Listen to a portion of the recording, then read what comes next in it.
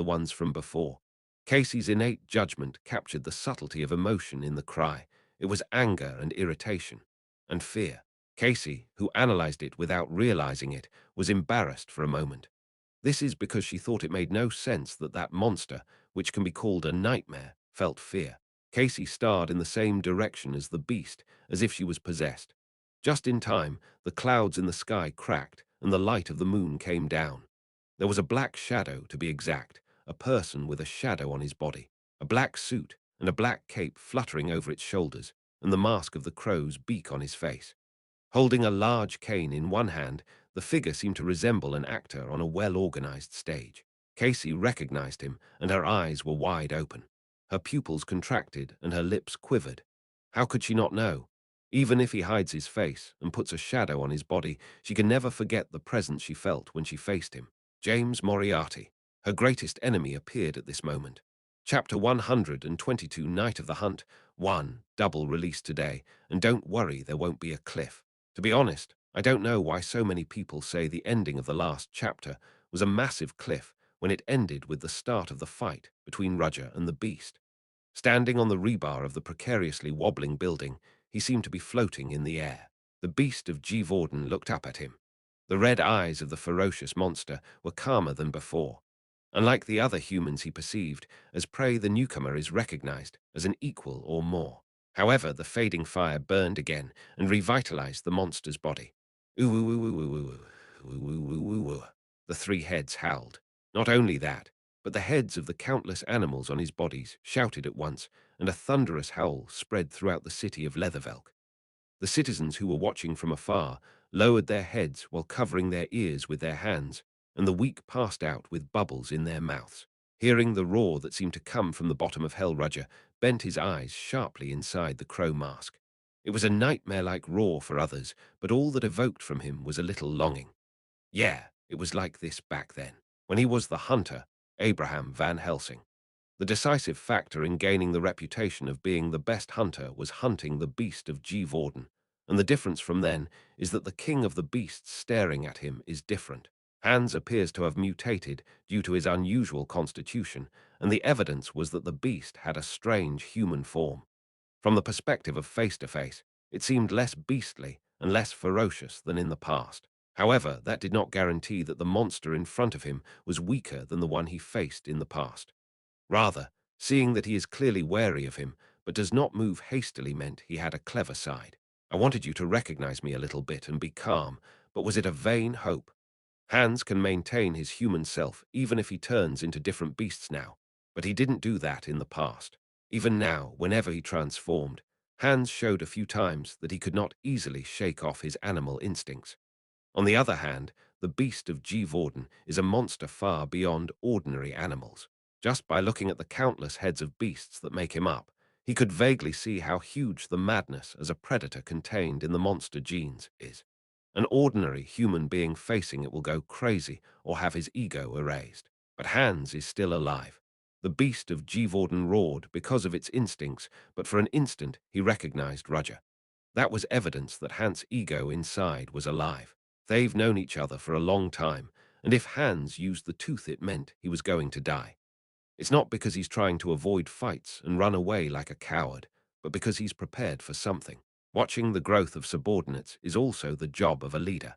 And if that subordinate is in crisis, giving out a helping hand is also what a leader should do. Let me see your skills. At the same time, Roger took his foot off the rebar that was standing precariously and crashed down. James Moriarty. Casey stared at James Moriarty, who fell suddenly from the air. A shadow darker than the darkness of the night wriggles, as if protecting his body under the moonlight. Even the beast felt threatened and judged that the man was more dangerous than himself. Although she got the title color, her pride was a little hurt because she was ignored. James Moriarty was Abraham Van Helsing in the past. She visited the Royal Museum in the heart of the royal castle of the Kingdom of Dermont and saw the body of the beast of G. Vorden there. The appearance of the horrible-looking beast, which humans have no choice but to be frightened of, seemed to be lacking despite the rumors. Surprisingly, however, nearly 70% of the monster's body had been destroyed. All that was left is half a head, one arm, and a skeleton that'll barely make sense of shape. The rest of it was destroyed or made impossible to even regenerate. The whole thing, that guy did it. The king of the beasts who reigned in the night of blood, and the master of the nightmare that will go down in history, was killed by that man. With 70% of the monster's body destroyed and unable to regenerate, it was obvious why the beast of G. Vorden was wary of him. Casey Selmore bit her lip.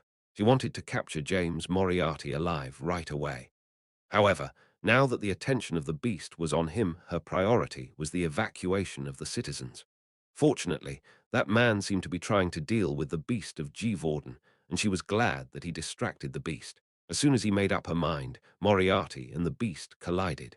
The beast opened his mouth and tried to swallow the shadow. At that moment, the shape of the shadow contracted from the air, and before long it appeared in front of the beast's middle head. High-speed movement. No, there was no time difference between disappearing and appearing. Casey's eyes widened as she realized what he had done. Did he move through space? The cane handle held in Roger's right hand was pulled out, and a white sword appeared. Roger thrust the sword into the monster's eye.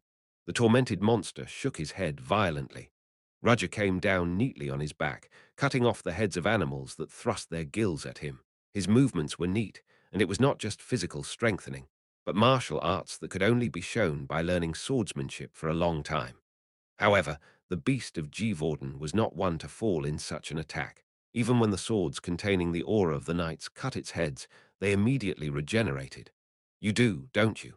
But the heads cut by Roger didn't regenerate. Instead, a black smoke flowed out with a squeak on the cut cross-section. Is that sword made of an unusual material, or some kind of magic? Without any time to analyze it, the beast wagged its tail. Now is not the time to watch. Casey looked at the people, putting a curtain of water around them. Everyone, stay away. She could only hope that James Moriarty would stop that monster. The beast swung its tail that exploded even solid steel with a hit. It was an attack that a person's body couldn't bear, but facing it, Roger disappeared again in the air as if he knew this would happen. He used space movement again, and the beast was looking everywhere to find Roger. In addition to the three heads, which can be called the main body, the eyes of countless beasts rolled around and chased Roger's traces. Soon, all heads turned in one direction at once. Perhaps they found the goal they were pursuing. Roger was above him, and as soon as he found him, countless bottles of medicine poured down from the air. The beast whipped its tail, and the medicine bottles, which were hit, broke, and the white powder inside it scattered in all directions. When the pure white powder descended like the dew of dawn on the beast, there was a reaction. The countless heads that grew on the monster's body sneezed and coughed in pain.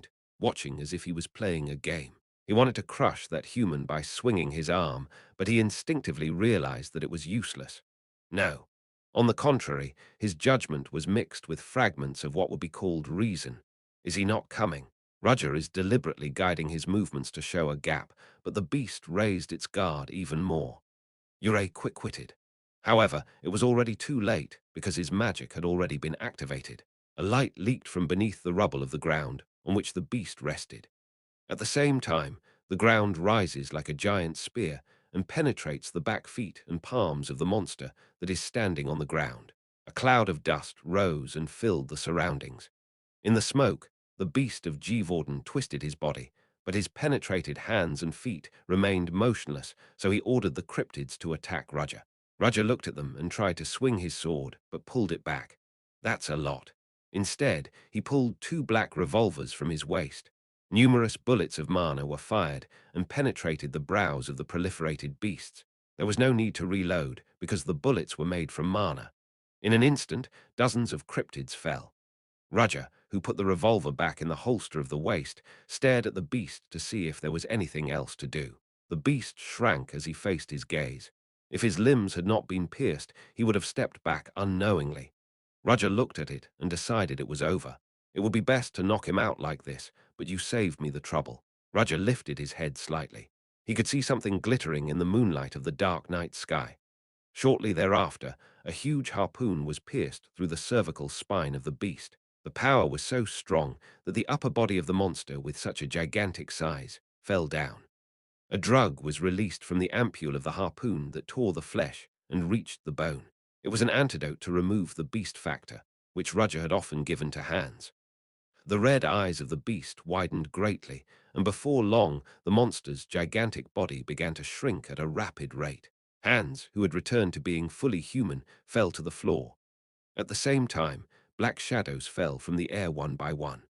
A large, grey-haired man with a mask on his face covered Hans' body as he fell on the floor and wrapped it around his shoulders. In his other hand, he picked up the harpoon he had thrown.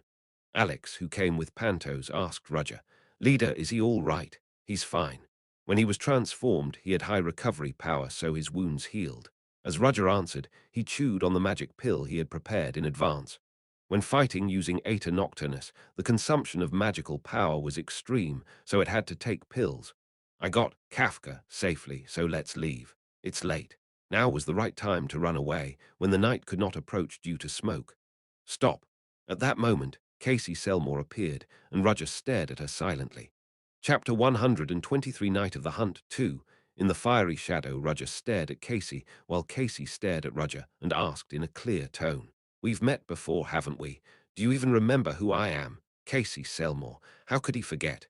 She is by far one of the strongest villains in his memory. "You remember it well. Then you know why I called you. Are you going to arrest me right now?" Roger smiled silently at those words. It's been a long time since he met her, and she's going to arrest him. Come to think of it, however, the two were not even close enough to say hello to each other. No matter what anyone says, in the kingdom of Delica, he was chased by her. Of course, Casey was more of a one-sided antagonist to Roger. "I knew it, Moriarty, that you didn't die that day at the waterfall. Why didn't you just live without knowing? It would have been good for each other. You want me to bury the shame of the day? No way. So you followed me all the way here, with the idea of fleetingly losing your life. You made a fool of me, and you thought I'd give up on that much. I'm not what I was then." Their eyes clashed violently in the air. Since they have no concessions to each other, it was natural for them to become like this the moment they met. Water droplets began to float around Casey, and Roger clicked his tongue at the sight. "Should I see blood here, or are you going to go easy on me?" "No way. Then there's nothing we can do about it." He had to use force. With that thought in mind, when she tried to use her magical powers, Roger also raised his shadow as if to respond. The space between the two was filled with tension, and Roger's men also stared at Casey. What? Erendia was bewildered by what had happened so suddenly. In such a sudden situation, Casey opened her mouth. "James Moriarty." "No, Abraham Van Helsing." Roger shuddered as he didn't know she would bring up the name, but Casey didn't miss the minute response, and a smile formed on her face. "Well, to be honest, I was surprised, too. I didn't know you were doing activities while hiding your identity." "Nonsense. Is this nonsense?" "Van Helsing, James Moriarty. The civil war in the northern kingdom of Utah that ended a while ago. That's your work, right?" Casey found some of the trails Roger's been trying to hide, and his eyes in his beak mask narrowed. He didn't expect his past identity to be exposed. "Under what kind of identity are you hiding in this city? Do you think I won't be able to find you if you run away from here? I'm sure I'll find you, and I'll chase you to the end." To the end. At the near unilateral declaration, Roger remained silent for a moment, and then nodded. "Well, I think I made a fool of you." On the day of the showdown in the kingdom of Delica, Casey Selmore could not defeat Roger even though he had used all his mana, and as a last resort, he threw himself off a waterfall, but she jumped with him. Her behavior was almost madness, and she didn't even care about her own death. Roger thought that she would pursue her own path after that, but she still came after him, and she was much stronger than in the past. Roger acknowledged that this was his fault. The title color means that although only one element can be used, it is therefore more absolutely powerful than anyone else. My opponent, who was already crazy, has become so strong that I can't touch her recklessly, has now returned. But Casey Selmore's biggest weapon is not her magic skills, but her reasoning ability. Even her tenacity and perseverance beyond that reasoning was her real weapon. Even if he runs away from this spot safely, Casey Selmore will not give up and try to find him. Tracing traces, narrowing distances, and collecting evidence, she'll do it one step at a time. If that happens, she might discover his Roger Chelisai identity, and if that happens, he would be checkmate. If it was in the past, he could abandon his fake identity and leave again. But the situation was different this time because he used his real face when he pretended to be Roger Chelisai. It's going to be troublesome.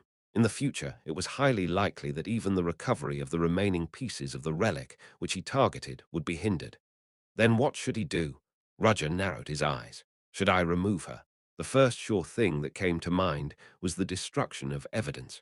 It was an idea that could not be dared to come up with against a wizard with the title color, but this was also not without a way. Casey's body trembled involuntarily when his hidden murderous intent arose. Swallowing her dry saliva, she felt the spirit flowing from Roger changed. It's the same as back then, a sense of intimidation that makes you lose your fighting spirit just by feeling it. Even though she became strong enough to go anywhere, the villain she faced in the past still felt like a high mountain, but she didn't back down. Casey clenched her teeth and kept her eyes on Roger. There was still something she needed to know. I heard the latest news. There have been countless incidents all over the continent, but there are disturbing movements, especially in the Exilian Empire and an organization that operates in the shadows. At the mention of the organization, Roger unwittingly strained himself.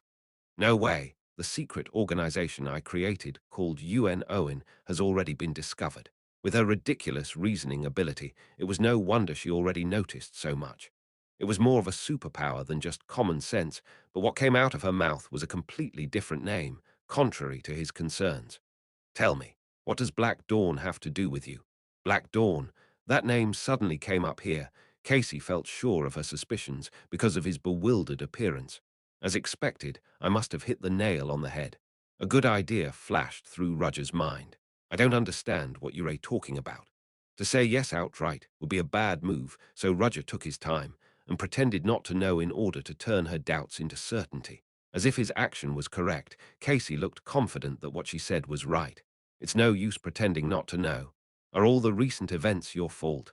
Then it is your fault that the auction house became like this today. Auction house. Oh, she meant the Liberation Army that caused the terrorist attacks, along with the other criminals and black wizards that have stepped in. Casey seemed to think that even their movements were all done by him. That's not what I did. Even if he pointed out the wrong thing, she was right in a way, since it is true that what he and his colleagues did was the trigger for this incident. This might be Roger's idea, which initially leaned toward eliminating Casey, tilted the other way around. Casey Selmore is competent, and even if he tried to remove her, she would do a lot of damage. If he did such a thing, he might not be able to hide his identity. I changed my mind. At the moment, he should not be identified by both the powerful Theon Academy and the Black Dawn. In this case, the Black Dawn Society is a little more dangerous, but what if he makes Casey Selmore go against them to divert their attention? She will be a great hound. Since Casey is convinced that he has some kind of connection to the Black Dawn, it was an opportunity for him. Casey Selmore, my old enemy, you saw through my scheme, but can you stay like this? What? Casey, unable to grasp the intent of the question, asked stupidly, and Roger explained kindly.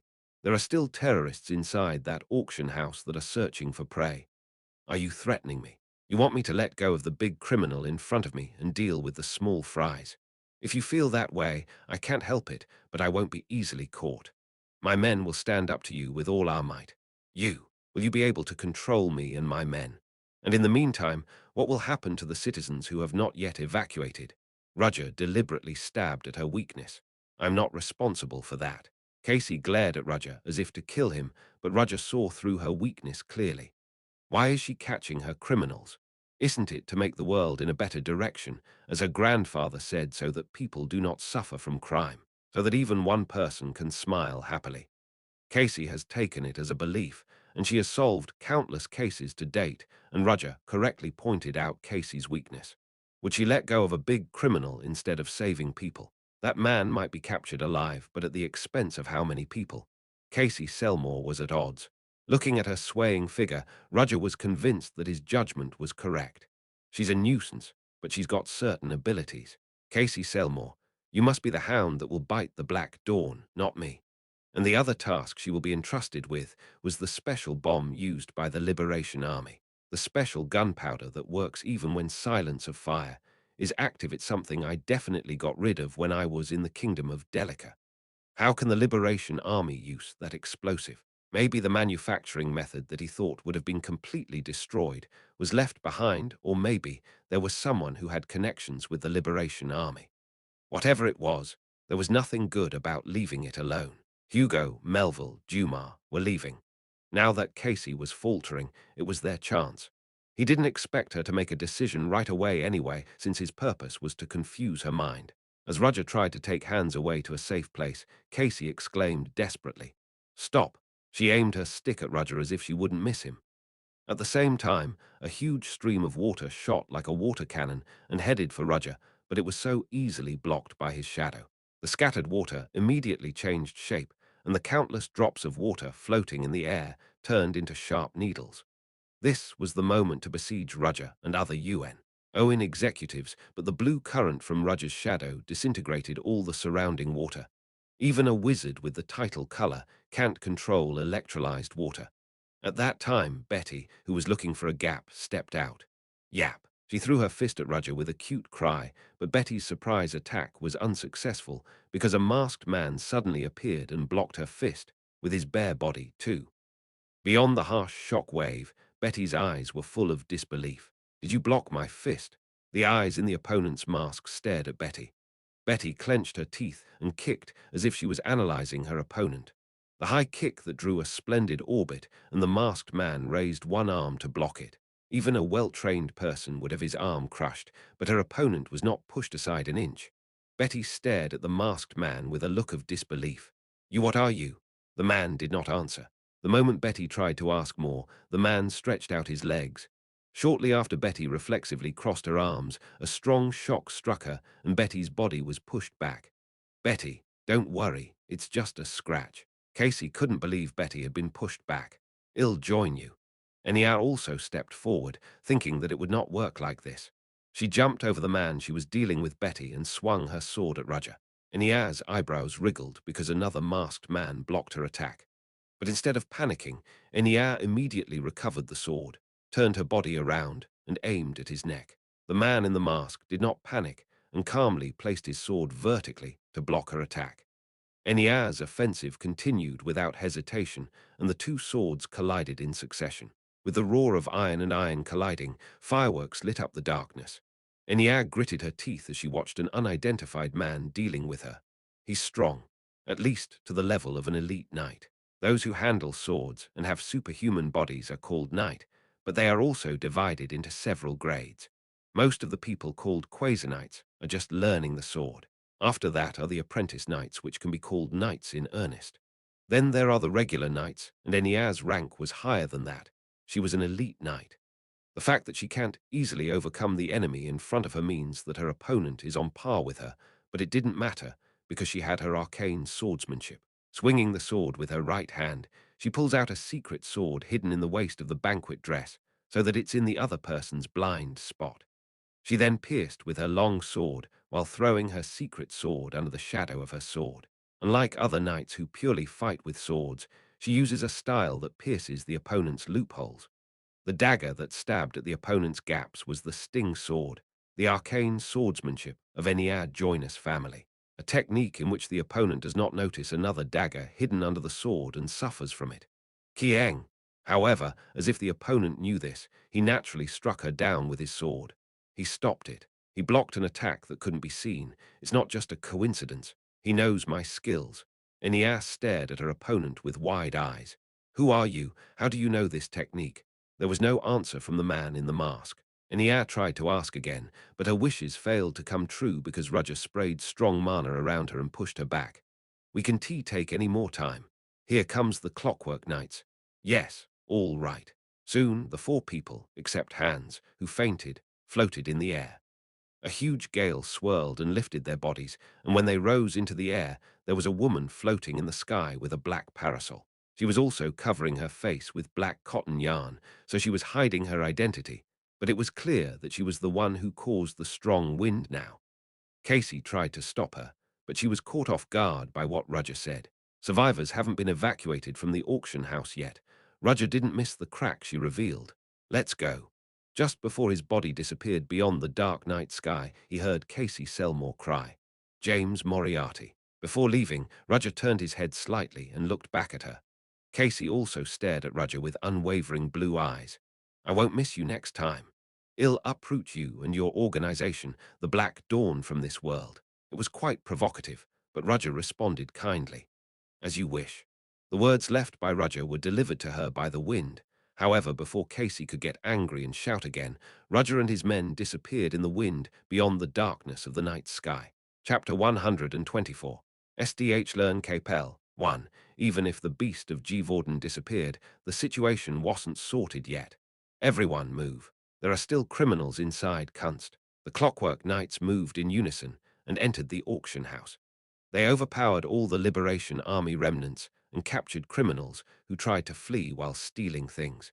It was Casey Selmore who took the lead and overwhelmingly swept away criminals. As if to vent her anger that she had missed her once-in-a-lifetime enemy, James Moriarty, she went on to subdue the criminals without hesitation. After blowing off some steam, her reason gradually returned, and she analyzed the scene immediately. At this point, did we catch them all?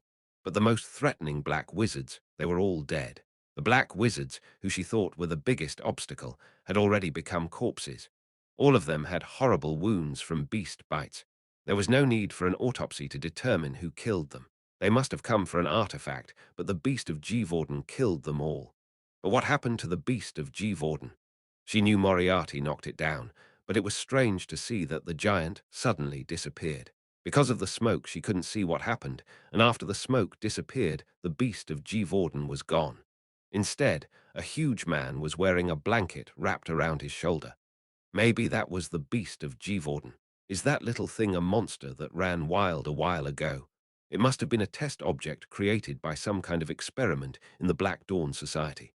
James Moriarty. He must be an executive of the Black Dawn Society. She thought so, but someone approached Casey. Magician, the whole scene has been suppressed. Casey responded with a gentle smile toward the approaching Knight Commander who saluted her. Thank you for your hard work. No, we're grateful. If you hadn't helped us, it would have taken a long time to wrap this up. Once again, the Knight Commander bowed his head. He was the head of the knights representing Leathervelk and a strong man who was a senior knight, but he was no match for Casey. He knew that she was a famous genius detective and a magician that received the title Color.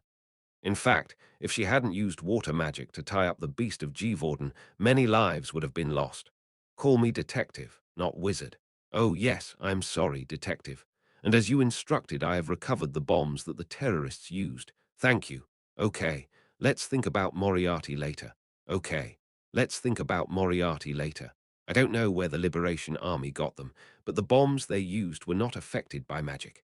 They're dangerous because silence of fire doesn't work on them. It has been a while since science has developed, and guns and gunpowder. This is an era where scary items such as Tesla's gun, reinforced armor, and chariots were also produced. In this rapidly changing world, old things naturally had to decline to the far side of the times. But wizards and knights did not, because guns and explosives were still not a threat to them. Knights are those who see and avoid ordinary bullets if they are more than apprentices, and the wizards were able to use the magic of silence of fire, which restrained the action of gunpowder, which is the most important thing for guns. Therefore, they were still the mainstream of the world, and they were going to stay there forever. This gunpowder that the silence of fire doesn't work on is fatal to a wizard. Of course, wizards were not without other defenses. However, a wizard cannot always protect himself by putting a mana barrier around his body. Now they're using it as a crude bomb, but if they can apply it to a gun. Casey imagined a sniper attempting to assassinate an important national figure. Usually, the more important the position, the more the wizards keep the silence of fire active and are wary of the surroundings. Therefore, no surprise attack works, whether it's a bomb or a gun. But what would happen if there was a special gunpowder? The sniper will pull the trigger, and the bullets that shouldn't have been fired will be fired, and the person caught off guard is shot. It's dangerous. It's really dangerous. It's a game changer. The Liberation Army cannot have created such a dangerous thing. They have liberation in their name, but they're only anti-socialist terrorists that fight against the state. Although their organization is quite large, they have only engaged in guerrilla warfare. The Liberation Army doesn't have the technology to make this dangerous thing. There's someone else. A man built this dangerous object and gave it to the Liberation Army. The first thing that flashed through her mind was James Moriarty, but this was simply not something an individual could do. There is a larger power, not an individual, hiding. Black Dawn Society. It wasn't that long ago that Casey learned of their tracks. Surprisingly, the Black Dawn was a secret organization that had been lurking all over the continent long before she knew it. James Moriarty. No, I am sure he belongs to this organization too. The Black Dawn Society is very dangerous. Maybe all that happened in the kingdom of Delica was led by them. She wanted to find them right away, but Casey decided to calm down for now. There's still not enough evidence. I don't have enough information, and I don't know how big they are and how strong they are. In her view, the man named James Moriarty was only part of the Black Dawn. He had at least a high position equivalent to an executive, but it's not enough to call him the boss of the organization. The mere existence of the Black Dawn and their leader forced Casey to become nervous. Since he can subdue James Moriarty, their leader, it's a very dangerous figure.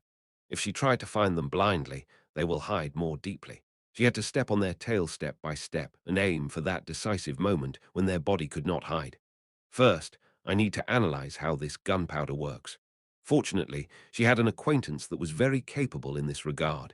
It was her assistant, Betty. Workers cleared the wreckage and escorted the injured. Leathervelk City Police set up a guard line to block people from entering. Beyond the off-limits guard line, people came to see what happened during the night. Eniao watched the scene and recalled the tragedy that had just happened. In addition to the sudden raid on the auction house, the appearance of a dead beast of G. Vorden, there was also an unidentified group that overpowered the beast. Detective Casey called them Black Dawn. The name James Moriarty is familiar to her. He was the godfather of crime that shook the kingdom of Delica 3 years ago. It was shocking that he was still alive and belonged to an organization called the Black Dawn Society. Above all, the person who made Enia's head dizzy was the masked man who fought with her. He knew the swordsmanship I was using. The Joiners have long been an orthodox knight family, although the other knight didn't like them. Because of their overly practical and brutal arcane swordsmanship, their status could not be ignored. In fact, Enia only recently joined the Nightcrawler Knights, and she proudly ascended to the rank of a senior knight. Her sting sword was something that even ordinary knights could not stop. That man knew my swordsmanship. Very few people knew about her skills, even amongst her colleagues. The only people who know are her senior Lloyd and the leader Trina Ryanhal. Could it be that the family's arcane swordsmanship information was leaked? Maybe he's someone I've met in the past. Who is it? Perhaps an enemy that I failed to kill in the past. Suddenly her heart throbbed and hurt as she tried to recall the past. It was not a physical pain, but a recurrence of the wounds in the heart that were engraved a long time ago. No, I don't think so. Let's not recall that time. It wasn't this that mattered now. Enia pulled out a communication tool that could only be used between the Nightcrawler Knights. She signaled to the leader through a communication channel. Leader, I am Enia.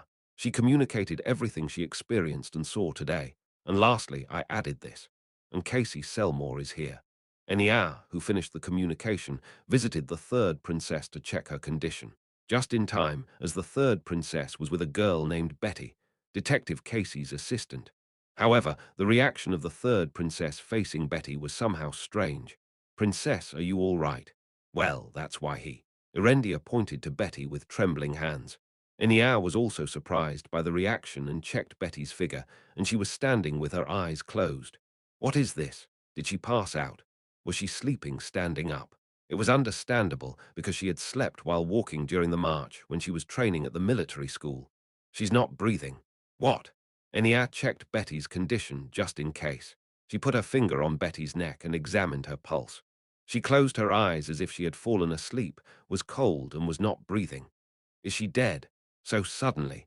It was so shocking that she died, as no injuries were seen anywhere. At that moment, Casey, who summarized the situation inside, approached them. What happened to you two? Miss Casey, the M's. Betty, Miss Betty. Erendia wept, but after hearing that, Casey responded, oh, Betty fell asleep again. What? She fell asleep. She's not breathing right now. You don't have to panic too much. Well, it'd be better to see it yourself. Casey said so, loosening the hem of Betty's coat. Her back flashed down. Erendia opened his eyes wide when Betty's white skin was revealed. Casey, what are you doing? Wait a minute, princess. Unlike Erendia, who cried out in panic, Enia found something strange. There's a groove on her back. There was a very small groove in the middle between Betty's shoulder blades. Casey took something out of her pocket. It was a small key. Casey put the key in the groove behind Betty's back and turned it clockwise. Kirik, Kirik, the sound of the machine and the gears meshing together was heard, and then Betty's closed eyes flashed. Gasp! Erendia freaked out when Betty, who had not been breathing until a while ago, opened her eyes. Was she resurrected? No, my lady. Miss Betty is not human. Enia's sharp gaze examined Betty's condition while Casey put a hand on her waist and nodded. Yes, that's right. My assistant, Betty, is no ordinary person. No, she's not a human being in the first place. Not a human. As you've just seen, Betty, Uma machine to be exact, an autonomous machine. It's an automaton. At the word automaton, Enya realized how Betty displayed a formidable force that did not fit her size. Oh, automaton. But Miss Betty seemed to be the same as us. You're a sharp princess. That's right. Betty knows how to think like us, and she has feelings of joy and sorrow. It was an automaton equipped with so-called artificial intelligence and emotion. Erendia has never heard of a machine that resembles a human being so much. Such a sophisticated automaton should have been famous. Betty is different from the crude automatons that are commonly known. What? A few years ago in the kingdom of Delica, it's kind of a secret weapon. There was a slight shade on Casey's face that said so. An illegal project was carried out in secret in the dark of the kingdom of Delica. Only one among them was a success, and her code name was Beta. That's Betty's real name. They were surprised at the shocking truth that came out of Casey's mouth. Casey, what did you do with my clothes? Betty, who came to her senses, screamed at the sight of her half-splattered top. Chapter 125 SDH Learn Capel. 2. Hands floated in the endless dark space. It felt as if his body was submerged in water, but floated in the sky at the same time. Where am I? How long has he been in that space? When Hans opened his eyes, he realized that he was not in the dark, but there were beasts everywhere. The black things that spread around him were not darkness, but all of them were animal hairs. He tried to scream in surprise, but his voice didn't come out. At that moment, red eyes rose among the black fur group. The three largest pairs of eyes looked down at Hans. The beasts roared at him. Hans shook his limbs like crazy to live. Then he felt a cold and strange touch on his palm. With a feeling of grasping at straws, Hans grasped it strongly. At the same time, Hans woke up from the dream with the feeling of his body being pulled strongly. Gasp, gasp. Did you wake up, brother? Hans stared at Roger, who was looking down at him, and asked back in a stupid voice. What the hell is going on? Where are we? This is a secret hideout. I brought you here after you fainted. Is there anything strange? No, that's a relief. More than that, I didn't die. Hans remembered the scene before he passed out. Unfortunately, he faced black magicians, and his body was eroded by their curse. So just before he almost died, he put the monster's teeth into his body. After that, all he remembers are small and fragmented memories that can only be called fragments. Did I become a monster and lost reason? Yes, but I'm still alive. It's a relief, so give it back now. What? What do you want? What you decided to give me? Hans belatedly realized what Roger was asking for. Didn't he say that he would hand the relic fragment to Roger? However, it was taken away by a dark wizard. The last thing he saw was that the black wizard had in his hand. After that, Hans had no idea where the fragment was because he doesn't have any memories. I am doomed. In the worst-case scenario, it may lie under the rubble of a semi-collapsed Kunst auction house. Thinking so, a cold sweat flowed down his back. Well, brother, I mean, don't be surprised and listen carefully. Stop talking and give me the thing you have in your right hand. Right hand. Only then did Hans realize that he was holding something in his right hand. The cool touch he felt in his dream was from this item. When he opened his palm, there was the relic fragment that Hans had been looking for so much. Ha! Why is this here? You've been holding it since you fainted. I was. Yeah, when you fainted, and when I moved you here you held it as if you would never let go. So let it go now. At that, Hans looked down silently on his right hand and burst into laughter. Ha ha ha ha. It wasn't taken away. Even at the moment when he turned into a monster without reason, he protected the object. In a way, it's really nothing, but Hans got emotional for no reason. Take it. I'm glad I didn't lose it. You did a great job, Hans. Never mind, it was my job. Hans smiled faintly and handed Roger the relic fragment. Roger, who received it, stood up from his seat while touching the fragment with his fingertips. Now that you've come to your senses, get up.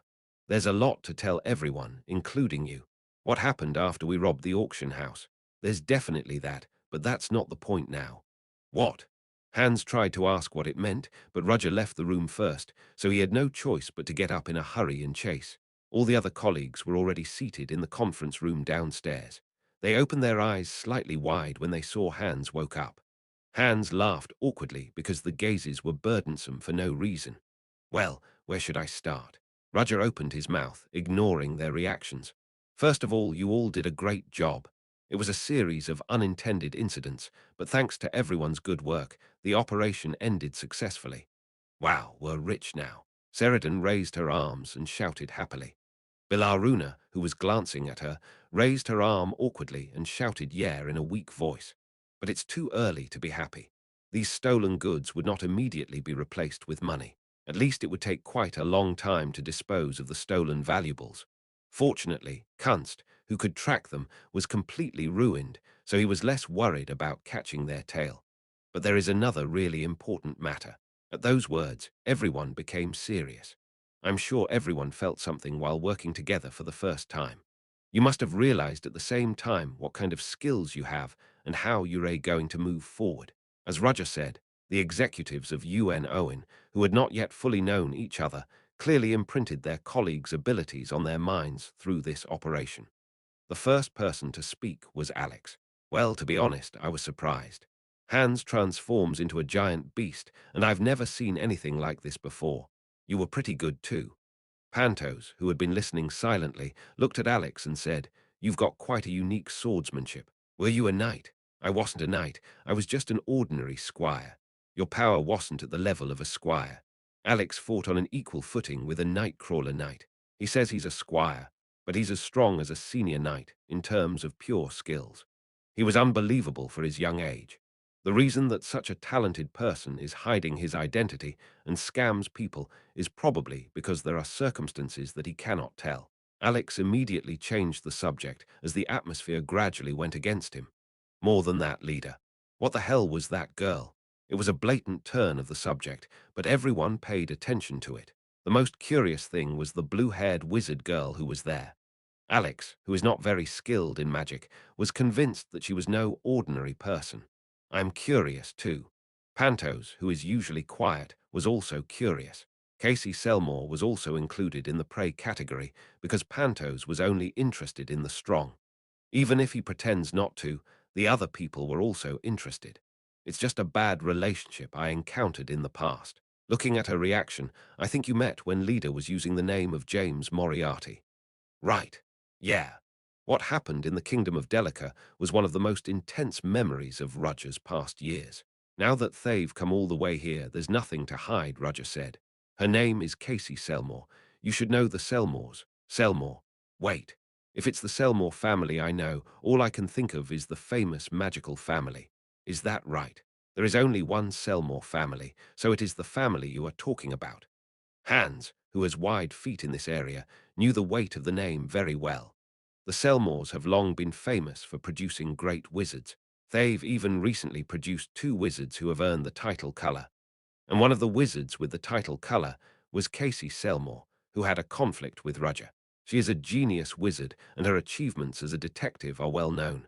I met Casey Selmore for the first time in the Kingdom of Delica. Did you meet by chance? Not at all. Rather, she came to see me. Perhaps it was still a headache to think of that time, but Roger frowned slightly. At the time, I was traveling in the Kingdom of Delica. Traveling. You told me how you met Betty, but you suddenly brought up the story of your trip. Erendia could not hide her curiosity. A trip is a trip, but what should I say? It had a purpose. What purpose? At that time, I was in the middle of being arrogant because I was gaining considerable recognition and fame as a detective. Casey was conceited by the praise she received from all over the place. Then she overheard a rumor of a man in the Kingdom of Delica where she happened to visit.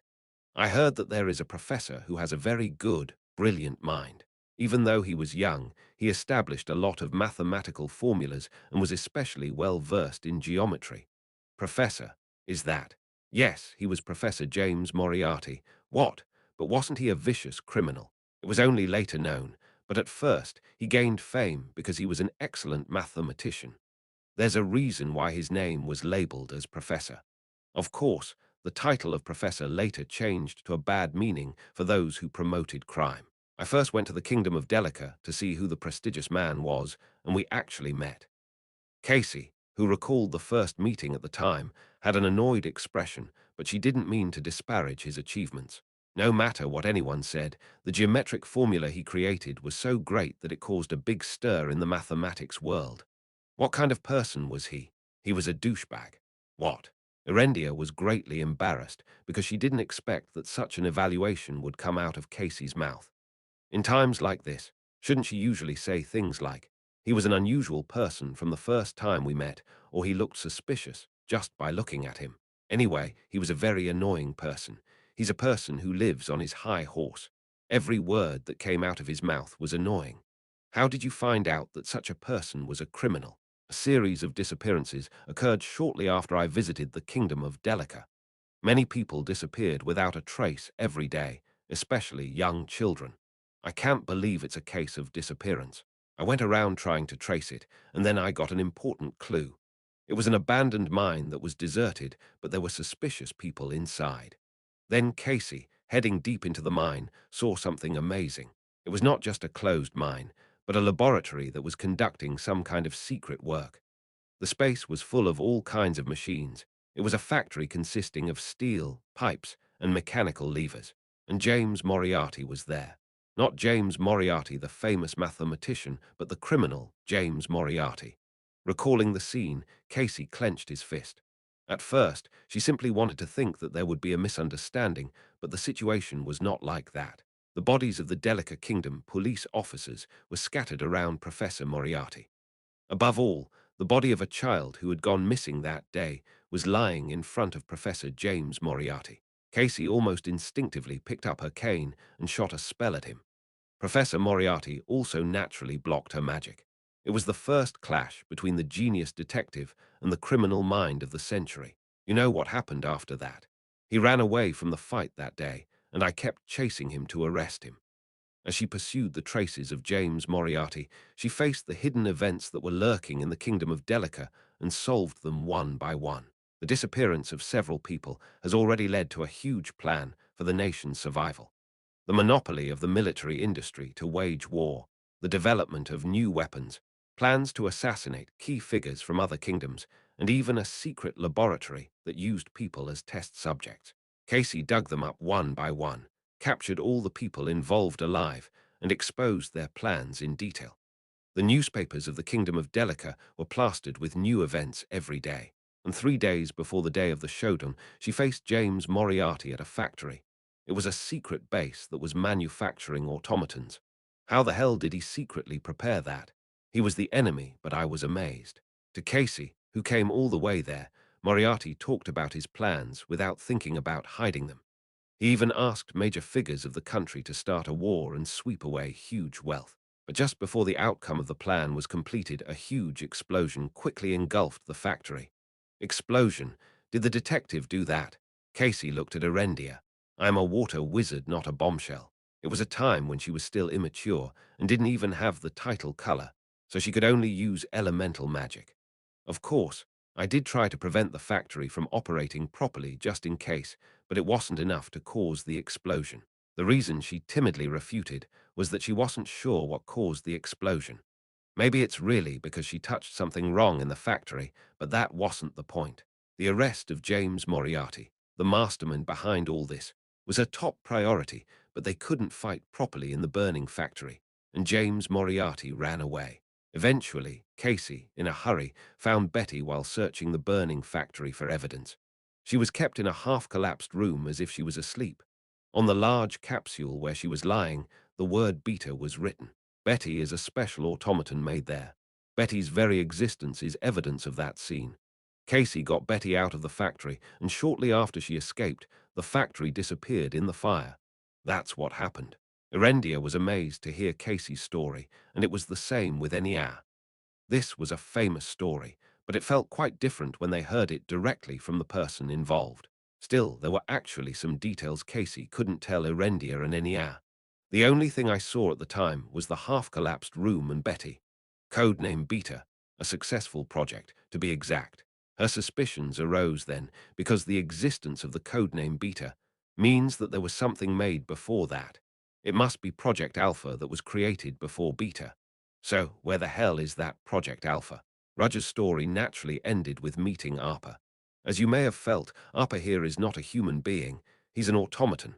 Oh my God. When Hans heard it, his tongue twitched as he was surprised. He's a machine, but he's just like a human. Arpa is special. No, it's beyond that, even if it's special. How can there be a machine so similar to a human? If you hadn't told me, I would have thought he was just a weird guy. Everyone's eyes were on Hans. It was as if they were asking, "What do you mean?" However, since he was an automaton, the ridiculous abilities that Arpa showed finally made sense. Then the girl who clashed with Arpa at the scene. Actually, she's my sister. That day, Arpa realized it immediately when he faced Betty. She was made for the same purpose as him. I was surprised. I never thought I'd see a kid like me there. The same goes for me. I didn't know there was still an automaton in the factory. Casey Selmore, assistant, was one of the automatons that Roger thought were completely destroyed. Arpa opened his mouth with a smile, but I'm glad to know that I am not the only one who survived the project. It was then that Violetta, who was listening quietly, opened her mouth. So Arpa is the only automaton left in the kingdom of Delica, something like that. What was the purpose of the kingdom of Delica to make such an automaton? Arpa was not an ordinary automaton by all accounts. He had a terrifying physique, excellent intelligence, and strange but human emotions. Roger closed his eyes with his arms crossed. There is only one reason to mass-produce soldiers that can be consumed as much as they want, without requiring knights and wizards. The kingdom of Delica, a powerhouse in the steel and munitions industries, had one purpose. It was not intended to be a tank or anti-aircraft gun, but a steel soldier that thought and moved autonomously in the form of a human being. They could turn the tables of any war by supplying a country with the dolls made of steel they made, and the project name was SDH Learn Capel, Steel Chapel. It's war. The first automaton and successful prototype of the project had the code name Alpha, ARPA. TL note. This was the longest chapter of the novel so far, 2838 words. Chapter 126 SDH Learn Capel. 3. Wait a minute. So Leader wasn't the one who instigated the war.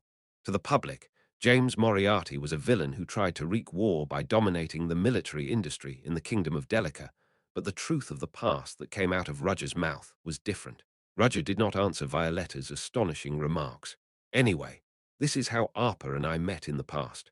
The events of that time were still vivid in his memory, but in the end, it was all in the past. That's how me and Betty met. When I got her out of the burning factory, we had a connection. Casey closed her eyes and said, as if recalling the past. Of course, Betty opened her eyes quite a while after rescuing her. It was more urgent to chase Professor Moriarty right now. In the final showdown, I fought with him. At the end, as everyone knows, we jumped down a cliff. On a distant precipice of waterfalls, she pushed James Moriarty with all her might. But the man was not called the godfather of crime for no reason. He blocked all her attacks and rather pressured her. She still remembered that she was so sweaty and she couldn't use any more mana. On the other hand, he stood relaxed and stared at her. She was defeated by Professor Moriarty in magic and was very resentful of that. As the last straw, she gathered all the strength left in her body that was not moving properly and ran at him. Perhaps Professor Moriarty was also surprised, because no one would have expected that the final choice made by a sorcerer who consumed all her mana would be to throw herself at her opponent and die together. She fell down the cliff with Moriarty, but she didn't die. That day, I didn't die. When she came to her senses, she was ashore and her body was covered in blankets. It's not like someone else came by, found her and helped her. After falling off the cliff and losing consciousness, Casey had opened her eyes once in the middle of a very brief moment. Her vision was all blurry because of mana exhaustion and the stress of death, but she still remembers that moment. The back of a man burning a bonfire. The man who covered her with blankets and even made a bonfire, though he could have killed her, he did not. Professor James Moriarty saved her life. What the hell? She tried to move her lips to speak out, but her voice didn't come out and fell asleep. Afterwards, when she fully came to her senses, only the ashes left behind and the dew of dawn remained, but there was no trace of the man anywhere. Professor James Moriarty, who made the Delica Kingdom so tumultuous, disappeared from that day after abandoning everything he had achieved. I am alive again now. Casey, who recalled the day 3 years ago, sighed inwardly. Professor Moriarty's last act was far different from the vicious man Casey had seen. Professor Moriarty saved my life, even though I've been interfering with his work to the end. Casey was curious. and couldn't stand it. Why did he let her live? Didn't they fight to kill each other? He must be a bad guy who tried to start a war in the shadows of the kingdom. Her clenched fist trembled. She was angry because her pride was hurt, but also curious about the incomprehensible behavior of the man who saved her life, and one possibility came to her mind. What if the man who allegedly encouraged all crimes, in fact, wasn't the criminal? No, it's a wild guess. The man saved my life, yes. It was just a simple whim. The psychology of criminals is always out of the question. However, it was uncomfortable for her to conclude this unilaterally. She had to know why and everything that happened that day, even his true identity. So I'll have to find him, and beyond that, the Black Dawn Society, his organization. Casey Selmore's new goal has been set, and it was the Black Dawn Society that was hiding somewhere in the Empire. I'll do it. I'll arrest you this time. Her unshakable blue eyes burned with strong will. Detective Casey, is that okay? What? Nia asked, recalling Betty. If you leave Betty like that, there will be a lot of talk. Since she's a piece of evidence, aren't you supposed to remain in the kingdom of Delica? Oh, that. Nia is right. Betty is supposed to be in the kingdom of Delica. But why? It's a secret. What? Even Nia was embarrassed by Casey's playful tongue sticking out. You didn't tell the kingdom. Yes, I hid everything. Isn't that illegal? Well, it's not illegal because I just haven't submitted the evidence yet. You know that's totally unreasonable, right? I know that. But look, the incident that happened that day is not over yet. James Moriarty is still alive, and he's plotting something suspicious in a faraway country. To sum up Casey's words, the case of the day has not been settled yet, so it's okay for Betty to accompany her. More than anything, my inability to believe in the kingdom of Delica also played a part. There's a lot of people in the country involved in all sorts of incidents. Who would I trust to entrust Betty to? Just in time, she could see Betty approaching with her luggage in the distance. When Casey waved her hand, Betty distorted her face as if she was annoyed. Erendia and Enya still couldn't believe that such an emotional girl was an automaton. In that tiny body, steel machines are spinning endlessly. Betty's all packed, so I'll have to go. Where are you going? The hotel has been completely destroyed. I need to find a new place to sleep. It was time to say goodbye, so Erendia wriggled her hands and thanked Casey. Thank you very much for saving me. If Detective Casey hadn't helped me, I wouldn't be here. I just did what I had to do. Please come and see me later. I'll give you a personal reward. Aha, I'm looking forward to that. Casey also said goodbye to Enya. Good luck, Enya. Yes. Oh, Detective Casey, what's wrong? Well, the leader said that we would see each other again later.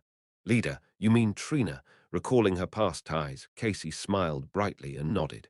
Thank you for informing me. I'll be staying in Leathervelk for a while, so if you want to meet me, let me know. Yes, I will. Well then, I'll leave. Casey and Betty left with their luggage. Of course, it was Betty's role to pick up the luggage. Casey turned her head slightly and looked at the half-broken kunst. A man sat stunned at the scene where construction was underway. Was his name Ivan Luke? She heard it was Luke's director, the blood of the chairman, and the person in charge of the Kunst auction house. The event that you held on your own happened to be ruined. It is said that all the valuables that were supposed to be auctioned on the third day were stolen. The Beast of Gvorden also appeared.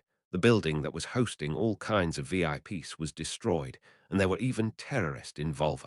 The amount of damage is impossible to estimate, and Kunst's reputation, which had a 20-year tradition, was also buried on the same day. Since this terrible thing happened, who will come to Kunst auction house to buy and sell items in the future? Considering the size of Luke's company, it's not a staggering amount of damage, but the business in one field has been completely destroyed. So who should be responsible for that? At the end of the day, the general manager himself has to take the blame. Ivan Luke's hair turned white overnight, and he looked 10 years older. In fact, it was surprising that he was still alive, but she didn't feel particularly sympathetic since she heard he was a jerk who caused all kinds of accidents. I personally don't like people like that. Casey Selmore has worked as a detective and solved many incidents and difficulties. She was thanked by several people for capturing countless criminals alive, including the high-ranking people of the country, wealthy merchants, and high-profile aristocrats. But she knew that they were no different than criminals. They did not kill directly, but put countless people in pain with their greed and power. There was no reason to feel sorry for such people suffering. I just need to do my job and not waste my time with that nonsense. She would stay in this city and think about her future. No, there's nothing to think about. Shell tracked down the Black Dawn Society. It's going to be pretty busy in the future. Yes. Casey, what did you just say? Nothing. The events at the Kunst auction house were too big to hide. However, news that the Kunst auction house was robbed was not found in any newspaper headlines because that wasn't the main thing. Resurrection of the nightmare. Will the bloody night come again?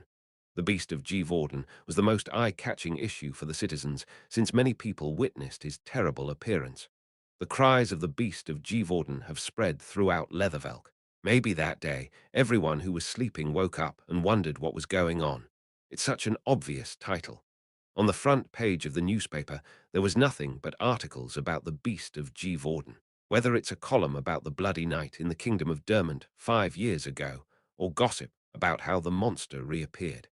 An investigation into the incident was also launched in the city of Leathervelk. I am lucky because there's no trace of the organization I lead. I folded the newspaper neatly and put it on one side of the table. When I still remember what happened that day, I felt my eyes tickling with fatigue. I didn't expect Casey Selmore to come to this city. James Moriarty was the first name he used to dominate the back streets in the past. Of course, since then, he has been referred to as owner and has not given his name to others. But there is nothing he can do about his anxiety. Who knew Shed come all the way here to get me? She knew about some of the aliases I used, as if she had done some research on my past. If I am lucky, because she assumed I am in a high position in the Black Dawn Society. Well, it wasn't really a mistake. With a bitter smile on my face, I looked at Sedna, who was eagerly reviewing the documents. In any case, I am nominally a First Order of the Black Dawn Society. In other words, Casey Selmore's speculation was half correct. I hope the sparks don't come all the way here. With that in mind, Sedna, who had reviewed all the documents, approached me. Sir, I am done sorting. Good job. I'll take a rest now. Sedna looked at the headline in my newspaper and asked, Did it happen yesterday? Yes, I heard there was a huge monster in the city. The Beast of G. Vorden is a very famous cryptid. This is not a big deal right now. Perhaps because there was a werewolf incident not too long ago, all kinds of rumors were circulating again with the advent of the Beast of G. Vorden. Of course, they weren't worth listening to. Even so, it's fascinating. According to the article, the Clockwork Knights overpowered the monster, but I didn't know the knights were so strong. I think we'll have to raise our rating. Maybe. To be honest, this part was unexpected.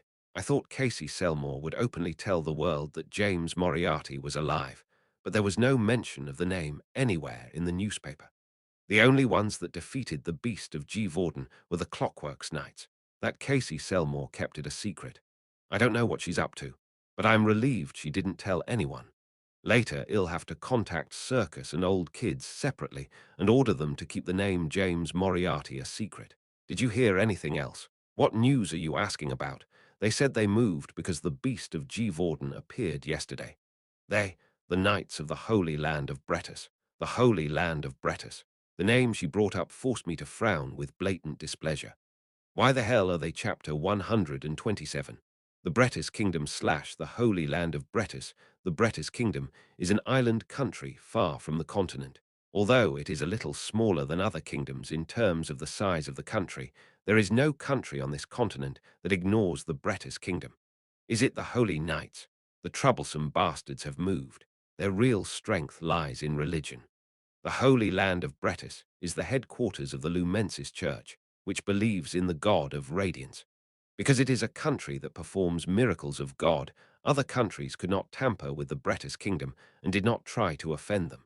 They hardly act, but the fact that they dispatched the Holy Knights on a large scale this time is it because of the Beast of G. Vorden.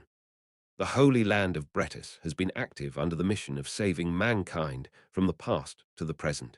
Therefore, they have been steadily performing purification ceremonies by removing heresy from various parts of the continent by hunting cryptids.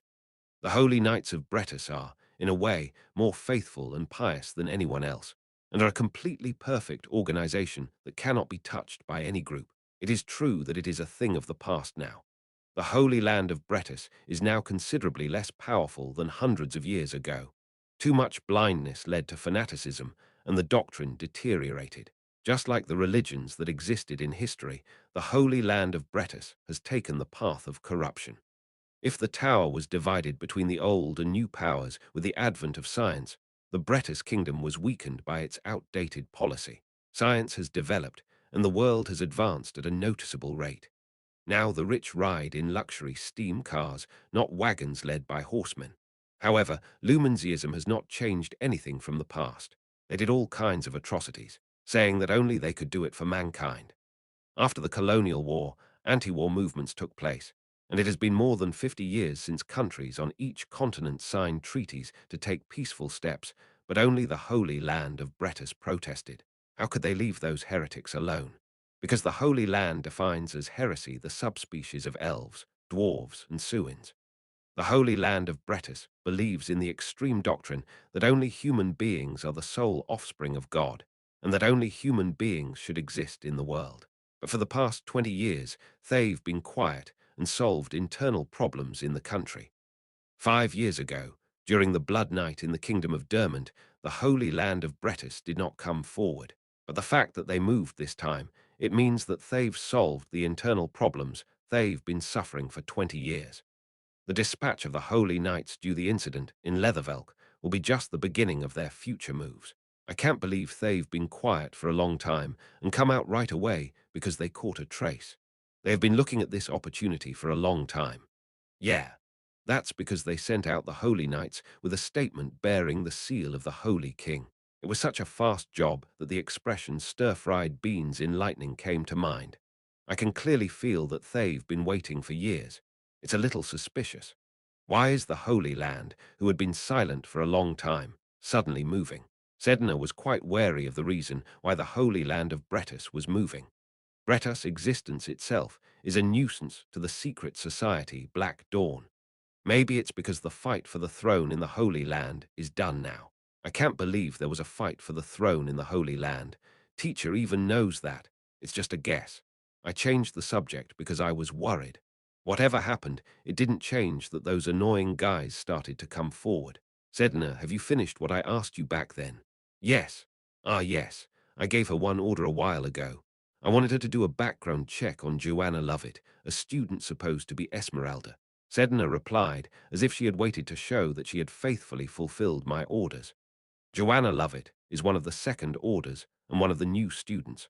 The last name, Lovett, is a fake status created by the society. You know, that's not what I am curious about. Yes, I did, and it turns out that Joanna Lovett is from the Kingdom of Dermont. Kingdom of Dermont. Yes, and she is even a survivor of the Roteng fire. The Great Fire of Roteng, I've heard of it. A huge fire broke out in Roteng, a well-known beautiful town in the Kingdom of Dermont, and everything was burned down. It was an incident that was so damaging that there were few survivors, and the cause of the fire is still unknown. Although it happened more than a decade ago, it was famous enough to rank among the biggest disasters in history. Joanna Lovett is a survivor of the fire in Roteng. The moment I heard the word fire, I remembered the spirit of fire I saw that day. A hateful body of fire that is not considered a common spirit, with endless malice against mankind. It occurred to me that maybe the fire was related to this guy. That's all I've found out for now. I need time to check more. Do you know how many survivors of the Roteng fire are there? There are 3 people in total, including Joanna. 3 people. The fact that there were only 3 survivors was something that could not be understood by common sense, and it was certainly suspicious. Do you know the whereabouts of the other 2 survivors? One has been confirmed, but the other is in the dark. Then who's the one you know about? It's a young man named Pierre. Well, he must be over 30 years old now. What is he doing? He's a painter. He liked the beautiful scenery of Roteng, so he stayed there and painted. A painter. He may not be an important person, but it was interesting to hear that he was a survivor of the Roteng fire. There was only one thing that intrigued me. It's the identity of the last survivor. Is there anything else you're curious about? This is enough. Thank you for checking. Oh no, I just did what you told me to do. Sedna was so pleased with my compliment that her blunt face glowed. Sedna isn't work hard. What? Other teachers basically have at least 3 assistants. However, Sedna alone is responsible for more than half of my work. Given that other assistants also complain every day, Sedna should also be quite tired, but she's just not showing it on the surface. I felt like I was overworking this small, thin girl. Besides, she's in charge of all kinds of information, so she must be way busier than regular assistants. I think it would be better to pick a few more assistants. No, it's not, Sedna shouted. I'm not tired. I can sleep less than 2 hours a day if I can help Mr. Roger. You'd better get a good night's sleep. Do you not trust me? Is it because I didn't live up to your expectations? She, whose voice was already watery, bowed her head and clenched her fist. This sight baffled me. I thought it would be difficult, so I tried to make it a little easier, but I didn't know the person in charge would react so radically. As I've felt before, she seemed quite on the edge mentally. I see. Let's pretend I didn't say anything just now. Really? Yes, said Narochin. I don't have any complaints about your work. I'm rather very satisfied. Sedna, whose eyes were slightly red, stared at me with a moved expression. His face, which seemed to be collapsing until a while ago, changed in an instant, like a bipolar patient. It's just that your work seems to be too much, so I said it to reduce your burden a little. Oh no, I'm really fine. Yes, really. Now that you're saying that, I understand. I won't bring this up anymore. Come to think of it, she was also not an ordinary person. Although she has the name Roshin, she also belongs to the Black Dawn Society. She is very talented, that's why I kept her around for so long. Let's go. It's class time soon. Oh, yes. I packed my coat and left the teacher's office while Sedna caught up with me in a hurry. The students waiting for class talked loudly about the incident that happened in Leathervelk the other day. The appearance of the beast of Gvorden, called the King of Nightmares, was enough to interest not only students, but also teachers. It was even said that the appearance of the werewolf in Theon that day may have been a harbinger to the appearance of the beast of Gvorden. I am sure everyone is very interested. Erendia, who was sitting still, listened to the other students. Most of them were talking about what happened at the Kunst auction house and the beast of Gvorden. I can't believe I was able to escape without getting hurt in that situation. It's a relief. It was all thanks to Casey Selmore. Of course, there was help from Betty and Enya. After escaping safely, the bodyguards and her maids appeared and made a fuss about whether she was injured. While grateful for their concern, Erendia thought inwardly, if I tell this story to other students, maybe this is her chance to emerge as a big star. Erendia has long dreamed of living in the academy, making friends within the peaceful academy grounds and enjoying youth with each other. It was Erendia's simple dream after living under the pressure of her sister for a long time. If she begins to unravel her experiences, which are like a part of a heroic story, wouldn't her classmates' views toward her change? If it were this, the students, frightened by the shadow of her older sister, who was the first princess, would also be interested in her. Did you really see the monster in person? Oh, that's amazing. As expected of a princess. Actually, I have admired Princess Erendia for a long time. Students praising her with their eyes shining, just imagining the scene made her lips curl up. But I have to be patient. It's not sophisticated at all to start talking about it on my own. Erendia's last conscience caught hold of the mouth that was about to open. She couldn't say, hey, I was there at the time, or would you like to hear about it? When she was a freshman a year ago, she talked unconsciously to get close to other students. But it was a trauma for her, because every time she lay on the bed, she would kick the blanket when she thought of the embarrassing gazes staring at her at that time. She was bound to be cautious, because she vowed never to repeat her past mistakes this time. I just need someone to talk to me. If someone gave her a slight push, she was confident that she could talk about it, but no one approached Erendia. Sometimes they gave her a curious glance, because she was restless like someone who was desperate for something, but that was all. Erendia became nervous because at this rate the class would begin. No, not yet. I still have Renee. She looked at the empty seat next to her. The first friend she ever made since she came to Theon. Although it was a senior and junior relationship, Erendia was genuinely thinking of Renee as a friend. As Renee was also isolated like her, Erendia considered Renee as a soulmate because they could sympathize with each other. Senior. Hello. Renee arrived just in time and greeted Erendia, sitting next to her, which was now her regular seat. Oh yeah, how are you? Yes, how have you been? Renee nodded and slowly organized the textbooks she had brought while Erendia stared at her. Renee, talk to me now, come on. She stared at Renee with such an intense gaze, but contrary to her wishes, Renee was eager to prepare for the class. Erendia, who couldn't stand it, spoke. Wow, Junior, did anything special happen? What? No. I just studied, reviewed, and looked for a part-time job as usual. Okay. Erendia smiled awkwardly and carefully began to rhyme. You went to the auction house, right? What? Oh, yes, I did. Okay. Erendia realized something was wrong with Ren's reaction. If she had sent her so many signals, wasn't it time for her reaction to come? It was as if she had no idea what gossip was going on around her. No way. Erendia asked cautiously just in case. Renair, did you read the newspaper today? The newspaper? No. Have you heard the rumors? Everyone is talking about them now. Rumors. I don't really talk to anyone, so I don't care about other people's stories. Erendia realized that the innocent girl in front of her is not interested in gossip at all, even though she doesn't have any friends like herself. Renair put his index finger on her lips and thought hard about something. Well, come to think of it, the atmosphere is a mess unlike usual. Did anything happen recently? Yeah, well, there was. Yes, but at the moment she wanted to say more. Everyone, take your seats. The door of the classroom opened and Mr. Rudger came in. Erendia had no choice but to give up the dream of becoming a celebrity in the class operation, shedded tears in her mind. Standing on the platform, Rudger opened his mouth, standing upright as always. The results of the first test are out. Chapter 128, First Test, results. All the students who were chatting in their seats kept their mouths shut. When Rudger Chelisai stood on the platform, everyone remained silent, which had long been an unwritten rule in Rudger's classroom. It's still quiet today. On the other hand, Rudger felt slightly disappointed by the appearance of the students who kept their mouths shut whenever he entered the class. He felt even more so after he heard that other teachers were welcomed with a smile when they entered the classroom. Did I do something to disappoint the students? No. I taught hard in class, and I made the questions by thinking as hard as I could when I was giving the test questions. Didn't he even say that he would teach the source code? That has become his trademark to students at the top of the ranking. Even if he wasn't a generous person, it was enough to be proud that he gave more benefits than the other teachers.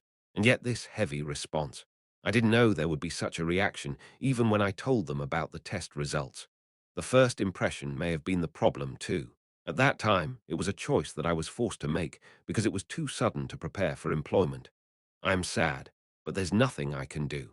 Still, since he intended to do his best in this role during his stay, Roger decided to proceed with the class steadily as always.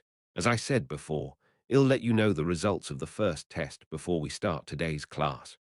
The results of their first test in Theon, which would decide their position in the future, were about to come out, but there were no students who reacted rashly. If they do something like that in Roger's class, his sharp eyes will be on them. The entire class results will be posted on the information board by Assistant Sedna after class, but he'll let you know what you're curious about right now. At Roger's words, the students' eyes lit up with expectation. I will announce the first to fifth place in the first test, and as I promised earlier, he'll give the source code framework up to fifth place. The students stared at Roger with their mouths shut. If the silence was caused by tension and fear when he first entered the classroom, now they can't even think of speaking because of their extreme concentration and anticipation. First of all, I will announce the first place. Everyone seems to have predicted who will take the first place in the rankings, and they are probably right. Some of the students' eyes were focused on one girl. No matter what anyone says, if it's first place, it'll be Flora Lumos, who has the title of genius. HMPH. Flora Lumos, the person who received the gaze, remained upright and relaxed as if it was nothing. She also did not doubt that she was first place. First place, Flora Lumos. And as everyone expected, Flora's name came out. The students responded as well, and Flora also raised her nose lightly. She suffered a lot lately, but she used to be like this. And Julia Plumhart. The students were shocked when another name came out, and everyone's eyes were on the white-haired girl sitting on one side of the classroom. She still had a mysterious smile on her face. Both are tied for first place with a perfect score of 100 points. When the scores came out of Roger's mouth, the students had no choice but to accept it. If they both got perfect scores, which can be said to be the highest score, they could understand why they were tied for first place. Wow, she's on par with Flora Lumos. She came in first place when she entered the school. The tower also supports her, so that's understandable. There was nothing strange about it. Julia Plumhart was the top freshman in the class. Still, they couldn't believe she was on par with Flora Lumos. They thought that another genius might have appeared in Theon. Since there are two first places, there is no second place, so Il announced third place right away. Roger's eyes were on one side of the classroom. Aidan, Tracy, and Leo, who received the gaze, swallowed without realizing it. Why is the teacher looking this way? Did we do something wrong? Third place is Tracy Fried with a score of 98.7 out of 100. What? Aidan and Leo looked back at Tracy at the same time. When her name came out, Tracy Fried was momentarily absent-minded and clenched her fist. Wow, Tracy, congratulations. Third place is amazing, right? It's pretty good. Aidan, who was sitting next to her, and Leo, who was sitting in front of her, congratulated Tracy. Ha, now you know. I'm always like this. Perhaps, as a fallen nobleman, people did not expect that she would take third place, and some nobles stared at Tracy with jealous eyes. Normally, because of her fiery personality, she would have reacted to this and tried to play her part, but she was generous because she was in third place. That's great, Tracy. Your hard work paid off. Hee hee. Aidan, I can teach you how to study if you want. What do you think? Do you want to do it? Tracy blushed slightly and said to Aidan shyly. At that, Aidan replied with a bright smile. No, it's okay. I can't just interrupt Tracy's studies. Oh, Tracy. Why are you doing this all of a sudden? I don't know, you idiot. Aidan was embarrassed to see Tracy suddenly punching him in the forearm. Did he make any mistakes? But as soon as he tried to say sorry, Roger opened his mouth. Next is fourth place. The students held their breath. It's okay up to third place. At least the names that came out now are people who have been famous for a long time. Tracy also ranked second behind Julia in freshman admission, so it was not surprising that she obtained a high grade. But now that those three are gone, the classroom is filled with tension for the last two places, since anyone could rank fourth or fifth. Who will it be? Is it me? Or him? I can't be as bad as him. The attention of students who all thought alike was focused on Roger, since they didn't intend to miss the last two names. Anyone could be nervous when they get this kind of excessive attention, but Roger didn't budge an eye.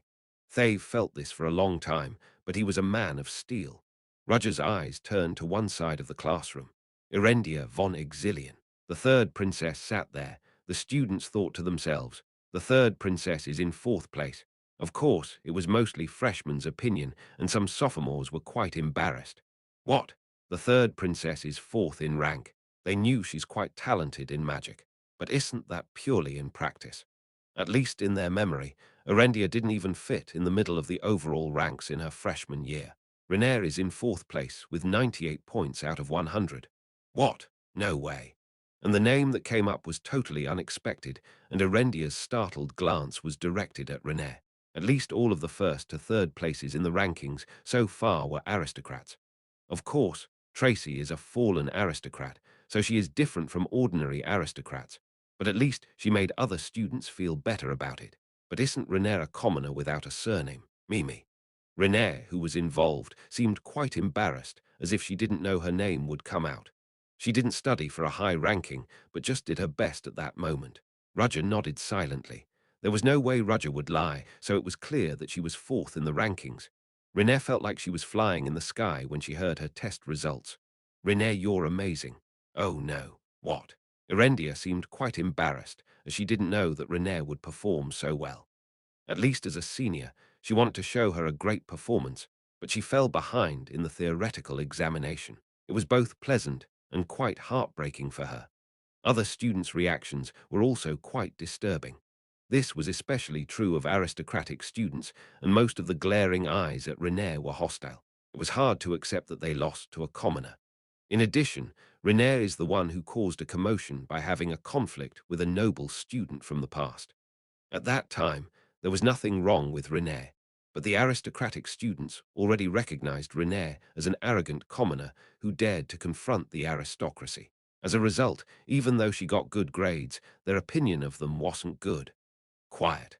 Roger's voice instantly captured the atmosphere of the classroom, which was about to become noisy. If you're unhappy with your grades, tell me. None of the students objected to the remark. They couldn't have said they weren't satisfied with this result in front of Roger's face without going crazy. In the end, the aristocratic students decided to let the commoners take fourth place. Then at least in the fifth place, the name of the aristocrat must be included to fill this broken pride. Il announced the fifth place. The aristocratic students gulped down. Some even had a cold sweat in their clenched fists. No, 5 is Leo with a score of 94.3 out of 100. Contrary to that expectation, however, it was none other than the commoner Leo who came in fifth. Aidan stared at Leo with wide eyes. This chic blue-haired boy still had a gloomy face, as if he wasn't too impressed with the fifth place. Tracy stammered as she didn't know Leo would finish fifth. What are you? That was pretty good. I did it moderately. Well, I am in third place anyway. I am different from the fifth place. Who says what? The two of them quarreled as usual, but the other students were not as comfortable as Tracy or Leo. 2 of the top 5 positions were held by commoners. In other words, it meant that the aristocratic students who did not make it into the top 5 were inferior to those 2 commoners. Out of all 5 ranks, only 3 were nobles, and one of them was the daughter of a fallen aristocratic family who is not even treated as a noble. Being lower than the commoners is the most shameful thing for aristocrats. You're looking very blatantly. Leo felt the students' gazes on him since they were all nobles filled with pride, and it was like they were shouting a mere commoner. They couldn't make it to the top of the rankings because they couldn't study, so why are they staring at him? That's why I don't even want to talk to aristocrats. Leo was not the type to bow down just because his opponent was a nobleman. Therefore, Leo laughed at the students who stared at him as if they were going to kill him. Some aristocrats tried to react in a fit of anger, but they realized they were still in Roger Chellis's class. That man, who didn't even care if his opponent was a nobleman, was the object of fear for aristocratic students. After class, the 5 students called can come to my office to receive the framework. It doesn't matter if you don't come right away, but you have to get it at least before the second test. At the end of the sentence, Roger gave a signal to his assistant Sedna, who stood still beside him. Sedna moved immediately and handed out the paper to the students. It was the class material for today. So let's start the class. What I will teach you today is a magic circle based on magic release. The magic circle is the most basic field for a wizard. Right now, they were using the technique of drawing a line connected with magic in a 3-dimensional space, but they drew magic circles much earlier than that. Magic circle. Today's class is surprisingly normal. The magic circle is still useful since talismans and artifacts are made by engraving magic on objects. Since 3-dimensional magic is not suitable for engraving on objects or paper, magic circles were still in the spotlight. Above all, the magic circle lasts longer than the 3-dimensional magic.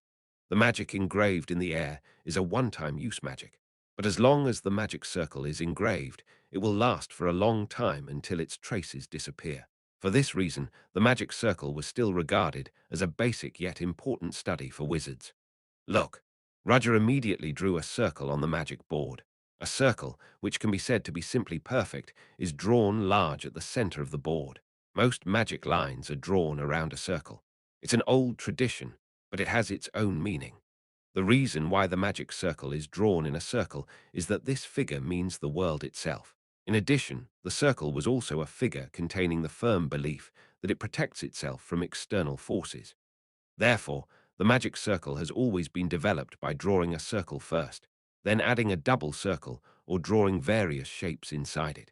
But this is something that everyone knows. I don't even want to teach such a banal thing.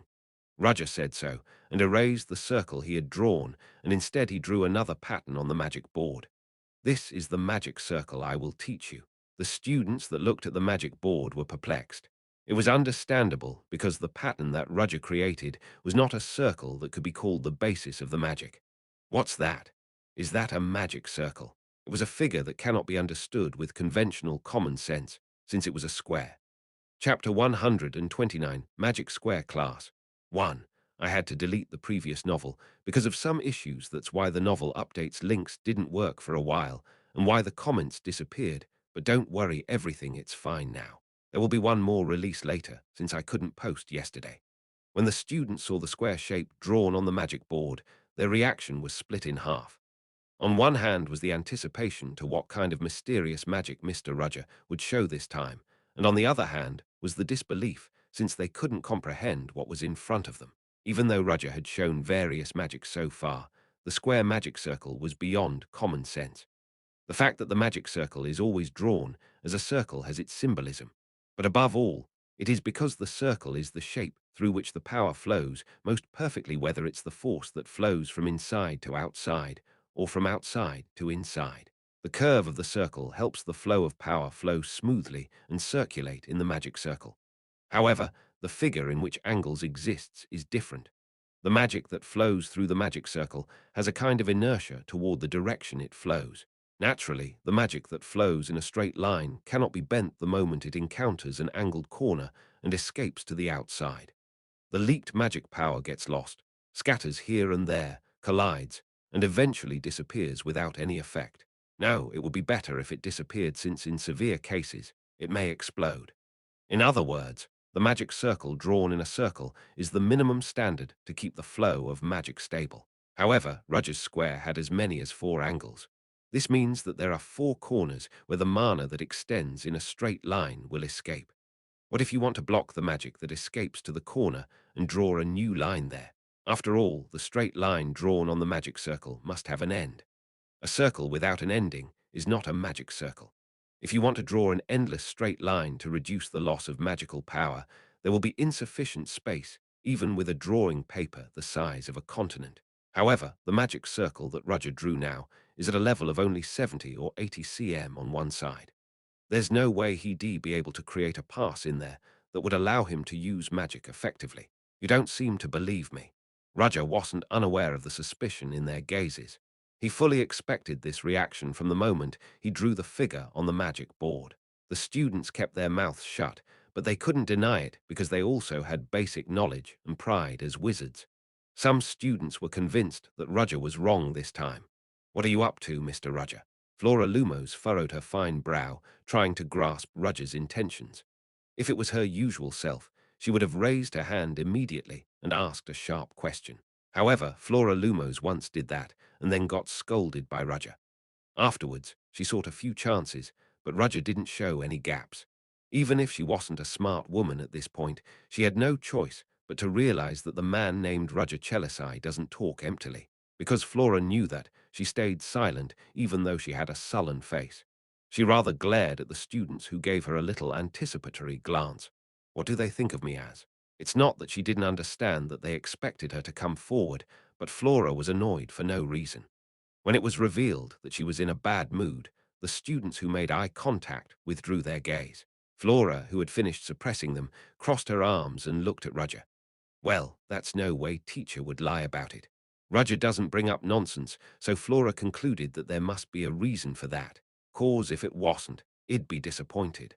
So he's going to show us something amazing this time and flatten the noses of those unbelievers." Flora Lumos pretended not to be, but she had expectations inside. "There are students who can't believe it, so let me show you." Roger showed the students a piece of paper that he had brought as class materials. "As you can see, what is drawn here is a magic circle. It's like what I drew on a magic board." On the magic board was an ordinary square, but on the paper Roger showed them, there was a square magic circle with several things added besides the square. However, the students felt rather anxious, because the shape of the square, divided by 5 horizontally and vertically, consisting of a total of 25 squares, looked more like a chessboard rather than a magic circle. There were letters engraved on the inside, and nothing else seemed to have been specially added. "I will now imbue this magic circle with mana.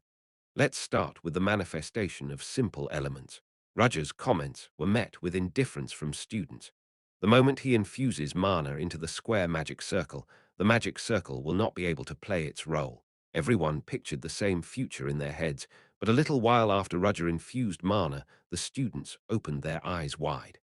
Light began to flow from the magic circle, and eventually a small flame was lit from the center of the magic circle. Did it work? What the hell happened? It was unbelievable. How did proper magic emerge in a magic circle of angular shapes that did not circulate mana? Some students, including Flora Lumos, stared at Roger's magic circle with cold eyes, while most of them seemed to be dazzled as if they were in a dream. As you can see, magic circles made of squares also work well. What do you think is the reason? Flora Lumos raised her hand as soon as Roger's question fell, but she wasn't the only one who raised her hand. Renee raised her hand as well, and Flora's gaze naturally turned to Renee. "That kid." It took a little while before, but recently she's been getting more and more attention. Even then, she had visited Mr. Rudger's office separately. But Flora Lumo's thoughts disappeared the moment Rudger opened his mouth. Flora Lumos, you raised your hand, fasted, so answer. Why do you think this square magic circle is working properly? It's a letter. Can you explain it in more detail? The letters are engraved inside a square divided into 5 squares for a total of 25 squares. That's what helped the magic cycle. Despite Flora's remarks, the prevailing response was that students were still curious. Teacher put letters into the magic circle. Is that possible? To be able to do that with only letters, one must use the ancient languages now known as being lost. The students thought that Flora was wrong, but opened their eyes at Rudger's words that followed. You got it right. Is it real? The students' eyes turned to the letters engraved on the magic circle. It's not a sentence, it's a letter. The eyes of the students turned back to Rudger as they realized that he brought out a new magic again. Their eyes have changed. Now I am used to the reactions of the students. The last time I showed the source code, they had a similar reaction. At first, they don't believe it, but the moment they accept it, Theon's students turn into a monkfish who craves knowledge. It's only natural because it's a magic circle with a unique shape that they can't see in this world. Because the magic circle I showed my students now was not from this world, but from Earth. It's actually a magic square, not a magic circle. The origins of the magic square can be traced back to Hanara, China, about 4,000 years ago.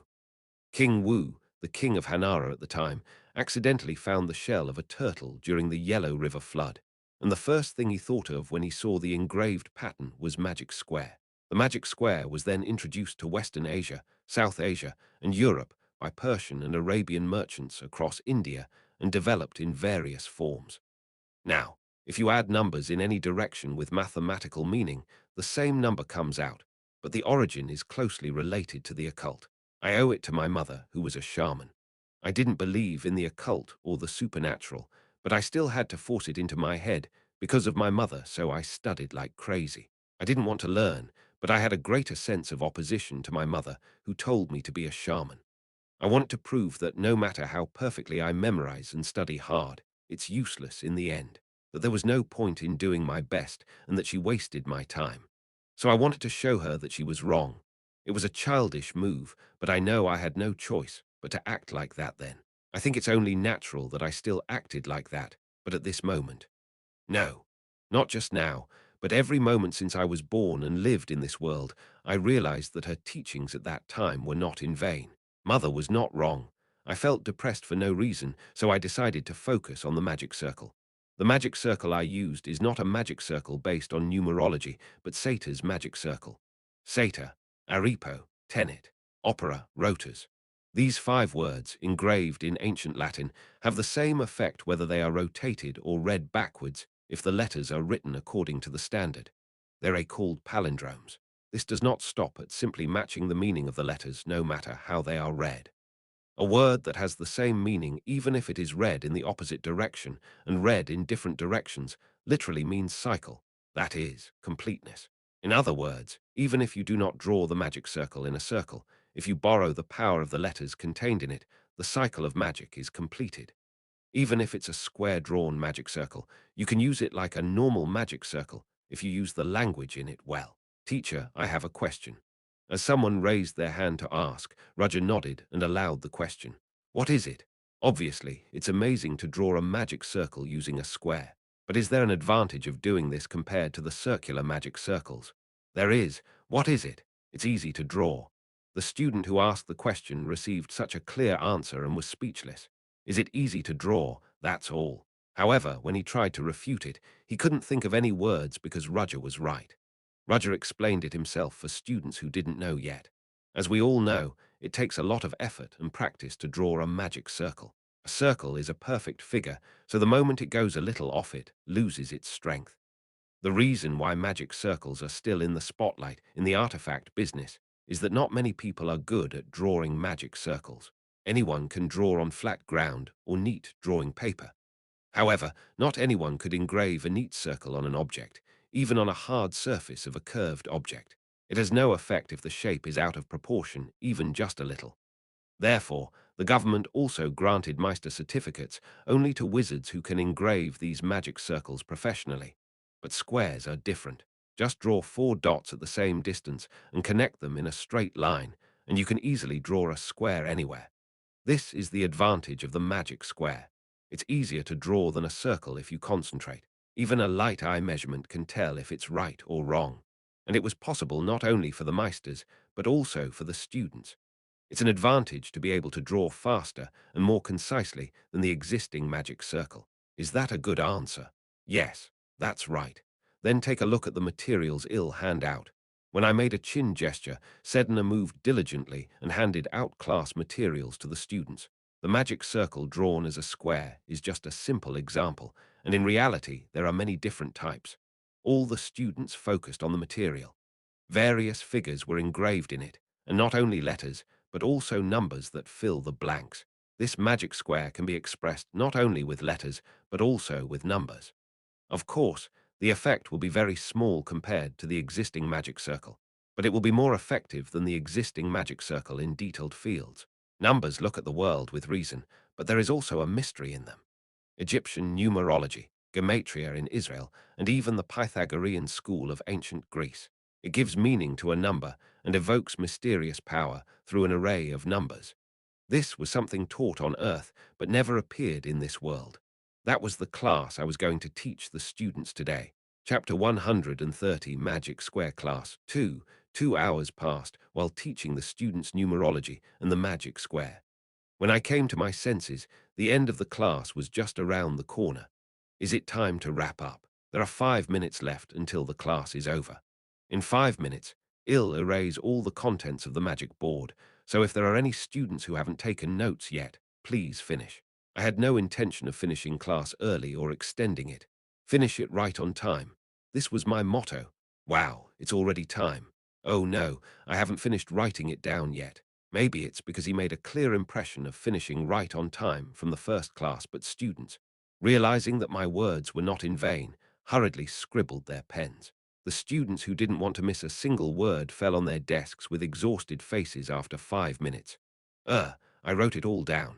If I had missed one, I would not have slept tonight. Their satisfied expressions contrasted the tired voices. I felt proud just to see the smiles made by students who desperately wanted to learn. Yes, that's what learning is all about. The desire to do something, to know something. Learning is a sublime longing that should not be disturbed by anyone. I will announce it in advance. The upcoming second test will be practical and based on today's class. When the word test came out, the students straightened their backs and entered a listening position. The subject is, of course, the magic square I taught this time. As you all have learned, the magic square is not completed by simply drawing one square. This means that magic squares are not drawn using only squares, but also triangles, hexagons, and stars, breaking away from the conventional circle and being able to draw the shape you think of as a magic circle. In other words, it means infinity that is not bound by form. It was because of this expectation that I chose the magic square as the second test for my students. Create your own magic circle through today's lesson. This is both the content of the second test and your task. The students are buzzing at my words. It was not enough to announce the contents of the second practical test already, so it was too absurd to have them create a new magic circle. Most probably thought that even the second test would be a moderately written test. In fact, Theon academic curriculum basically takes this form. However, I have no intention of following Theon curriculum. Although it is only a 2-year contract, I intend to do my best during that period. So I am doing the test in my own way. I expect the best results. At the end of that, I left the classroom with my back to the desperate students. After class, Roger posted the report card on the notice board in the classroom, as previously announced, so the students flocked to check their rankings. From 1st to 80th place, the rankings and scores of all students were written on the paper. What's wrong with my score? No, I got this question wrong. I should have done it more calmly. Oh my, I didn't get better than the average score. The average score on the test was 65 out of 100. The top-ranked students scored more than 90 points, but other students did not score more than 80 points, let alone 90 points. As a result, the names of students who failed to make it to the top 5 but exceeded 90 points were inevitably noticeable. Sixth place, Iona Overley, 92 points. Seventh place, Clara Harness, 91 points. Among them, the most eye-catching was the fifth place. Seventh place is a rookie of the alchemy school, then sixth, who is number 6. When the students first heard the name Iona Overley, they wondered who it was, but soon realized who it was and put on a strange expression on their face. Because of her copper-toned skin and height, Iona stood out in many ways. In particular, the animal's ears, which rose above her thick hair. It was a reality that it was hard to accept that Iona, a Suin, ranked 6th in the overall. A Suin is 6th. Does this make sense? I heard that the Suins are a barbaric race that only knows how to fight. The Suins were seen as barbarians who physically solved everything. Unlike some elves and dwarves in human society, most of the male populations were very hostile to humans. It was the aftermath of colonial rule after being defeated by humans in the colonial war in the past. Still, in the southwestern frontier, it was the current reality that a group of Suin robbers appeared. Therefore, public perception of Suins was much worse than that of other species. As students, they couldn't have liked the low-race girl who stared at her ranking with a blank face. They were upset that the commoners were on their heads, but now even a Suin was above them. The aristocratic students glared deathly at Iona Overley. It was unacceptable that a barbaric Suin, not the commoners, took such a high ranking. Honestly, what did you do? That's what I'm saying. How can a barbarian take 6th place? I'm sure you've made some kind of dirty deal. Come to think of it, Dr. Rudger said something to everyone else during the class, but he didn't say much to her. The beast's ears on Iona Overley's head wiggled at the sound of a murmur from behind. Because her 5 senses were sensitive, she could easily recognize that the students were talking about her. Iona Overley silently watched the students gossip about her expressionless face before she left her seat. Her attitude rather added fuel to the behavior of the students jealous of her. "Ha, what? Did you see his eyes just now? She made eye contact with us and left. They stared at Iona's back as she was moving away and exchanged glances without a word. Their eyes gleamed as they nodded. Is this the framework?" Leo, who had received a framework from Roger right after class, recalled what had happened in the teacher's office a while ago. Leo, Ure the first one. Did he say that he was the first one to come? Roger really gave him the framework as promised. It's only a quarter, but it's definitely a great magic. The framework was only part of the source code, but the structure was very complex and detailed. Is it because it's a technique that makes a formula? Leo, who was confident in tried to analyze it, but just gave up. This alone is not enough. I need to collect all 4 to complete the formula, so it's practically useless to analyze it right away. It was only then that he understood why Roger just gave these to students, because it didn't matter if the framework formula was leaked. It was impossible to reverse the complete source code equation with the framework. You can't tell what a person looks like or what kind of life he or she lived just by shaking hands. Anyway, how can he make this kind of magic and just give it to students? Mr. Roger Chelisai, what the hell was he doing? At first, I thought he was just an ordinary fallen aristocrat. There have been many people in the past who want to restore their old reputation and rebuild their fallen family or make a name for themselves by becoming a teacher at Theon. But Roger Chelisai was different. He made a name for himself, but the way he did it was very different from those of his predecessors. The others raised the value of their names by appealing that they became teachers at Theon, but Roger was the opposite. He showed his extraordinary talent as if it was only natural for him to become a teacher at Theon. Even before that, it was said that his achievements were quite good. In fact, seeing his abilities in person, the past evaluations seemed to have been underestimating him. With that level of skill, he didn't seem to have to come into the right place. The title of Theon teacher seems like a shackle to him. It's funny that he's a fallen aristocrat. If I were that good, I would have rebuilt my family already. Leo was so sure that Mr. Roger Chelisai is definitely someone who has something to hide.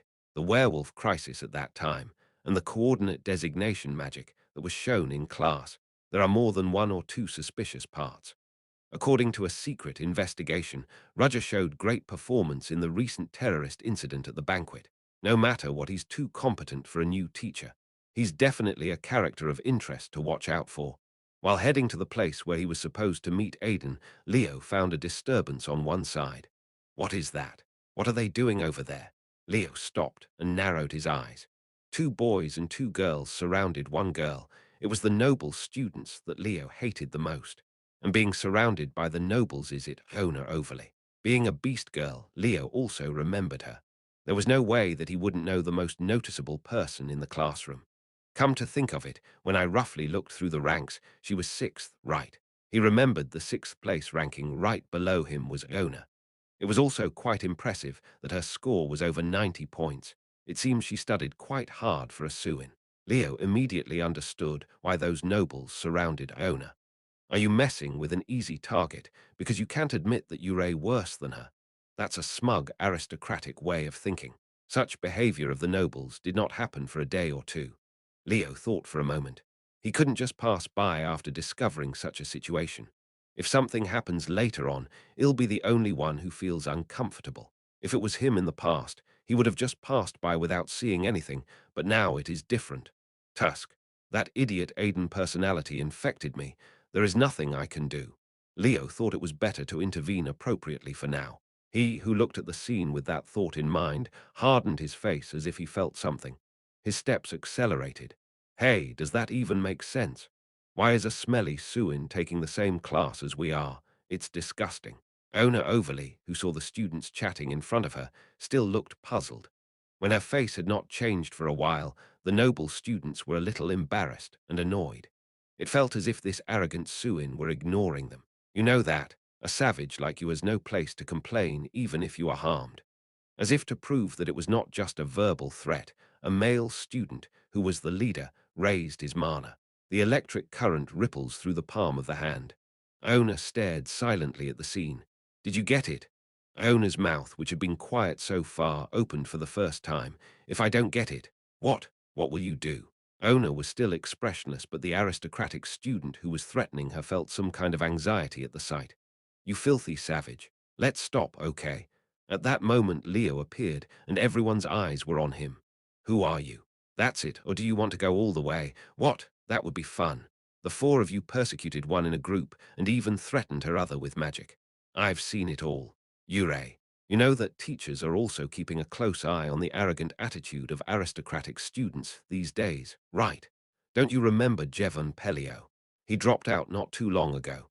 Do you want to be like him? Leo constantly muzzled the aristocratic students.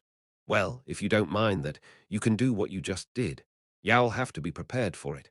I'm going to get a framework from Mr. Roger Chelisai now. When the name Roger Chelisai came out, aristocratic students opened their eyes wide. No matter how fearless they are, the fear of Roger was deeply embedded. From the beginning of the semester, when Roger had made a move, he never let go even if his opponent was a noble. Unknowingly, Roger was a celebrity among aristocratic students.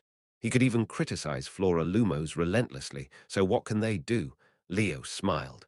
Why? Why don't you keep doing it? Aren't you supposed to do something more? You're just a commoner good at studying. Nothing will change. Then please don't let me show off. Let's go. The frowning aristocratic students left. Leo looked at their disappearing backs and talked to himself. Phew, I can't do anything by myself, but I have a lot of pride.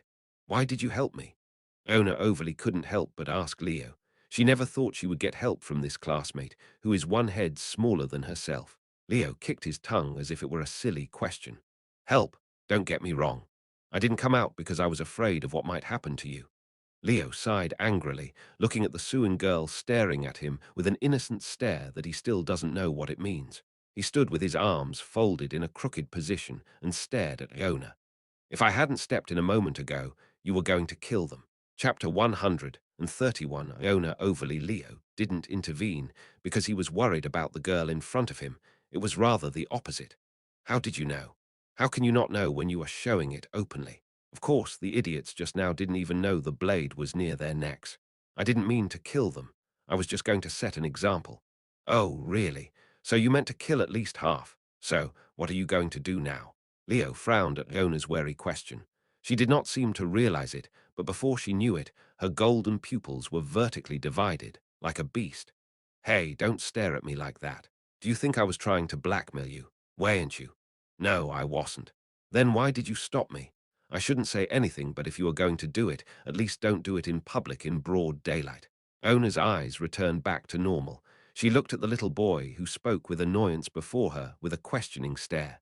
Leo was furious at the gaze. What? Aren't you scared of me? Leo suddenly wondered what it was, but immediately understood why she asked this question.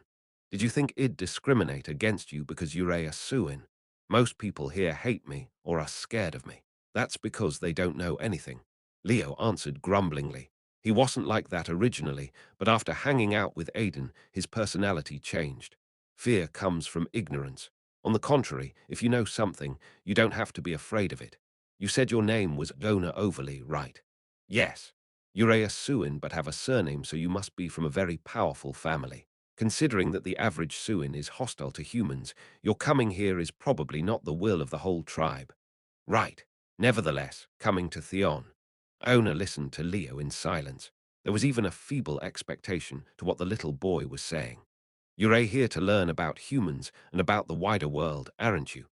Ona was silent at Leo's words because everything he said was correct. Right, how the hell did you know? Well, that's easy to understand. I've heard how the Suins live. It's amazing. Ordinary people think of us as barbarians. That's because there's still less information about ethnic groups. Now a racial discrimination law is about to be implemented, but the dirty aristocrats are desperately trying to prevent it. Leo's tongue twitched as if his teeth were grinding just by thinking of the nobles. For him, who loathed the nobles, it was natural to stand against racial discrimination, which the nobles hated the most. So, don't get me wrong, because I only helped you because I don't like them. Pequena Solder, you are a good person. What? You are a good man. No, not that. What one said before, Pequena, what does that mean? Pequena Solder. It's our tribal language. In your words, it means little brave warrior. What? A vein popped on Leo's forehead at Yona's honest words. She only complimented purely, but what she said touched Leo's heart. Hey, I am warning you, don't say that I am small or something. Why? Because. Are you asking because you really don't know that? Leo tried to say, look at me. There is nothing more miserable than to explain it with your own mouth. Leo was always shorter than children his age due to the lack of proper nutrients from an early age. Born to be small and unable to eat much, he had no choice but to have a small body, which was nothing short of Leo's complex. Are you saying that even after seeing my condition? Ah, Ona also noticed the meaning of Leo's words. I do not understand. Why are you so obsessed with such trivial things? It's trivial. Leo laughed at the remark. That's because you're a Suin. Suin people are naturally tall and have superior physical abilities. Do you even know how small people feel? It doesn't matter if you're a short or tall. It's the strength of the heart that counts, the strength of the heart. What kind of fairy tale are you talking about? Leo stared at Yona with suspicious eyes, but her expression was more serious than before. Those unshakable eyes were telling him that Yona was serious now. Pequena Solder, you just helped me even though it was a dangerous situation where I could fought other students. If I would have left it alone, something worse would have happened. Besides, it was just because I hated them. If you were a really bad person, you would have left me alone. Rather, you could have encouraged me to harm the nobles. Each word of Iona penetrated Leo's heart. Leo felt something ticklish on his skin. It seemed unpleasant, but somehow pleasant, which was quite a familiar sensation. Yes, it was similar to the sense he had often felt since he was close to Aiden, that idiot who's uselessly nice and nosy. So you don't have to worry too much about being small. Okay. Leo sighed while getting angry at Yona, who immediately closed her mouth when he said it was okay. Just call me Leo. What? I mean my name. I'm not Pequena Solder. If you are going to call me in the future, please call me by my name. From now on, all right, all right. Anyway, I am done with my business, so I'll go. Leo tried to leave, waving his hands moderately. He thought he'd feel weird if he was with her for no reason. Doesn't it matter if you're a short? What's important is the strength of your heart. He laughed at the words, but ironically, they were the words that most penetrated Leo's essence and comforted him. The fact that she was comforted by the manly girl who came alone to a faraway country touched Leo's long-hurt pride. She doesn't seem to care about that. He didn't intend to pretend to know much after anyway, so he just pretended he didn't. Leo's footsteps, which were moving with that intention, recognized who was approaching from a distance and stopped at the welcome cry. Oh, Leo, you're here. Aiden was approaching him with a smile like a big dog, and next to Aiden was Tessie with a coy expression. Aiden, I'm on my way back from receiving the framework with Tessie. Oh, of course not me, Tessie. But when I heard that you received it first, I thought you might be nearby, so I followed you right away. While speaking, Aidan found Yona standing behind Leo. Oh, come to think of it, your name is Yona. It's Yona Overly. Oh, I see. Nice to meet you, Yona. Hey, Aidan, what are you doing? Ha. She's a friend who listens to the same lecture. Leo's face twisted at the word friend. What do you mean friends? We're just classmates. Isn't that a friend? What do you mean? Ah, do you want to come with us if you don't mind? We're supposed to have lunch together. Since we're eating together, it's better, right? He already knew that Aidan was nosy, but Leo didn't expect he would say something like that. Leo looked back at Yona with a slightly uneasy look. Well, wait a minute, Aidan. You want her to go with us? That's not right, is it? Tracy also tried to dissuade Aidan. Ha, why? It's just that it's kind of weird to eat all of a sudden with someone you're not close to. At Aidan's innocent face, Tracy shoved the words into her throat. It wasn't because she was scared or hated the Suin people. It was just that she didn't want Aidan to naturally encourage another girl to eat with him. Wait, why don't you like me? When Tracy, who didn't understand why he was annoyed, was torn, Aidan waited for Ona's answer. Ona nodded to Aidan's suggestion. Good, really, that's a relief. Let's go together. It will definitely be more fun if there are many people. Oh, this. Tracy and Leo, who couldn't find the right time to stop Aidan, exclaimed with regret. But it was already spilled water. This was the moment when a new member was added to the usual three musketeers. Alyssa Willow was constantly busy processing the paperwork that filled the president's office. The documents floating around with Mana circled around Alyssa, and her golden eyes moved quickly and scanned the passing documents at once. Several pens emerged and signed the documents.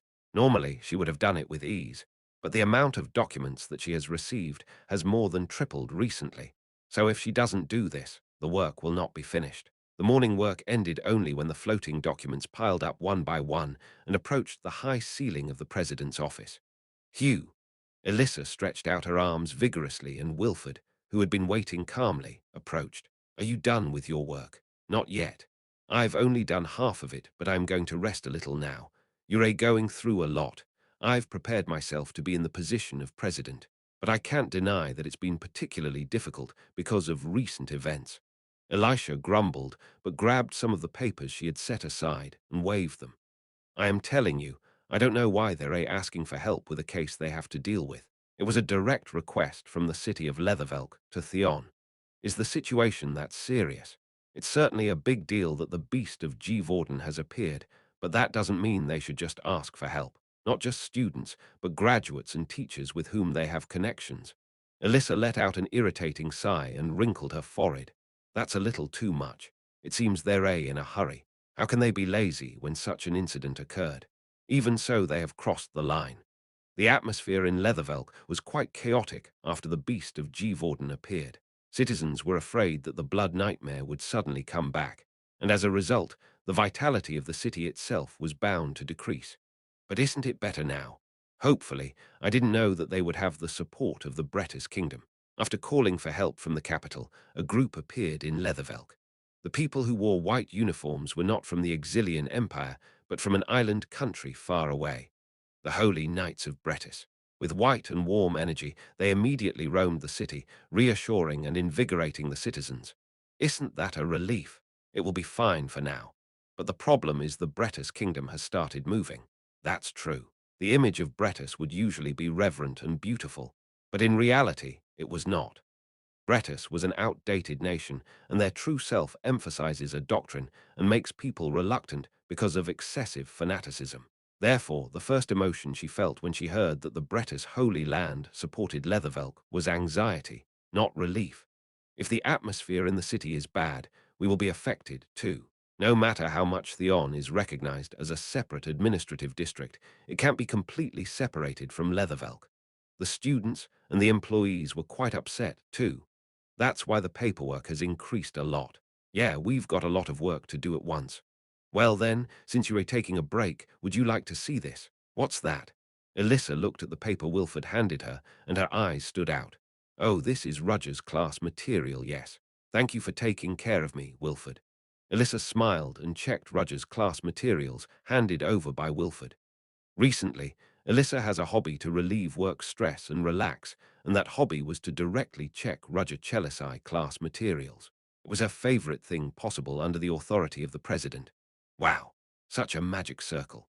Just a moment ago, Alyssa, who was frowning and organizing the documents, began to check the materials joyfully like a child who received Candy Chapter 132. Alyssa Willow sorry for not updating for so long, but things were a little chaotic these past days. There will be one more chapter in a few hours. As she read Roger's class material, Alyssa's smiling face grew serious. She picked up her pen as if she had been possessed by something, brought a suitable piece of paper nearby, and began to write down the formula. The paper was quickly filled with dense letters, and Alyssa instinctively waved her hand in search of another piece of paper. Wilford, watching the scene, straightened out the papers that were still piled up so as not to disturb her. This is because if left as it is, Alyssa would use even the documents that have not yet been checked as a notebook. It's going to take a long time. Alyssa was now in focus mode. She, who entered that state, can't react no matter what happens next to her because she was a wizard before she was the president. Wilford shook his head. She seemed to be having a hard time these days, so he brought Roger's class materials. But looking at the current situation, the afternoon work had to be postponed until tomorrow. It's been a long time since I've seen the president concentrate. Alyssa has previously looked at other teachers' class materials, but she has only had a momentary interest and has never been very impressed. She has reached a level too high to aspire and enjoy something. But she's changed a little bit since she recently solved the first test questions from Roger Chelisai. Others don't seem to know yet, but Wilford, who has been with Elisha for a long time, knew. Alyssa, who has always been busy, has recently developed a new kind of energy, and she has more leeway. It was all thanks to the new teacher. Even so, his class materials intrigue her. I knew he was an extraordinary man from the first meeting, but he was even greater than I thought. Wilford, a former knight, didn't know much about magic. However, he was proud that he had an eye for magic as much as a wizard because of his experience and his years of living and Alyssa. Even in Wilford's view, Roger's class materials were quite high level, but looking at Alyssa's reaction, it must have been more than he thought. Oh my, is it because I am old too? I don't have the same eye. Still, it was enough for the lady to be happy. Wilford thought so and sat quietly. Only the sound of pen tips crossing the paper echoed quietly in the president's office for 3 hours after Alyssa finally stopped. Oh, look at me. After checking the clock on the wall, Alyssa belatedly realized that she had abandoned her work and was too immersed in magic. However, rather than regret, she was full of freshness. Are you done? Oh, I am sorry. I've delayed too much, haven't I? Wilford shook his head with a benevolent smile. That's all right. It's better for me to see that you look a little relieved. It's different these days. I don't think it's ever been like this before. Isn't this a good change? The president also needs time to catch her breath. Yes, well, anyway, I'm also very grateful to Mr. Roger. Alyssa stared with pride at the magic circle she created based on Roger's class materials. A magic circle that's not drawn as a circle. Even the way in which numbers were put into the figure to express power was quite amazing. The square magic circle is not completely impossible. In fact, it has been tried many times in the past, but it never worked properly in her memory. Wizards did not invest much in anything other than the circle when dealing with the magic circle. It takes countless trials and errors to get a proper effect, which resulted in no satisfactory results compared to the investment. As a result, it has become an established theory that the magic circle is drawn in a circle because it's the most optimized, and it's the most popular, so the development of the magic square was stopped. But this is the finished product that people who went through all kinds of trial and error at that time might have finally reached. How the hell did Mr. Roger Chelisai find out about this? The only thing that comes to her mind right now is the idea that Roger is truly a gifted man. No, there couldn't have been an answer other than that in the first place. It's amazing. First the source code, and now the square magic circle. He could have won wealth and honor by just entering the tower or the imperial family. Why did such a person come to Theon as a teacher? Theon name, value is not insufficient, but it does not mean that there is no position higher than Theon. In Alyssa's eyes, Roger was a person who could take a seat anywhere. Nevertheless, he came here because he wanted to work as a teacher. Just teaching these valuable materials to students shows it. There is no way that one can easily give others the path he has pioneered. Everyone can be selfish, and even if they give something, they want a corresponding reward. It would have been normal for a fallen aristocrat to risk his life more for personal success, but he didn't. Mr. Rudger, what the hell? She was also proud to be in a place where she sacrificed for the students. As the president, she was satisfied that she was doing her best in Theon, so the more she compared herself to Rudger, the more embarrassed Elissa became. What did I do when I said it was for Theon and for the students? She thought that she deserved a reward for her hard work, and that she deserved praise because she was in a position of sacrifice. What an arrogant person she was. After all, she is also not much different from a human being who is deeply absorbed in her appearance for others. I am still lacking. It is meaningless for her to think on her own. What matters is, after all, practice. Isn't it the basis of development to show what she's decided with action? Let's take a step forward. With that determination, Alyssa immediately took a document out of the desk drawer and filled in her name. President, I'll ask you a favor. Please pass the official letter here to the teachers. What official letter are you talking about? I am going to change the academic schedule. I would like to hold the Magic Festival, held at the end of the semester, right after the second test. Is a traditional festival that has shared Theon's long history. Originally, the festival was still far from being held, and Alyssa was planning to advance it with the authority of the president. Will you be okay? It is more helpful to hold such a festival in times like these days. Other than that, I am sure there will be people who will protest, but that'll be fine. I'll take care of everything. With a definite answer, Wilford no longer asked Elisha. All right, I'll send the official letter right away. Yes, please. Roger, who was reviewing class materials in his office, tilted his head crookedly when he saw an official letter that suddenly came down. The Magic Festival will be moved up. The president seems to be trying to hold the festival earlier than usual. At Sedna's words, Roger suddenly tried to say why, but stopped. The atmosphere of Leathervelk has not been good recently, and it was spreading to Theon. It was not a bad choice to open the festival early and refresh the atmosphere. However, he thought it was unexpected because it happened so suddenly without discussion in advance. At least the president he knew wasn't someone who improvised. Well, it doesn't really matter. Even if the festival is held, it has nothing to do with him. On the contrary, the number of days with classes decreased, so it became more comfortable for him. Although the number of classes is tight, there will be no problem thanks to teaching the square magic circle. At this rate, winning a bonus is a piece of cake. Thinking about the amount of bonuses from Theon made Roger feel better for no reason. He also had an excellent material called Magic Square, so the evaluation material of the students for the upcoming test was already done. However, when he remembered that there were still a lot of things to be dealt with, his excitement dimmed down. The festival is his festival, and he hasn't decided what to do with First Order Esmeralda yet. It's a lot of pressure to remove her in advance. If I assassinate the First Order without revealing my identity, the Black Dawn will discover that they have a traitor in the midst, and the most likely suspect would be himself, the First Order. He already knew how they dealt with traitors, so he had to be more careful. When Esmeralda moves in earnest, he'll have to reveal her identity, and Theon will take care of her. It's not that difficult. The only problem was when Esmeralda would be moving. He'll see the opportunity, the moment when she will be the most active. Esmeralda previously summoned the supreme spirit of fire when there were many people gathered. From that experience, the next opportunity for Esmeralda to move was fixed.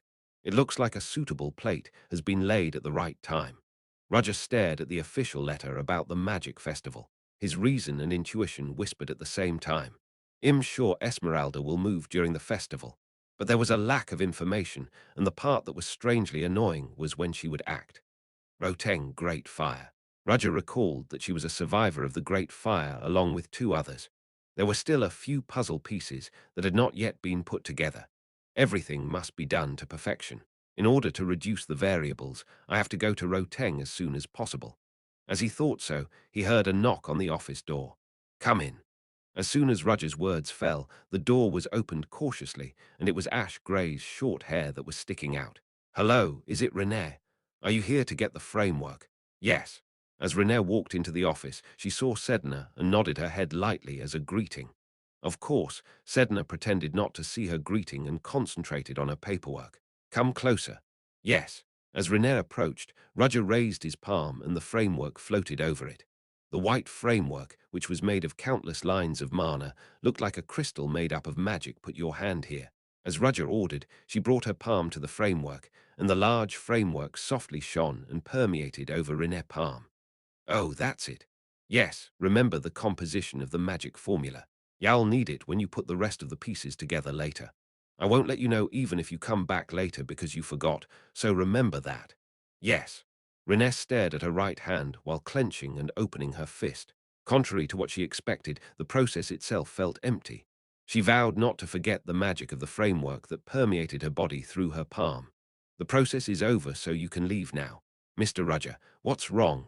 Well, Renée tried to say something, but she made eye contact with Roger and closed her mouth. Oh no, nothing. In the end, the words that squeezed out her lips were all evasive, and she immediately left Roger's teacher's office as if running away. In the end, I couldn't ask. As she left the teacher's office and trudged down the hallway, she kept looking back in regret. But even if she went back now, she didn't have the courage to ask Roger, so she decided to wait for the next opportunity. Maybe it's a good thing she didn't ask now because his assistant was inside. René, Senior. René ran into Arendia, who was passing by just in time. What a coincidence. Where are you going now? If you don't mind, why don't we have dinner together? Arendia said so and stared at René with an anticipative gaze. In fact, she was looking for René. Arendia, who recently couldn't eat with her junior, needed to heal her mind, but her expectations were brutally shattered by what René had said. I'm sorry, Senior. I have a previous engagement for dinner tonight. Ha! Arendia's face changed, as if she had been struck in the back of the head by a hammer. Chapter 133, The Sword in the Shadows. 1. Arendia shook her hands. Her complexion was as pale as a person who heard a secret that should never be heard. Are you okay? What's wrong? You don't look well. Ah, yeah, I'm afraid so. Arendia managed to answer, but as she spoke, she felt something black wriggling up inside her. To be honest, Arendia was feeling betrayed by René.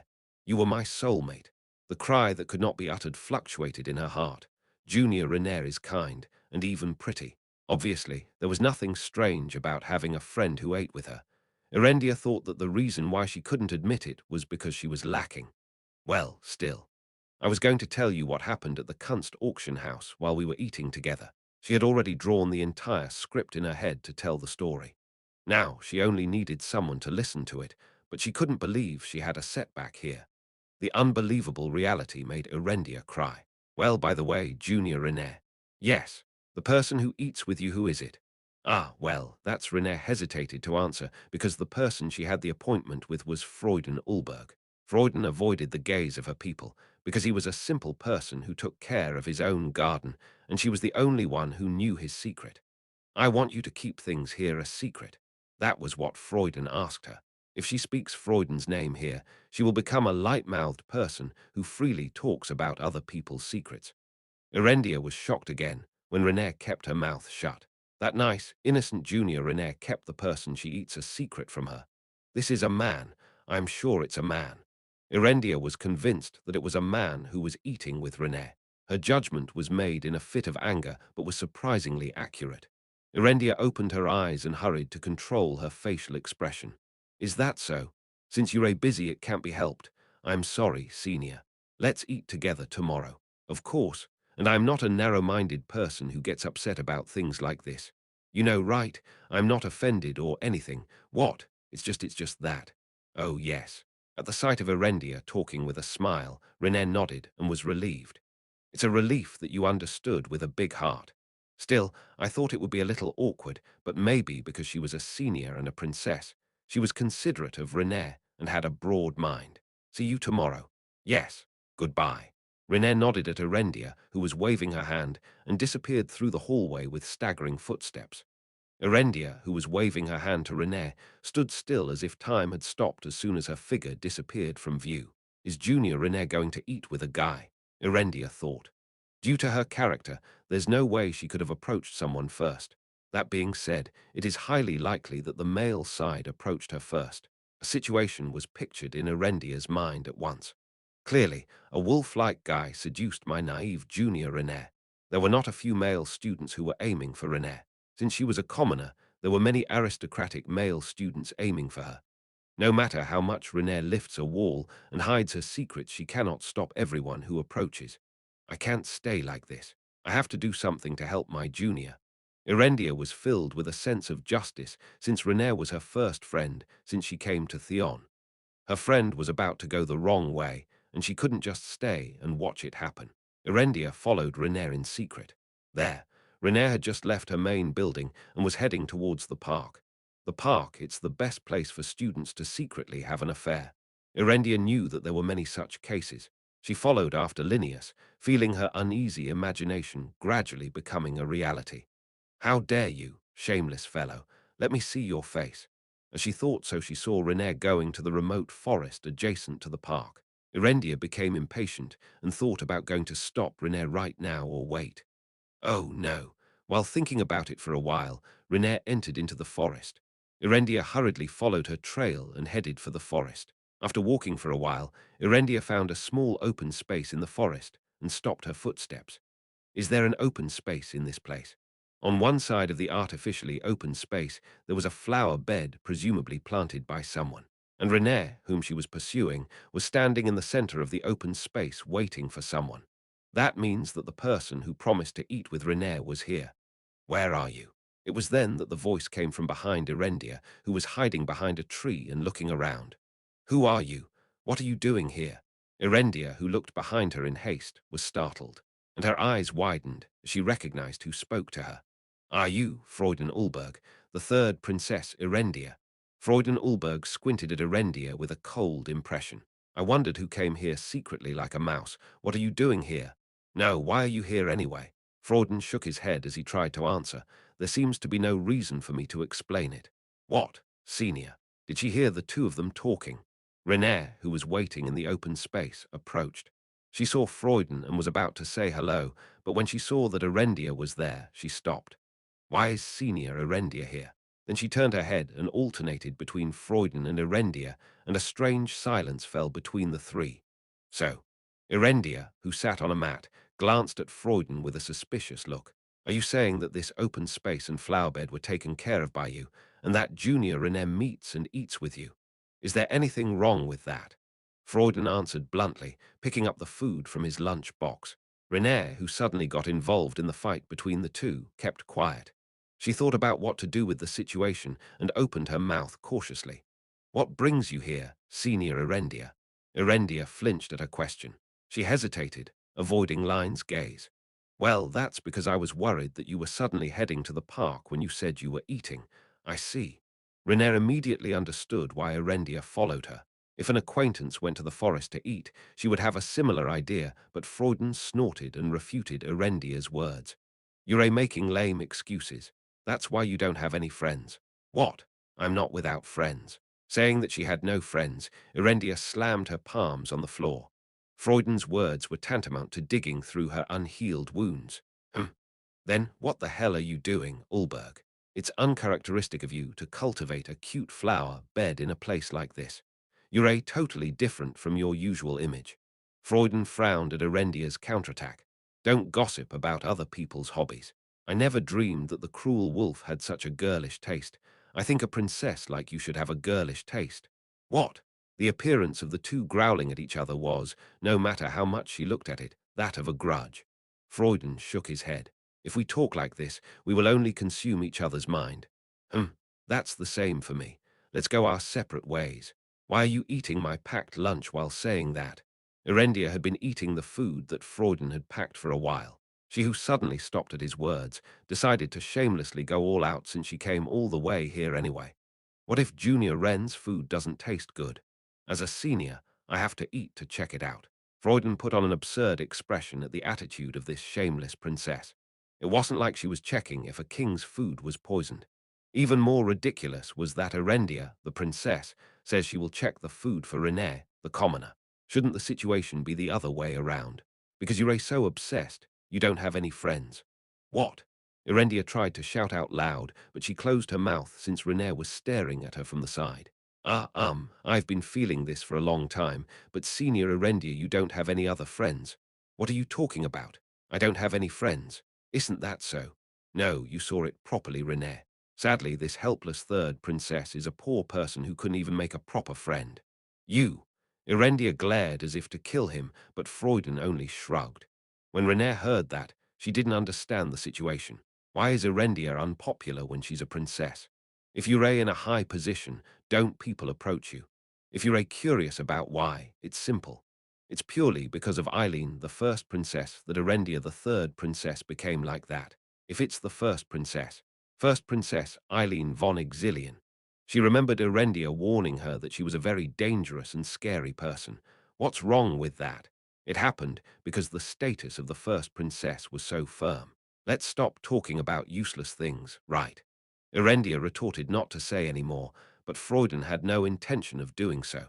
He was also quite annoyed that a guest he didn't invite came to his nest. In ordinary families, it is common for children to argue over the right to inherit. In severe cases, there are fights on a national basis. Just looking at the civil war in Northern Kingdom of Utah right now, that's true. The battle between the prince's faction and the princess's faction sparked wars across the Kingdom of Utah, resulting in many casualties. But very rarely, there is no need for such pointless disputes.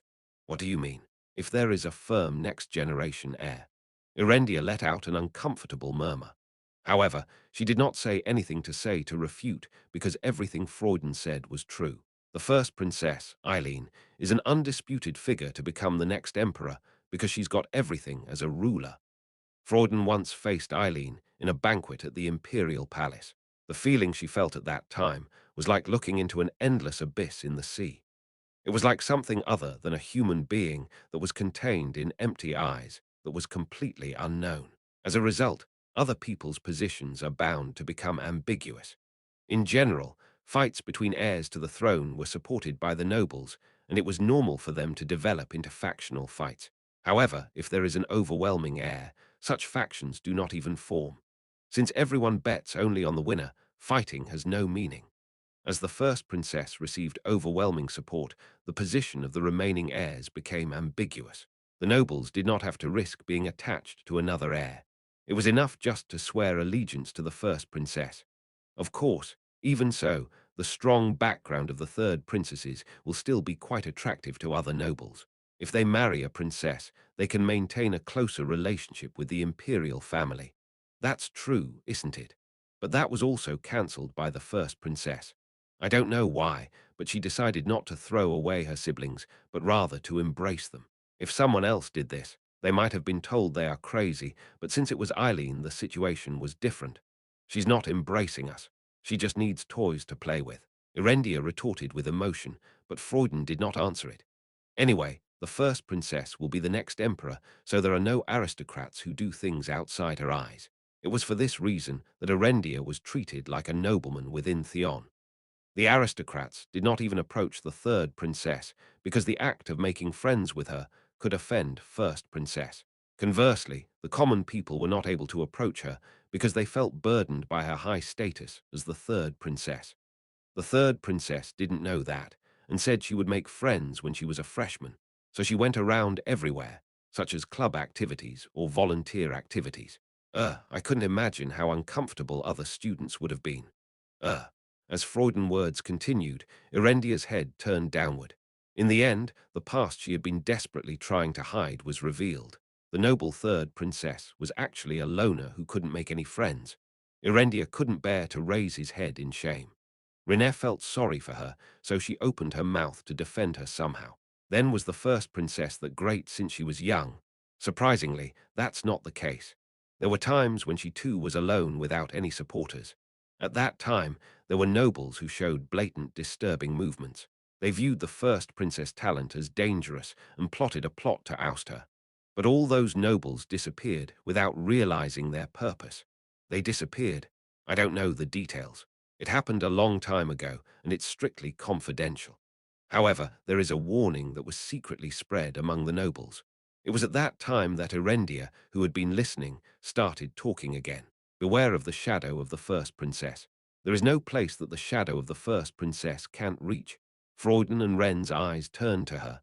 Erendia's face was faint but frightened. If you face the shadow, you will surely die. What is that? The taboos circulating among the nobility. It may not sound funny, but I had no choice but to say it this way. This is why no one can disobey my sister, the first princess.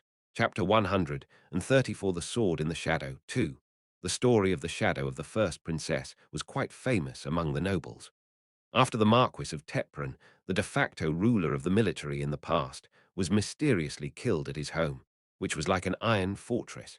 His military unit was torn into small pieces. However, the clever nobles did not miss where the power of the Marquis of Tepran was absorbed. In the hands of the first princess, Eileen von Exilian, Freuden had no choice but to laugh inside. The death of the Marquis of Tepran, known to the public, was a natural death due to old age, but no one believed it. Probably from then on she showed her talent in earnest because she was capable but lacked her own hands. The first princess, who dominated the nobles with overwhelming charisma and intelligence, gradually interfered with the finances and did what the current emperor could not do without failure. The nobles, who were still wary of the first princess, had no choice but to pledge allegiance to her because they knew what happened to the nobles that tried to disobey her. There was a sharp sword in the shadow of the first princess that was waiting quietly to be swung. Naturally, the nobles were afraid since they didn't know when the blade in her shadow would slice down their necks. They couldn't even defend themselves since the opponent was the one who killed the Marquis of Tepran. He was so cautious that he maintained a tight security even when he ate a small meal since he had so many enemies. But in the end, he died. He was not even killed while walking around outside, but was found dead in his room, the safest chamber in the mansion, so the nobles were afraid of the first princess shadow. The shadow wasn't active since the incident, but all the nobles know that she could use it anytime she wished. Eileen, who was not disturbed by anyone, gradually expanded her power, and now she has taken the position of a firm, absolute ruler that no one can oppose. After hearing the whole story, Line was surprised. She heard that the first princess was dangerous and scary, but she, a commoner, could not know that there would be such details. Naturally, she realized why Erendia was treated like that even though she was a princess. Senior You've had a hard time. As expected, Junior Renair is the only one who understands my heart. Erendia hugged Renair with an emotional expression while Renair struggled with frustration. Freuden sighed and dissuaded Erendia. Let's stop there. Renair is having a hard time. HMPH, that's not true for Renair. Isn't that right? Yes, yes. Look, she says it's okay. Ha. Freuden felt a headache coming. At the same time, she wondered how Renair was able to become close to that stubborn princess. He is well aware that Erendia's suffered countless failures and frustrations while trying to make friends in Theon, but that did not mean that the third princess would just befriend anyone. Considering Ren's personality, Erendia may be a good person to be close to. How did she get to know the third princess? Aren't ordinary people unable to raise their faces in her presence, let alone talk to the princess? Even if this place is Theon, where all students are equal, the remnants of the class remain, and Erendia is not just a nobleman, but a member of the royal family. It must have been hard to talk to her properly. Isn't it just like that? But come to think of it, although she might have been nervous when she first saw him, she answered every question he asked. Now that he realized it again, he laughed. Let's stop for now, the food I brought will be cold. Oh, that's right. Shall we talk after we finish eating? I guess you liked it. Well, I'll admit it. The cooking skills of the Ulberg family are quite impressive. It's a dish I made myself. Freuden, of course, did not say that. He was caught taking care of the flower bed, but he didn't want to let Erendia know that he was cooking. That's how the meal started again. Unlike when there was little conversation between Freuden and Renair, now Renair and Erendia chatted with each other. It was Erendia who mainly led the conversation. Freuden felt sorry that his resting place had become noisy, but decided to move on quietly, satisfied that it was not bad. The subject of the conversation had already reached the Kunst incident Erendia had experienced. You don't know how much trouble I was in the Kunst auction house this time. What? Then, were you involved in the incident that happened there? Oh, Freuden, who had been listening quietly, also showed interest in this, and Erendia thought that the opportunity had finally come and told the story of the day at length. In particular, in the part where the beast of Gvorden appeared, Line took a deep breath. It was a terrible monster that looked like it just crawled out of hell. The heads of beasts were all over his body, and the three main heads uttered terrible roars. This part was the truth without exaggeration. When Erendia closed her eyes, the sight of that time was still vivid. I still can't believe I'm alive. I think it's a real relief that my senior is safe. Erendia felt his heart beat violently at her response. Her first friend listened to her seriously and even worried about her. Isn't this the academy life she dreamed of? So what happened to the monster? Is he really dead? Or did he run away? I heard the knights knocked him down. Is it true? Oh, that's... Erendia agonized over trying to answer. It was the clockwork knights under Leathervelk that were known to have eradicated the beast of Gévaudan. But in fact, it was a man named James Moriarty who really defeated the beast. However, the name James Moriarty was still kept secret after the incident because Casey Selmore didn't want to reveal it yet. Princess, the whole story of this incident should not be known yet. Are you telling me that I should hide the truth? It's good to follow your sense of justice. But my lady, the atmosphere is not good right now. Look, the dust was cleared, and the scene of the Kunst auction house almost in ruins was seen along with the wounded and the still terrified citizens. People are afraid. The citizens' anxiety will worsen when they find out that the person who killed the beast is a newly emerged big criminal. So, Casey, you're saying that the city's knights, not the criminals, taking care of the beast is a way to end civil unrest. Comfortable lies are sometimes better than uncomfortable truths. Erendia could not bear to contradict her, since that was the only way they could solve this series of situations. And the word of James Moriarty and his gang was spread. They'd hide themselves in deeper darkness and Casey wouldn't be able to track them. I see. I won't say anything about this. Thank you. Erendia, who recalled the conversation at that time, immediately replied to Renée. Of course, the Clockwork Knights, which Leathervelk is proud of, came forward and solved it. She felt guilty while talking, but it was inevitable. Erendia, who was trying to avoid the subject, suddenly remembered seeing a familiar person at the Kunst auction house. Oh, come to think of it, I think I saw Mr. Rudger at the auction house that day. It must be confusing because she saw him from afar, but Erendia thought she could recognize his unique atmosphere. What? Mr. Rudger, Rudger Chelisai. The two people who were listening showed interest in this story because they didn't know the name would come out. Well, I'm sure that's right, because he can't hide his unique atmosphere. Why on earth did Mr. Rudger go there? Well, isn't there any reason why you can't go to such a place just because you're a teacher? Seeing that he went to work without any problems afterwards, Mr. Rudger might have just stopped by and left early. But it doesn't look good on me. Is that so? Yes. He doesn't care much about luxury goods or jewelry, does he? There is definitely that feeling. Erendia, however, could not readily agree with Renée. It is always the case that a person is different from the inside. Come to think of it, Junior Renée received the framework from Mr. Rudger, right? How was it? Oh, that was surprisingly normal. Didn't Mr. Rudger say it before, in the elemental attribute class? It was then that Freuden, who had been listening to the two conversations, intervened. Wait, Renée. Did Mr. Rudger call you in person? That's right. You don't know how worried I was about her. Instead, it was Erendia who answered. Freuden's eyes turned to the school bag that Ren brought. When he first met Renée, he remembered the book she had hidden from him. The book at that time. I think I've seen it somewhere. Freuden had a strange feeling that something was about to come to mind. Then Renée said, "Oh, come to think of it, I heard that magazines are popular among students these days." Magazines, right. Oh, I think I've heard that before. Renée took a magazine out of her backpack and showed it to her.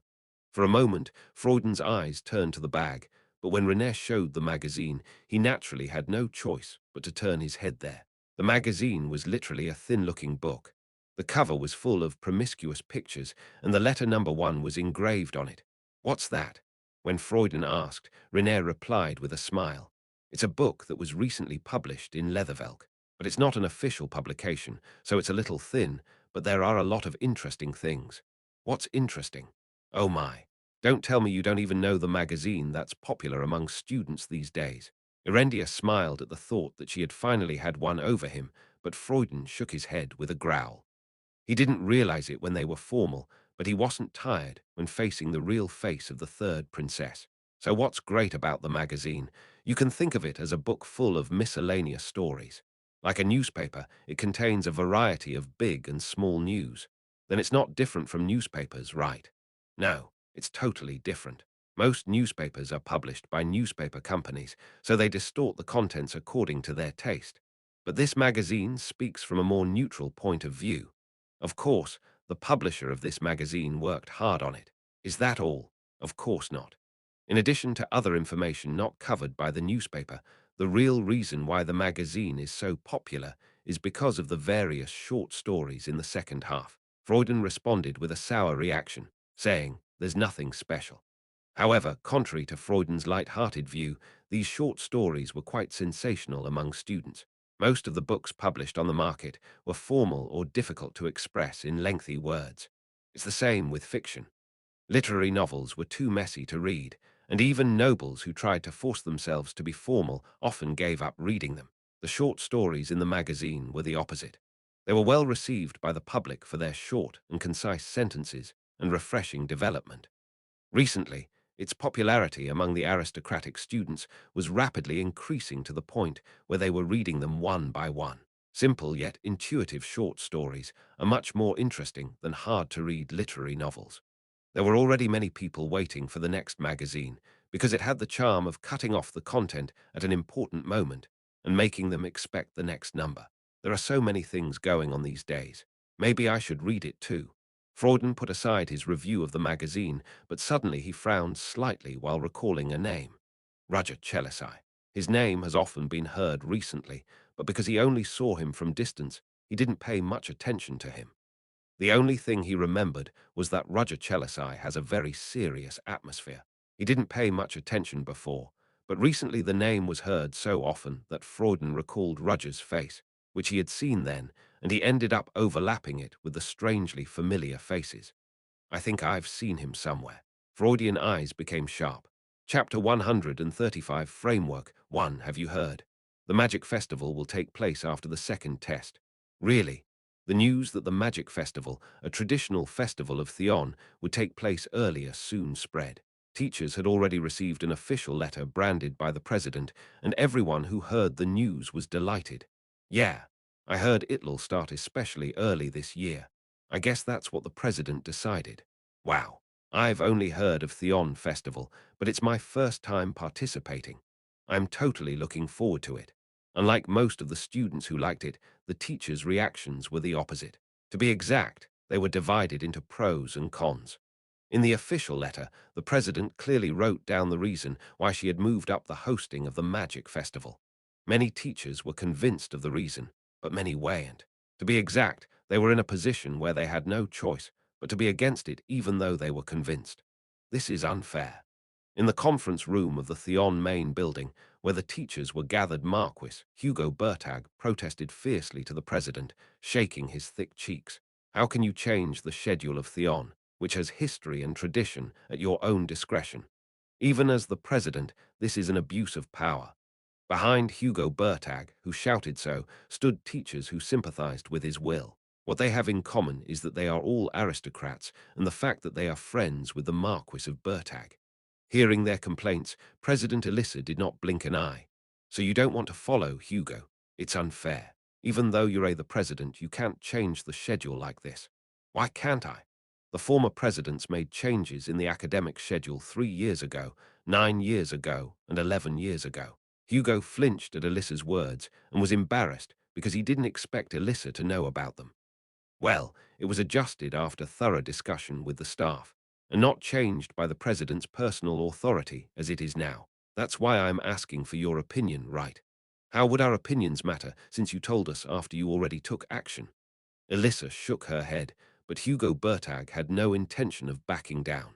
It was because he, who is at odds with the president, must take this opportunity to take the lead. It was a chance now that the president, who doesn't show any gaps to others, crossed the line for the first time in a long time. So you're saying you don't want to follow Mr. Hugo? Who said no? However, I am telling you that even those who want to follow will have no choice but to be hostile if the president makes such a decision. As you know, the reason why I moved up the holding of the Magic Festival is to change the atmosphere after the recent turmoil. Aren't you supposed to tell us that in advance? Then it'll be late. There's not much time left until the second test, and the Magic Festival needs a preparation period, so how long will it be delayed to coordinate them? The president was right. Hugo would have protested, even if she had formally called in the teachers and board members to reconcile their differences. Hugo also knows in his head that her way is right, but he wouldn't go along with it. Opposition for the sake of opposition. Through this appearance, it was proved that Hugo Bertag is the kind of person who thinks that nothing else matters for the sake of his political position. So you're saying that you did a good job of doing what you wanted to do. I'm sorry about that. But please know that this was for the best. President, I am worried about that. I was forced to do it now. But if I set a precedent like this, there is no guarantee that you will not do the same again in the future. Elisha, who had maintained a consistent attitude, was forced to frown at Hugo Bertag's attitude to blatantly assert this injustice. It's as if you're sure it'll be like this in the future, right? I don't know what people will do. As the atmosphere between the two began to flow in an unusual way, a third person intervened and stopped them. It was Marie Ross, the longest-serving employee of Theon and one of the people with the highest voice. It has already happened, and the positions of the President and Mr. Hugo are also not incomprehensible. But fighting here is not going to solve the problem. Miss Marie Ross, the President crossed the line first. This is definitely something to point out. Then, can you provide a clear answer to the current situation, Mr. Hugo? You don't know what's going on in the nearby city of Leathervelk, either. The President's opinion is valid. Even so, you shouldn't do things your way. Rather than saying so, it was faster for Marie Ross' sharp gaze to scan Hugo. Then I'd appreciate it if you could tell me your solution. I'm sure Mr. Hugo has a great solution, seeing that you're shouting so loudly, right? Why did this come up all of a sudden? Marie Ross' gaze shone sharply toward Hugo, who hesitated. Or did you just reject other people's opinions without a solution? It's not good. Because of her popularity, Miss Maries Ross was a very strong speaker among other teachers. If she defended the president, this would be a little embarrassing. Hugo had a hunch it was time to step down, but something didn't feel right. If not now, when can he scratch that president's thick face? It's a chance he got after a long time, and he wanted to make the issue a little bigger. At that time, the teacher who was standing behind Hugo approached him. It was Chris Benimore, and he whispered to Hugo immediately. Vice President Hugo, I think you can stop here. Chris, do you want me to let go of the chance I've just caught? I'm sure they understood what the Vice President was saying. But now that Miss Marie came forward, we're going to be hit if we go further. Chris' advice was correct. Hugo argued with the president based on an excuse, but not everyone condemned the president's actions. On the contrary, Hugo's actions, which did not come up with an alternative but only scuffled, made his image worse. So what do you want me to do? Back out cleanly. How about this? Chris whispered something to Hugo, and his eyes flickered as he heard it. Having said what he had to say, Chris quietly stepped back. Hugo drew attention by coughing. Well, if the president really does that, it's not something we don't understand. Elissa was surprised by Hugo's sudden change. Seeing his smiling face made her feel anxious for no reason. Well, it is inevitable that the festival has already been moved forward. Hasn't it already happened? Good. That's all good. Still, there are requirements since this has already happened. Requirements? What else are you going to do? Can't we at least give our opinions? Say it. What I want to say is, since we're holding the festival early, why don't we put in a different event than the previous one? As if this is the point, Hugo naturally offered his opinion. Which one? We will be adding something new to the fighting event held in the Magic Festival. For example, yes, something like a special event where teachers will duel with each other. Hugo's face was full of insidious plans. When I checked the official letter that came to my office, I lightly touched my temple with my fingertips. I think it's confirmed that the festival will be held as soon as the second test is over. The schedule is tighter than I thought. Well, start preparing for the festival right after the second test. The preparation period alone will be so large that it will take a week, considering that there are a lot of employees and wizards living or working inside Theon. Rather, it's more surprising that it takes a week to prepare even with those people. It hasn't been long since the first test results were released, but it's time for the second test already. Still, it'll be easy for me since the second test will be the Magic Square practical test. To be honest, I wanted to believe that. Surely there aren't any students here who are sloppy. Still, I solved the conversion in my own way. Maybe I am the only one who thinks so. The Magic Square, it's fascinating, but it's not really that amazing. The framework for the Magic Square already existed in this world. The Magic Square research stopped at some point, but the system itself was not a completely new magic. That is, I did not create something out of nothing. Now, I just put new firewood into the bonfire where only residual fire remained. It's rather shameful for me to brag about it. I'm hoping for some good responses. Now that the second test is approaching, I was thinking of going out a little farther. Roteng village of Derman Kingdom. Now, I was going to stop by a place where there was nothing left because it was burned down by fire to check the identity of the First Order. So, Sedna, who would normally remain, was also sent home right away. Sedna said she would stay longer, but she couldn't break my strong will. Shall I go? Just as I was putting on my coat, someone knocked on the door of the office. Come in. The door opens, and I can see the familiar blue hair. It was Flora Lumos, one of the students in my class who came into my office. I wondered what had brought her here suddenly, but I immediately guessed why. Flora Lumos, are you here to get the framework? Yes, that's right. You came later than I thought. Except for her, the other four came before and took the framework from me. Her being the last one was quite unexpected. I've been a little busy. Did something happen? It's none of your business. It was just a ritual question, but that answer came back. But it's too much of a stretch to ask questions here, right? Because I have to respect the privacy of the students. When I didn't ask any more questions, Flora became slightly annoyed. Aren't you curious? You said it's none of my business, that's enough. What is it? You look angry. I was quite taken aback by Flora's sudden, clueless attitude. Is it because of the late onset of adolescence?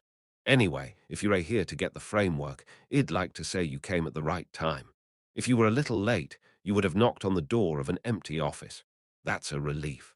Flora Lumos, congratulations on winning the first place, albeit belatedly. I gave Flora a light compliment. I know she's good and smart. Still, she's the student who took first place in my class, and as a teacher, I had to praise her this much. Flora opened her eyes wide since my congratulations were unexpected and avoided my gaze. It wasn't a big deal. It was a piece of cake for me, of course. It's a shame that I was tied for first place. I understand. Your opponent was also a formidable prodigy. First year Julia Plumhart. She performed on an equal footing with Flora Lumos, earning the reputation of being tied for first place, proving that she didn't get the attention of many teachers from the beginning of the semester for nothing. Oh, anyway, give me the framework. She's so confident. However, Flora deserved to be so confident because she won the prize given by her ability. That kind of behavior suits her more. I lifted my palm, and when I tried to use magic to float the framework, my hands were covered by Flora Lumos' white and thin hands. I stared at Flora Lumos, who put her hand over my hand without saying a word. What's wrong with you? Are you not going to give it to me? She still didn't seem to know what she had done wrong, so I sighed softly. Flora Lumos, why are you calling me? The framework procedure is something that does not need to be received by skin contact. What? Flora Lumos gave a curious reaction. 1 second, 2 seconds. When exactly 3 seconds passed, Flora Lumos realized what she had done and hurriedly removed her hands. Her face was red to the earlobes like ripe mussels. Chapter 136 Framework 2. There was an awkward silence in Rudger's office. Flora flushed and panicked as he stared silently. Oh no, so this is. Did you get confused? I spoke up to her because I didn't think the conversation would proceed if I left it as it is. Well, yes, I was confused for a moment. It's uncharacteristically for you to make a mistake. Well, there we go. I immediately showed her the framework, a magic trick that uses mana to form the source code on the palm of my hand. In an instant, a technique consisting of white lines was created. Flora Lumos' pupils dilated when she saw it shining like crystal. Is it okay? I remembered Flora Lumos' unusual constitution. Has she said that she feels mana in a different way? As a result, when it was excessive, it seemed that she would feel confused. It was similar to the so-called Stendhal syndrome. When asked by me, Flora took a light breath and nodded. It's all right, I'm glad to hear that. I put forward the framework to Flora, saying so. Put your hand here. She flinched for a moment as if her mistake had occurred to her, but soon reached out her hand as she was told. When the white framework touched the palm of her hand, it disappeared as if it were absorbed in an instant like snow melting in the sun's light. This is the framework. Flora muttered, as if she was amazed by the sense of the framework that permeated her hand. It must have been quite a strange feeling to sense it flowing through her body. This is the end of the transition. If you're done with your business, go out. Oh, what's going on? At that time, the trick that you showed me in your private laboratory. At that time, yeah, when I passed out. Her voice was little as if she was ashamed. I remembered what Flora was talking about. Are you talking about Klein's disease? Klein's disease is a technique that expands the existing magic formula in a higher dimension than the one that was drawn in a three-dimensional picture. In other words, Klein's disease itself has no magical meaning. It is just the result of an experiment that I made to see how far the mysterious power of magic can reach. Why do you ask that? There was something else you wanted to make besides the Klein's disease. You must have secretly seen what was written on the blackboard at that time. Flora glared at me in a way that meant what I said was a little ridiculous. How can you not see since it's drawn so openly? Even so, it is not polite to see it. It was me this time, but be careful with others. So what's the name of the magic? You mean that? Perhaps what Flora Lumos was talking about was a more extended concept of magic beyond Klein's disease. A four-dimensional figure that is seemingly made up of two cubes, but is actually much more complicated than that. Tesseract, that's what I call it. Tesseract. Other names are yeah, it's called a supercube. Of course, she won't understand even if I say this. It's a concept that's hard to understand for people of this world. However, Flora Lumos asked me in a slightly trembling voice whether she realized that the name alone was an unusual magic. What kind of magic is that? What are you going to do with it? Well, at those words, I muttered vaguely. Klein disease and Tesseract are just research subjects for me. How far the mysterious power of mana can be applied and how far it can be expanded. A study to find out whether it can interfere with spacetime, which is four-dimensional beyond the present, which is three-dimensional. The supercube research was made in order to search for an answer to that question, and through Klein's disease, the answer to my question was decided to be yes.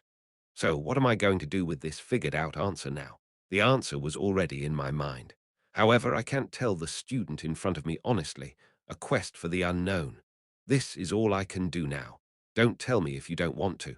Flora replied in a slightly sulky tone as she realized my intention. Anyway, I've got what I need to get, so I'll go now. Have a good day. Yes. Ah, but that kid named Renee. Flora, who was about to leave immediately after holding the doorknob with her hand, asked me with her head slightly turned. Did you two know each other? Me? Why do you think so? It's just, I think it's something like that. Just. That's not the answer a wizard should give. So you know her, don't you? I'm a new teacher who has just been appointed here. There's no way I've known a freshman before entering this school. Was that a good enough answer? That's right. Oh, and lastly, seeing that it's the last one, I think this is the main point. What else are you curious about? Teacher, don't you feel sick? Sick? What do you mean? You're really okay, right? I don't know what you're talking about. I didn't really know why, but Flora still kept her suspicious gaze on me. I asked you something I shouldn't have asked. Pretend you didn't hear it. Flora shook her head as if she had asked something useless. Her hair fluttered softly as she left the teacher's office immediately. Why do you ask me if I am not feeling well? Are you going to bring me some healthy food? I don't know why you ask me that. When I checked the clock on one wall of my office, I thought it was a mistake. Oh my. The time is already Flora Lumos suddenly came to visit, and a lot of time was wasted unintentionally. I hurried a little and left the office since it was time to go to Derman Kingdom. It's been a long time since I've been in this country. Roger, who finally arrived at his destination on a long train, muttered as he looked at the scenery in front of him. It's been 5 years since the bloody night. At that time, it was actually the first time he had come to such a remote village as he was working in a city called G. Vorden.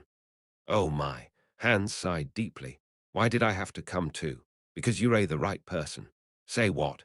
Wasn't it your job to collect information? When Roger asked, Hans grumbled, that's true. Hans was confident in his network since it wasn't just limited to one city, but it had its influence on all kinds of countries, but even so not here. Is there anything to get here? Hans looked disapprovingly at the once most beautiful village, where only debris remained. Roteng, which was burned down by the Great Fire, could no longer be called a village. The tanned marks were all erased after a long time. But on the contrary, they were full of dense plants that were not burned by humans. Vines and mosses that cover up some of the remaining remains with the endless sound of grass bugs among them. It was like looking at an old historical site, so Hans didn't think he could get anything out of a place like this. But isn't it still there? What do you mean, survivor? It is said that all the villagers were killed in the Roteng fire, but there are actually 3 survivors, and one of the 3 still lived around here. If you knew, you could have just come alone. Isn't it lonely to come by myself? Are you saying it from the bottom of your heart? Move. Phew, let's do it. Roger and Hans walked through a thick grass road that grew to their waist. The footpath to the Roteng village was abandoned for a long time and blocked by all kinds of plants. Roger stretched out his hand lightly as the wind blew and cleared the road. They combed through the ruins of Roteng village, but all they could see was the densely grown grass, and the survivor was not seen. Brother, didn't you throw the survivor out somewhere else? I can't find it no matter how much I look for it. No, I don't think so. Why are you so sure? Look over there. Roger raised his hand and pointed to one side. A shabby hut was seen outside the ruins. The size was so small that it seemed safe to call it a warehouse, and unlike other ruins full of vines, that house was the only one clean. He must be living there. Ha, that's weird. Why didn't I see it? He hid it so that no one would come to him carelessly. What does that mean? Hans, who was wondering, saw Roger walking first and hurriedly chased after him. When Roger arrived in front of the cabin, he tapped lightly on the door, but there was no answer. When he grabbed the rusty handle and pushed the door carefully, it opened easily. Didn't he lock it? When he opened the door wide, a strange smell like an oil painting came from inside. Roger, who has been active in various statuses, also had his own knowledge of art. He noticed that this smell was the smell of pigment used to paint oil paintings. The interior of the narrow cabin was filled with sunlight flowing through the window opening on one side. He could see the dust fluttering because of poor ventilation. Roger saw paintings that filled the walls and floors. They were all landscapes painted in oil. Why are there so many paintings? Hans looked around the inside, and since he had little time to step, he looked a little tired. I guess there's no one here, I see. Roger closed the door again. It was confirmed that a person was living here, but it seemed that he was away now. As he was thinking about whether to wait until the owner came or to go where he went, Roger raised his head slightly and looked in the distance. Brother, what's up? It's over there. Huh, no, wait a minute. Let's go together. A faint reverberation of mana in the direction Roger was walking slowly. The magic flowing in the wind wasn't that far away, just in a hilltop adjacent to the back of the village, on a high hill overlooking the now-defunct village. A man was sitting still and drawing something. Brother, don't tell me he's... It looks like we came to the right place. It was one of the survivors of the Roteng Great Fire. Roger moved the steps that had stopped again. As the distance approached, he was able to see the man properly. A weak-looking man in his 30s was wearing shabby clothes with paint everywhere, but the most eye-catching thing was the black eye patch hanging around his eyes. Was he blind? But all the cottage paintings had colorful colors and beautiful figures. Even though he approached to check, the man did not look at him once. There was not even a tiny response. It was not acting because he was a really blind man. Roger climbed the meadow hill as if the wind was coming down and stood close to the man. Perhaps hearing the sound of stepping on the grass, the man who was painting stopped brushing. I have a visitor. What brings you here? I am sorry if I interrupted your drawing. At the words, the man smiled faintly and shook his head. No, I was almost done anyway. At the words, Roger glanced sideways at the painting. Surprisingly, the canvas contained the ruins spread out at a glance at the bottom of the hill. Can you see everything? No, I just feel them. The smell of flying in the wind, the sound of insects, and the natural energy that touches the skin. Even if I can't see, I naturally realized it after living for a long time. The man said so, slowly organizing the painting tools while Roger waited calmly by the side. Thank you for waiting. I'd like to treat you to a cup of tea. It's going to be hard because my house is so messy. It's all right. Roger shook his head and found a suitable place to sit. But there was no room to sit around except for the right-sized rock on which the artist was sitting, so Roger stamped his foot lightly. Then the ground sprang up, creating a place to sit. Did you use magic? The artist looked a little surprised, as if he felt Roger using magic. Roger smirked at the response. Isn't that normal too? What does that mean? Only Hans, who was eavesdropping, did not understand. That artist is also a wizard. You've noticed. That's right. I'm also a wizard. Roger was able to follow the traces of painting here in the first place because he was using magic when painting. Hans' failure to find his house was the same reason, because he hid the house through magic. I didn't know that one of the few survivors of the Roteng Great Fire was a wizard. I can't brag about being a wizard. It's just something I learned a little over my shoulder. Knowing how to use your magic in drawing, it's not something that can be learned normally. It's a skill that I naturally realized after painting for a long time. So may I ask why a great man like you came here? Do you know about me? The painter shook his head at Roger's question. No, I don't know who you are, but why did you call me an amazing person? Even if you can't see it, or because I can't see it, there's something that feels more certain. He stared at Roger with his black eye patch. The energy felt by the wind, the strange power that you have, and what nature is telling me. You are the hero who solved the terrible things that happened in this country a long time ago. I didn't know you even had spirituality. I can only hear a little fragmentary voice, let alone make a contract with the spirits. It's not something grand. It's the same for me. I'm not great enough to be called a hero. The artist went straight to the point. So what brings you here, Roteng Great Fire? The man shuddered at Rudger's direct words. I heard there were survivors. Yes, I am the survivor. 3 in total, including you. You knew that too. The face of the artist with the eye patch said so. Did you come here because you wanted to know that? Who are the other 2 survivors? The sun began to set, and the world turned scarlet as the sunset burned over the ridge. The wind blew in from the west, and the chill of the night was felt. The shadows of the 2 people sitting facing each other stretched. I want you to tell me. Chapter 137, Roteng Fire. 1. The sunset light was scattered through a gap among the thin clouds in the sky. Red and warm light slanted, leaving a long shadow next to Roger. The grass bugs cried loudly with the sound of the grass swaying in the wind as the artist stared at Roger, as if to see something even though he couldn't see. Since you've come all the way here, you know a lot after all. It was the painter who opened his mouth first in a long silence. He got up from his seat with his painting tools in one hand. Let's go down. It's going to take some time, so let's go on the way. Oh, come to think of it, we didn't introduce ourselves. Roger Chelisai. My name is Pier. I'm a normal, angry person. After a light statement, the 2 slowly walked down to the ruins below the hill. Hans stepped back tactfully and widened the distance so that the 2 could communicate easily. Pier, who was leading the way down the hill, swept the grass up to his waist with his fingertips. It's now a deserted ruin, but Roteng used to be a very beautiful place. They say it was a beautiful village like in the picture. I've heard it a lot. It was like that in reality, but everything disappeared because of the big fire that day. Pier had a bitter smile around his mouth. His invisible eyes seemed to be looking at the scenery at that time. As Mr. Roger said, I am a wizard. No, I was a wizard, to be exact. My aristocratic teacher gave me up because I had talent, but I couldn't adapt.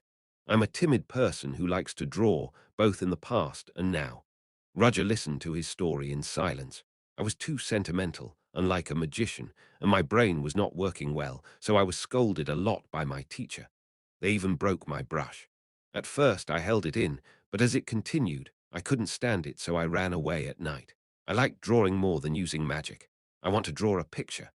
Pier, who ran away and wandered with that thought, arrived at a village that was beautiful and peaceful called Roteng. I thought it was a great place and that I could really paint here. But what can a blue child who doesn't know the world suddenly settle down in the village do? It was hard to get used to the village. At that, Timish helped me. Her. The 2 who came down the hill arrived at the mouth of the ruins. Pier took out his brush instead of answering. He moved his hand, holding the brush before expressing as to why he suddenly took out the brush. As if painting, in the air a surprising thing happened. Pier's brush was colored, and a line was drawn in the air. It was similar to the implementation of the magic formula to manifest magic, but Roger immediately saw that it was clearly different. Pier's brush strokes quickly filled the surroundings with color. Red, blue, green, and yellow, all sorts of colorful lights spread around. Before he knew it, the sun disappeared over the hill in the west, and the darkness sank like a night fog over the ruins filled with silence. Only Pier's painting shone clearly in it. Roger watched it in silence. The magic of Pier's paint in the air drew a line or spread widely, and eventually drew a landscape around it. In time, what Roger saw was not the ruins of the middle of the night, but the beautiful village in broad daylight. He could see the carriage moving around and people leading their lives. Is it magic using paintings? Painting magic was a new form of magic that he had never seen before. People in the landscape began to move even before he was surprised by it, as if they were alive. The world of painting showed the scene of those days, and Pierre began to walk as Roger followed him quietly. Roteng is a place with a lot of wanderers. It is also a place frequented by people who have no connection or who travel, but as they settled down a village was formed where even the wind rests. That's Roteng. There was one thing to be proud of in such a village. Pierre, who was walking slowly in the center of the painting world, stopped, and Roger stopped by his side, too. At the center of the painting world was a woman who caught his eye. She was a beautiful woman with long black hair. He could only see her back, but he could easily see that her beauty was out of the ordinary. Her appearance at first glance seemed strangely familiar and unfamiliar. It may be because her face was shaded around her eyes and was not properly visible. I can't see her. I couldn't paint her beauty intact with my humble drawing skills. There was a limit to what he could show with painting magic. When he heard that painting magic was not perfect, Roger had no choice but to agree. She was a girl who seemed to have come out of a fairy tale. She was always kind to everyone without losing her bright smile. Everyone in the village loved her. In addition, spirits liked her, perhaps because of her excellent nature friendliness. Whenever the dark-haired woman walked down the street, people smiled, said hello, and waved, and whenever that happened, she waved her hands and greeted me. Small natural spirits floated around the woman, and the singing birds sat on her shoulders and picked their feathers. The figure was like a fairy tale, so Roger was caught in the moment, even though it was a moment. It's warm, it feels like I'm back in my childhood. It was also her that helped me who couldn't adapt to this village. She was beautiful like a jewel and showed a warmer smile than the sunshine. Esmeralda, she's. There was a constant smile in the village. That's how peaceful it was, warm and peaceful. Looking at the scene, Roger also thought he wanted to live here, but the peace didn't last that long. One day, an aristocratic wizard happened to visit Roteng village, and everything changed. The watercolor-like landscape quickly distorted and changed the appearance of the painting world. The wizard who led his men was a handsome blonde man.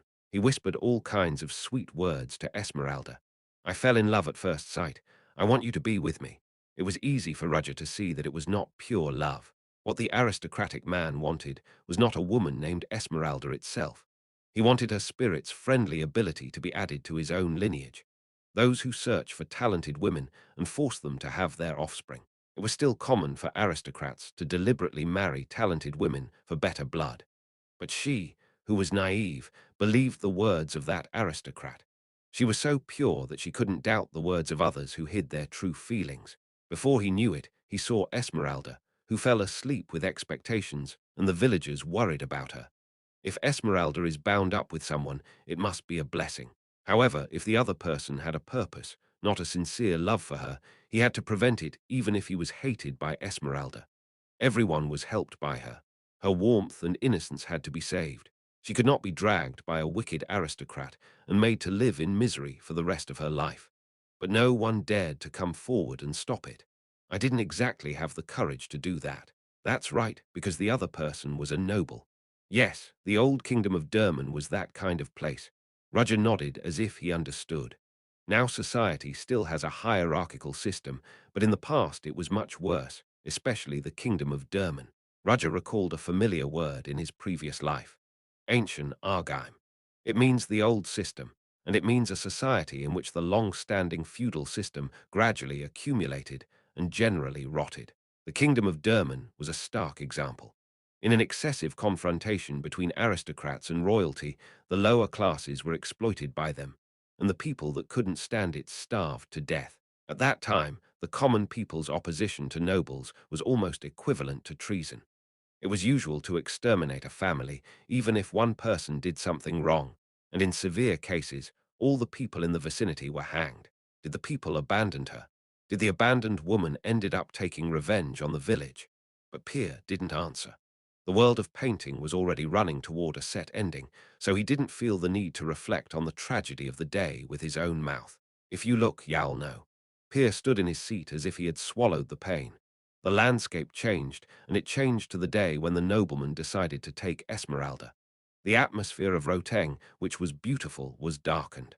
The village, which had a cozy and subtle light even at night, was heavy and dull as if he had guessed its future. It was not just an illusion that even the air touching the skin feels cold. The nobleman came to pick up Esmeralda as promised while leading the soldiers of his family. Come with me, Esmeralda. The sound of conversation between the two was heard over the blurred landscape. Even Esmeralda, who was naive, was hesitant because she felt something strange. But now that she came this far, she couldn't resist, so Esmeralda tried to hold the man's hand. No, you can't. Then a boy in the village stepped forward and shouted, Lady, don't believe him. He's a seducer. Every word of love for you is a lie. How dare you? Who do you think this person is? The soldier holding the spear threatened the boy. But it wasn't just the boy who stepped up. No matter how noble you are, you can't take her. Get out of my town right now. Lady, you can't go with him. A friendly bakery grandfather, a woman who had a grocery store, a farmer, etc. All the villagers defended Esmeralda and protested against the nobles and their soldiers. If it was a fairy tale, the aristocrat would have stepped down here, grinding his teeth. However, the world that this painting magic shows was not such a hopeful story of good and evil. It was hopelessly dark and horrible. Are you trying to fight me? The appearance of whispering love to Esmeralda was gone, and the face of the aristocrat was distorted like a devil. When he raised his hand, the soldiers lined up behind him moved. The people here insulted the aristocracy. It's an act of revolt against the kingdom. Sweep them all out. The soldiers moved as if they were familiar with the order. That's how the massacre in Roteng village began. It's not that the villagers didn't resist, but the gap with the opponent was too wide.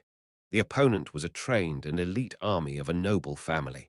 There were a few, but there were knights and wizards. On the other hand, the villagers are all retired mercenaries and wandering adventurers. They couldn't have been an opponent in the first place. A man stabbed by a soldier's spear collapsed with a scream as the red paint smudged. The soldiers' torches burned the houses as yellow and orange spread like an explosion. The flames were scattered, and a person who could not escape from the inside burned to death. Black paint was smeared on the ground as hell was laid out on the people. Don't tell me it's... Yes, that's right. Pierre nodded as if he knew what Roger was trying to say. This is the truth of the Roteng Great Fire, which is unknown to the world. The Roteng Great Fire was not just a natural disaster. It was a man-made disaster, and the Kingdom of Derman has hidden the ugly truth until now. Please stop, please. The villagers are innocent. I'll follow you, please. At the center of the horrific massacre, Esmeralda shed tears. She begged the nobleman to quit. He shouted, I will follow you, so stop killing anymore, to stop the meaningless slaughter. However, the aristocrat whispered love to her in a cold voice. It's too late.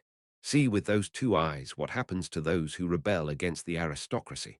The man who whispered love words was gone, and only a monster with ugly desires remained. When she saw who he really was, Esmeralda fell on her knees while her empty eyes watched the dying people. No, life is dying out in a house that is falling apart. The flames scattered in all directions and soon melted away. That spark was someone's life. It was somebody's scream. No, Esmeralda, who had been weeping incessantly, bowed her head as if she was about to collapse. The noble man licked his tongue as he saw it. Is she broken? No, maybe this is better. It's easier to handle a doll. He had no intention of hiding his true feelings now. I can't do this because I am dizzy from the smell of garbage burning. I'll leave first, so you stay and leave no rat behind. Yes, leave her alone and bring her to me when the situation is over. All right. The nobleman left the burning village behind and left with his immediate escort. There was no guilt about committing the massacre on that face. It's almost over. The guys who were waiting outside killed everyone that tried to run away. Tusk, so why are you resisting the aristocracy and causing trouble? Let's take the girl first. She's going to be a concubine of a young master. The remaining soldiers approached Esmeralda and reached out to her according to the order given, but at that moment, a fire suddenly began to burn around her. The lumps of fire, which rose one by one like a goblin fire, revolved around her as if protecting Esmeralda. What is this? Is this a spirit? Judging that they were the lowest spirits without proper power, the soldiers tried to push them away with the spear. That negligence caused death. The flames that spread through the spear engulfed the soldiers. The soldiers tried to shout something at the fire on their body, but even that scream was engulfed in the flames. In a flash, two soldiers were ashes and disappeared. The flame, which was a spirit, grew in size using the body as fuel. It was now too alien to be called a spirit. The flame responded to Esmeralda's despair. Flames rose from all over the burning village as they sucked the red paint on the floor. Roger had no choice but to watch the scene. Was it the original wish of the dead? The flames that absorbed the black and red paint on the floor began to converge around Esmeralda. What the hell? What have you done? Answer me, girl. The soldiers who saw the scene were horrified beyond description. Esmeralda slowly raised his bowed head. Her eyes, blank and empty, turned beyond the soldiers to the place where the aristocrat, who had completely left the village, disappeared. I hate you. What came out of his lips were the deafening curse words. Eventually, the flame that clumped behind Esmeralda conceived a presence. The giant, whose whole body soared with hot flames, rose. A fat, ugly, curvy body with a magma-infested face that was distorted by anger. Roger remembered that spirit. It is the spirit that attacked the banquet hall at that time. I hate everything about you. The soldiers panicked up the spear. Esmeralda, who was watching the chaotic scene, mumbled prayerfully, holding her hands together. So please. The souls of the dead, the little spirits, Esmeralda's despair and hatred were intertwined in one place, and an artificially created incarnation of revenge was born. Burn them all. Quasimodo opened his mouth wide and spewed out flames. A new life born of death brought about death again. Chapter 138, Roteng Fire 2. Fire giant Quasimodo proved that Roger didn't mistake him for a highest-level flame spirit for nothing as he killed the soldiers with overwhelming firepower. The soldiers melted along with their armor and did not even leave their bodies behind. In front of Quasimodo, the elite troops of the noble were only firewood. The flames burned using life and death as firewood and kept getting bigger and bigger. Flame rain poured down on the fleeing soldiers while Esmeralda wept endlessly at the sight. Why? Just yesterday, she was spending her day as usual. The daily life of waking up listening to the birds chirping, playing with the spirits, and greeting the villagers whom she was close with. A dream where she danced, sang, and laughed endlessly. The tears that flowed down her cheeks evaporated because of the heat around her. There were only dry traces of tears left like her now gone daily life. Esmeralda rose and began to walk. Quasimodo, who was watching her, soon turned into a small flame and was absorbed by Esmeralda's body. She left the burning village behind and disappeared beyond the black darkness without knowing where she was heading. I couldn't do anything then. Pierre stared in the direction where Esmeralda disappeared with a sad face. He was painting outside that day, but when he realized what happened in the village and came to help, there was nothing he could do as a beginner wizard. These two eyes were also lost during the fire that day. The landscape has changed. Pierre, who had gone blind, was fortunate enough to survive. However, he couldn't even walk properly because he couldn't see, and it was only a matter of time before he was swallowed up by the fire. Then someone grabbed Pierre's hand and dragged him. Hey, get up. It was a childlike but slender voice, so the owner of the voice was presumed to be a young girl, but Roger couldn't see her. There is only a scene in which the silhouette of a blurry black person grabs Pierre's hand and drags him. The painting magic only shows what one's own eyes had seen, so Pierre couldn't possibly draw what happened after he became blind. With the help of the girl, Pierre was able to escape the fire safely. Thank you. You saved my life. I just did what I had to do. What about the others? Is there anyone alive? No, they're all dead. That's Pierre stared blankly at the burning town of Roteng. He couldn't see with his eyes, but the hot heat from there was telling him that there was a town there. How absent-mindedly he must have been watching the scene. He could feel the girl who saved him coming next to him. Hey, you're the painter who just got here. You know me. I remember you being emotional. I'm sorry. There's nothing to be sorry about. No, it's not something you should be sorry about in the first place. The girl's voice was filled with anger, so Pierre asked cautiously, "What are you going to do now? I have to get revenge." Revenge? Isn't that obvious? All the villagers were killed. Soldiers set fire and slaughtered people just because the noble was upset. Pierre did not dare to fight, but the girl sighed and approached Pierre. Are your eyes okay? I don't see anything. You have a lot of burns. If you can't see when you're an artist, isn't that a problem? I should be thankful that I am still alive. Thank you. Unlike you, I can't do that. Pierre couldn't say anything at the girl's words. He was only a short time in town, but this girl would have been around much longer. There were people who were close to her and maybe she had a family. Are you going to go? Pierre was worried about the girl's future because he was blind and couldn't even look after her. Of course, I don't want to force you to take revenge, but I can't do that. You can leave on your own, just in case people come here. The girl who said so left Pierre behind. Pierre stretched out his hand towards the back of the girl, who was blankly moving away. He wanted to ask what her name was, but couldn't help it. Pierre, who remained alone like that, continued to sit there until the fire extinguished itself because there was nothing more to burn. The magic ended there. Finally, the world of painting disappeared after the burning village, and it was an empty reality that took its place. The hot flames disappeared, and the dying people were erased without a trace. Now, only the remains of a village remained. I couldn't bear to leave. At the center of the ruins, Pierre muttered, all my close friends died, and I couldn't even draw what I wanted to draw, and now there are only nightmares left. Why? I may have lingering feelings. It was the first town that accepted me, or maybe it's a sense of duty. Someone needs to protect this place. Thus Pierre remained in the ruins. He stayed and kept drawing, recalling the scenery from then. He went through countless trials and errors because he couldn't see, and sometimes desperately endured his heart breaking and collapsing. He continued to paint in this place. After living like that, something changed. I didn't know much about magic, but I was able to put magic in my brushwork. Maybe this was my talent, a painter that could only paint a proper picture after losing his sight. It was really ironic, but Pierre was neither grateful nor sorry for not being able to see. The only thing that bothered Roger is that he doesn't know what happened to the survivor of that day, Lady Esmeralda, and the girl who saved Pierre. I see. Roger stood at the center of the desolate ruins and closed his eyes as the night breeze tickled his face. He reflected on the sight he had just seen.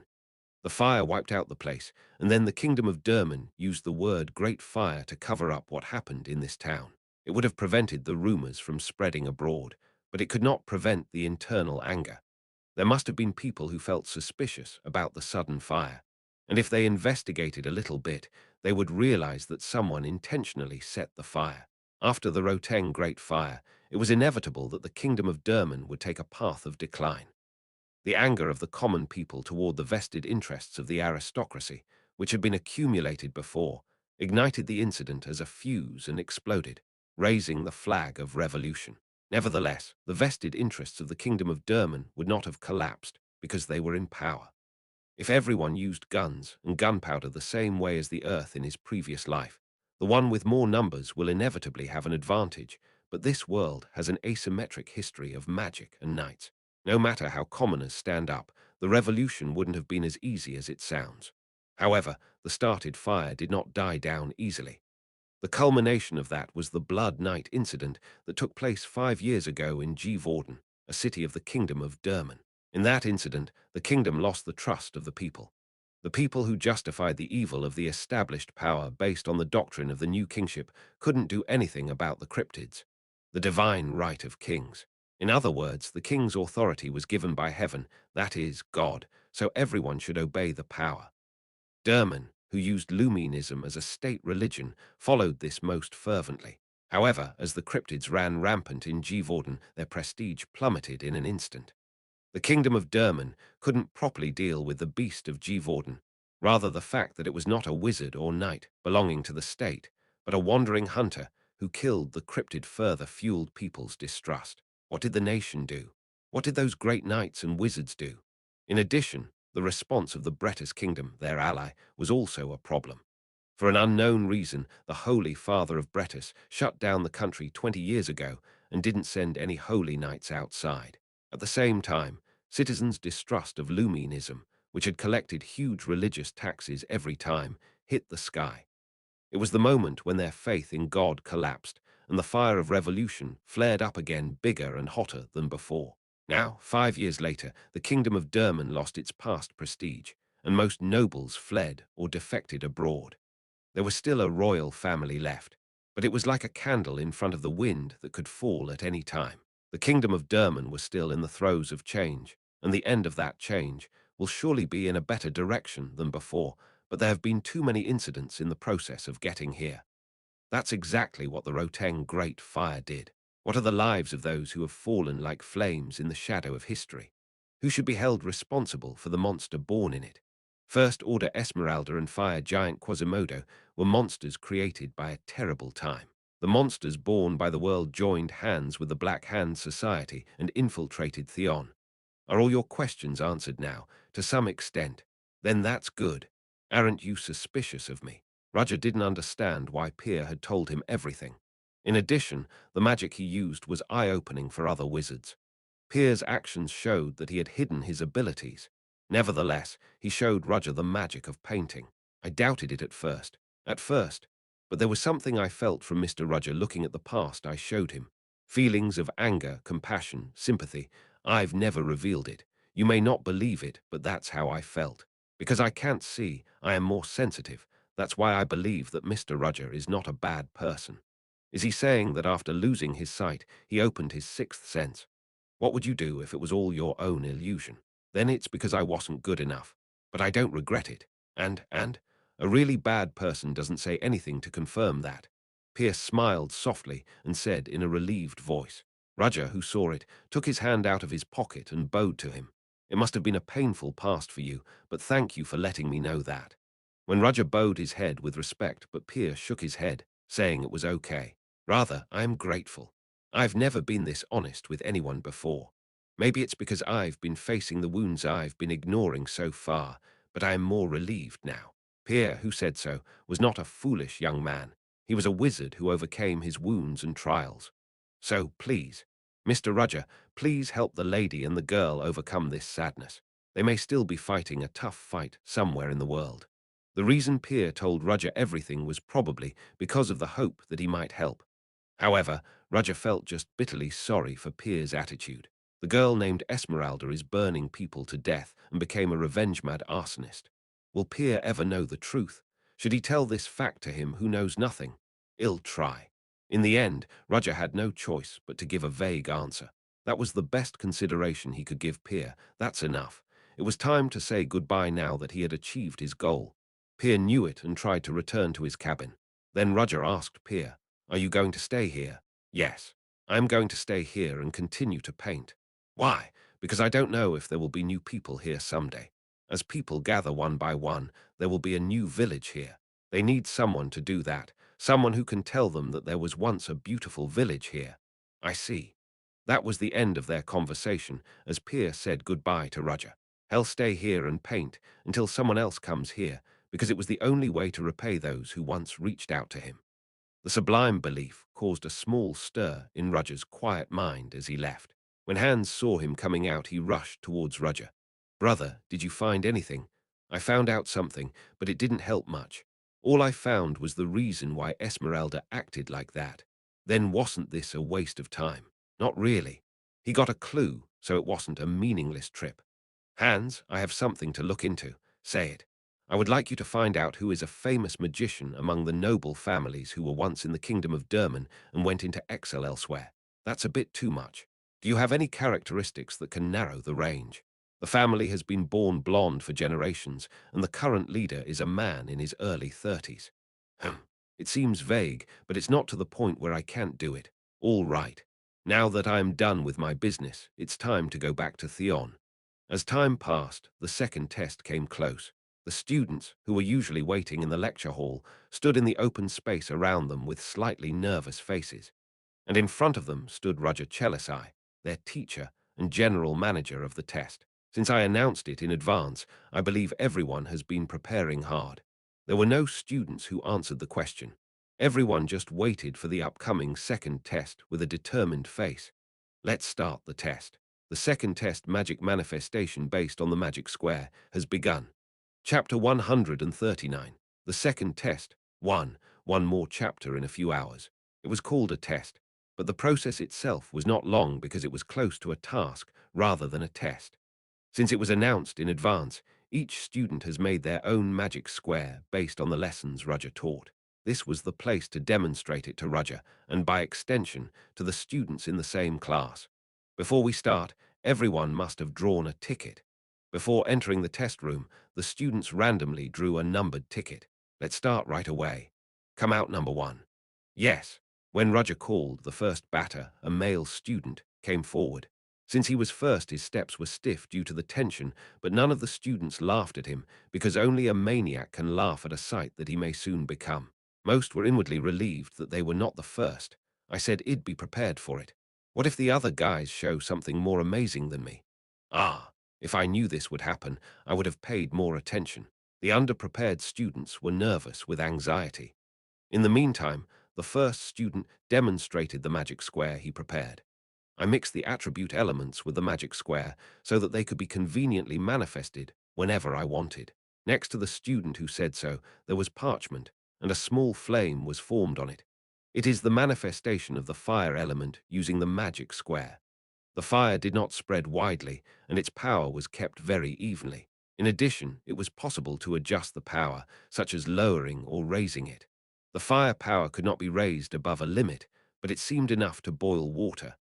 The shape of the magic square is a rectangle. Little has changed from what Roger taught. I saw it well. Then ill-graded. Gulp. Scores range from a plus to F among them. Your score is D. What? Did he think he would get at least a C? The face of the student who received a result that fell far short of expectations was colored with embarrassment. Sir, my score is, do you mean D? You don't seem to understand. Obviously, the magic square you made is something that can be useful in real life. Looking at its stable appearance, it looked like a gas stove on Earth. It'll probably become quite popular if it's distributed to families, but in the end, that was all. You just changed the numbers written on the magic square and choose the stable path without even challenging yourself. Obviously, the details with the ability to control the firepower are laudable, but did no one else think of it? There are no major drawbacks, but the problem was that it was too easy. You made slight changes and chose a safe path to success rather than trying to make excessive changes and failing. Why do you think I've taught you the magic square? Are you dissatisfied with the score now? No, I am not. Be aware that the score I evaluate is based on a logical and reasonable evaluation, and be thankful you didn't get an E, let alone a D. The student couldn't even answer Roger's words and backed away as if he were running away with his head down. The students watching the scene felt a cold sweat running behind their backs, since most of them chose a safe way, like the students who heard the harsh words now. Next, number 2 come out. Roger's eyes became sharper. Perhaps he didn't like the demonstration of the first student, but his atmosphere was harsher than at the start. I am doomed. The second runner murmured to himself and dropped his shoulders. The atmosphere is so fierce. Leo fluttered his tongue as he watched each student demonstrate his magic square. In this breathtaking atmosphere, he was worried if he could make a proper presentation, even if he drew the magic square well. At this point, he seemed to be taken to the slaughterhouse, not to go to the second test. Aiden, did you prepare well? Huh, yes, for now. What about you? I've done the best I can, but no one knows what will happen, right? Of course, it could work out. Then if you get a low score, it can't be helped, but if I do my best, I won't regret it. Looking at him talking with a nice smile, Leo was about to sigh again. What idealistic answer is that you have no regrets? It was hard to understand for Leo, who was very realistic. Iona, standing next to Leo, nodded as if she had heard good things. It's a great mindset. Thank you. When Aiden thanked her, Tracy, who was watching him, opened her mouth. Well, Aiden, you'll get a C plus though. Don't be so discouraged. Leo thought this stupid girl said something weird again. It's not enough to cheer for a friend to get an A, but you're telling him to be satisfied with a C plus. What's funnier is that Tracy herself looked satisfied, as if she had done her best to cheer. Yeah, I used to be like this.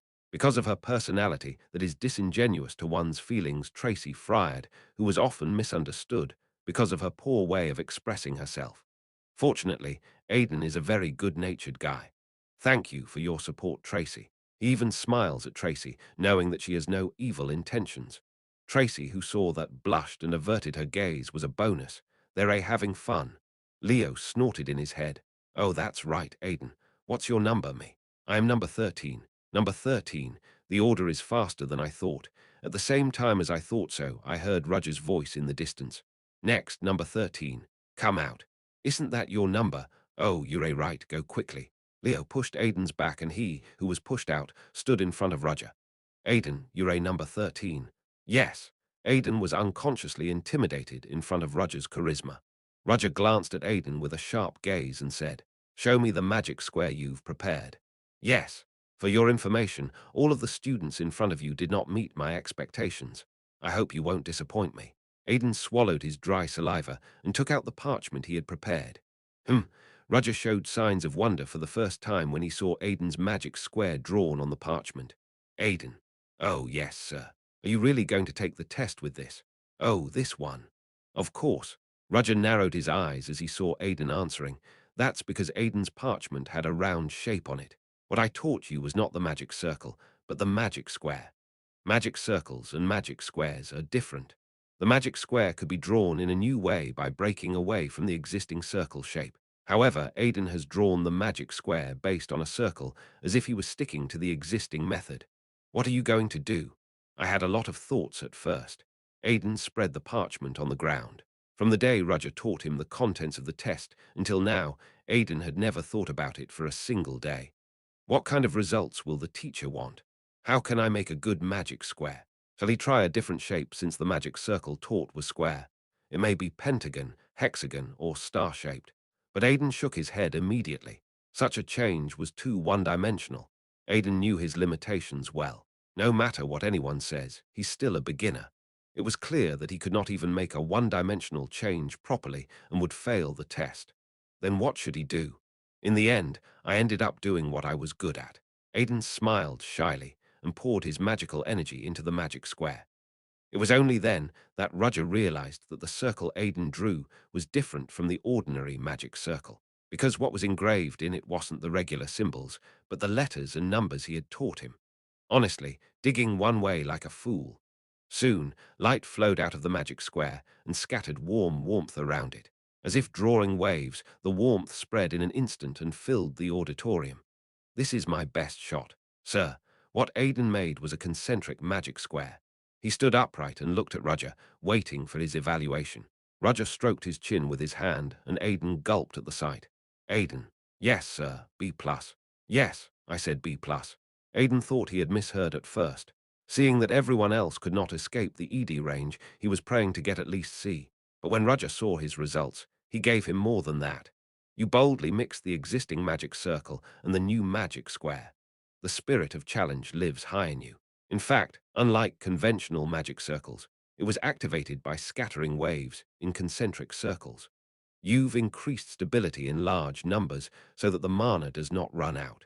Roger knew exactly what Aiden was thinking while making this. Aiden listened to his advice with concentration. The magic square I devised has the advantage of being neatly matched, but that's why there's something frustrating about it. It is not flexible because it is fixed, but you made up for it with a flowing circle. Thank you. Aiden, who didn't expect such praise from Roger's mouth, still felt like he was dreaming. However, there is still some foolishness about it. Of course, you can't just compliment me. Aiden smiled bitterly inside. But in fact, he has been waiting for this moment more than anyone else. You tried to break away from the existing magic circle while drawing your magic square, but you ended up using it. This doesn't dilute the significance of the magic circle. Ah, it was a part that he missed because he was focusing only on new things. I am sorry. There is nothing to be sorry about. In addition, the flow of numbers used inside is still insufficient. If there was a little more detailed coordination, it would have been much better. It was a part that he couldn't help because he was pressed for time. Even with that in mind, Aiden has shown far better results than the previous 12 students, but it's the best I've seen so far. Aiden's face brightened at the almost complimentary words, and the students who were expecting Aiden's failure from behind lamented. It's that guy again. Damn commoner. Regardless of the students' feelings, Roger immediately called out the next runner. Number 14, come out.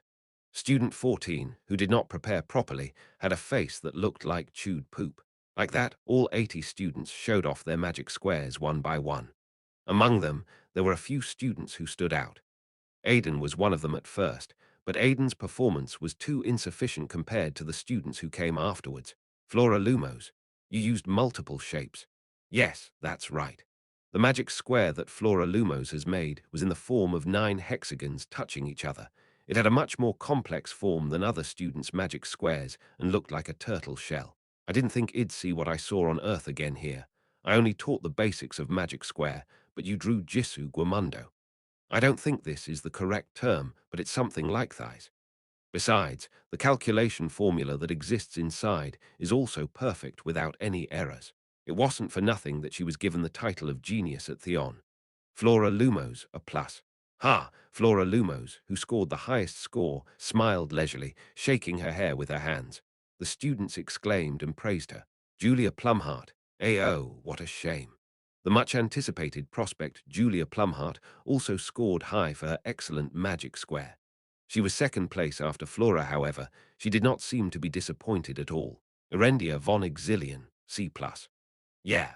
Erendia was confident in practical skills, but because making the magic square is related to writing, she had no choice but to give up the idea of making up for her failure in the first test. Roger shook his head as he looked at Erendia stepping down. He couldn't believe she was of the same blood as the woman he knew. Did she take all the good genes? Tracy Fried, B. Ona O'Valley, B+. Leo, B. Aiden's friends also scored high. Roger was a little surprised that Yona, a Suin, joined Aiden's party at some point. And lastly, the girl with ash-grey hair presented her magic square. Renee. Yes, sir. Show us the horse magic square you've made. Renee, who was very nervous, opened her mouth as if she had made up her mind. I didn't bring parchment paper with a magic square. What? Roger's eyebrows wiggled at the bombshell.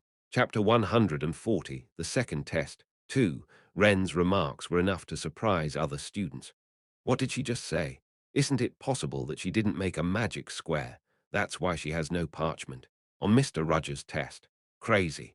When the students were buzzing, Roger stared at Renee silently and slowly opened his mouth.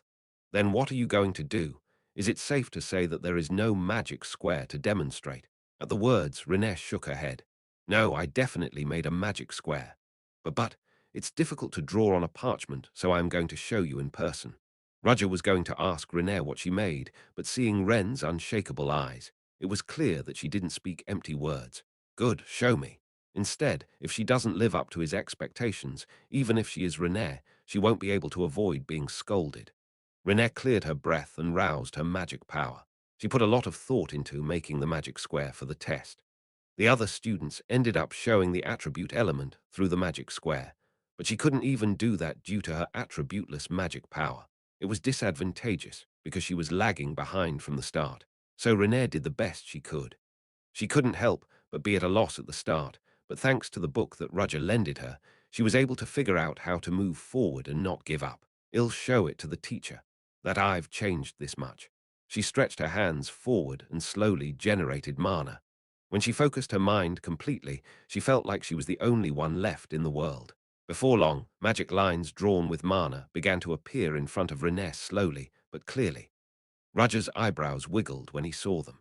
Of course, his expression quickly returned to its original state, and no student noticed the changes because everyone was looking at the magic square created by Renee. It's a three-dimensional magic square. As expected, teacher recognized it at a glance. Roger looked at Line's magic square floating in front of him and evaluated it that way. If the other magic squares were a two-dimensional picture drawn on parchment, the one that Renee made was a three-dimensional magic square. This formula, resembling the Rubik's Cube, was called a three-dimensional square in mathematics and a magic cube in the occult. Roger scrutinized the flow of magic carved into the magic square to be sure that it wasn't simply imitating the shape. Perfect. There's nothing wrong with it. All the horizontal, vertical, height, and solid diagonal lines that exist in the cube, as well as the sum of the magical powers in the cross-section, are all the same. It was a perfect three-dimensional magic square, with the mana flowing evenly in any direction, and there was no deviation. Did she study the magic constant to this extent? It would have been insufficient to produce this level of results within the given time period, but she did it. Wren's shoulders, which were confident at first, began to shrug a little since Roger was silent for a while. Renee. It was then that Roger, who took his eyes off the three-dimensional magic square, opened his mouth. Your score is a plus. What? On the contrary, it is a pity that I can only give this much. That's how perfect the magic square you made. What? Roger's successive compliments made Renee unable to come to her senses. She never expected him to compliment her like that. Roger's words were not empty-handed, but sincere. You're born with this kind of talent. Renee can't use attribute element magic, unlike other students, because of her attributeless magic. At the same time, releasing mana was quite difficult for her. but her gains were as big as her losses. Ren's perception of space, especially her three-dimensional space, was significantly higher than that of the other students. No, she doesn't have to compare herself to other students. She's just overwhelming. Flora Lumos, who made Jisoo Guamundo through the magic square, was also a great talent, but even she had to admit that Renee Magic Square surpassed hers. Renee. Renee. What? Who? Me. There is no one else here but you.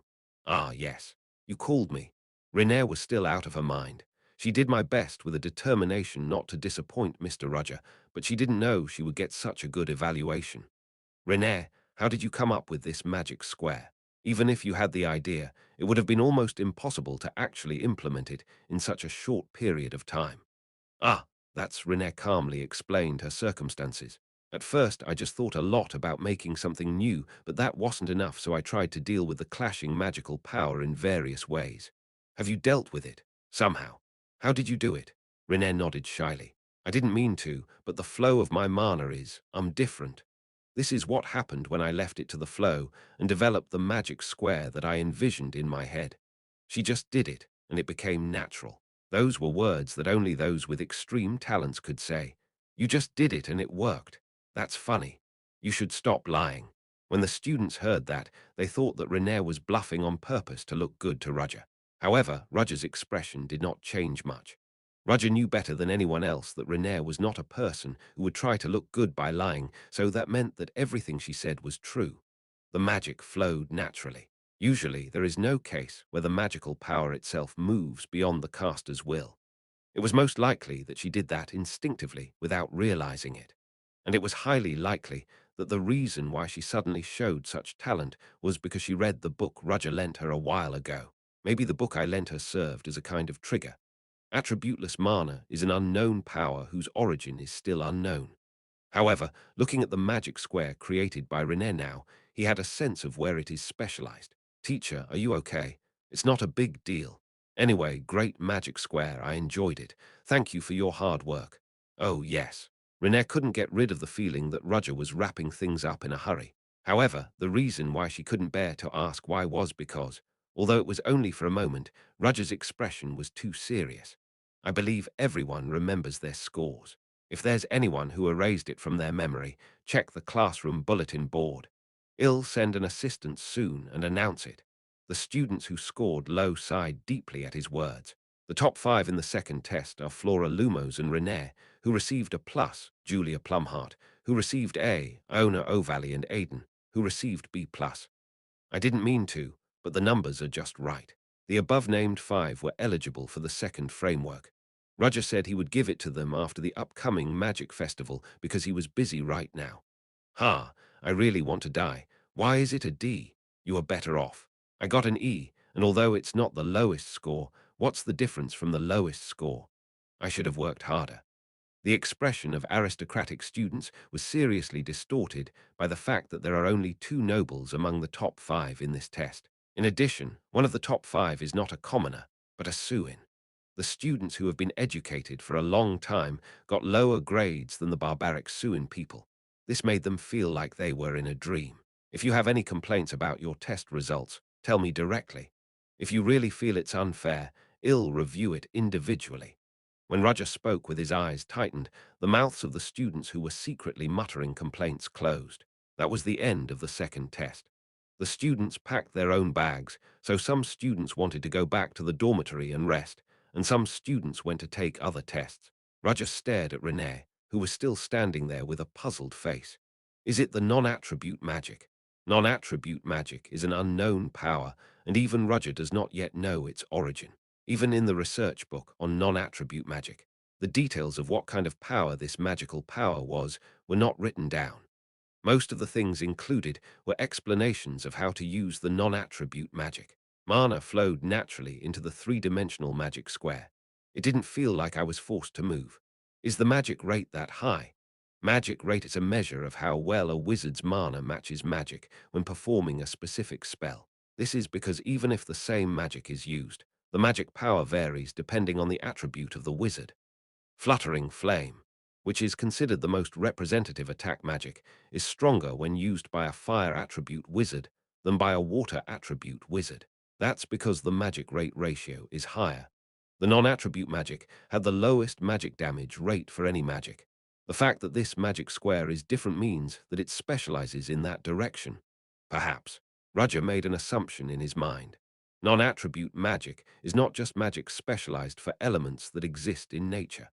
It is a much higher level than that, yet it is impossible for people in the world to measure it. For example, space. There are many types of magic in this world, but the only one that does not exist is space magic.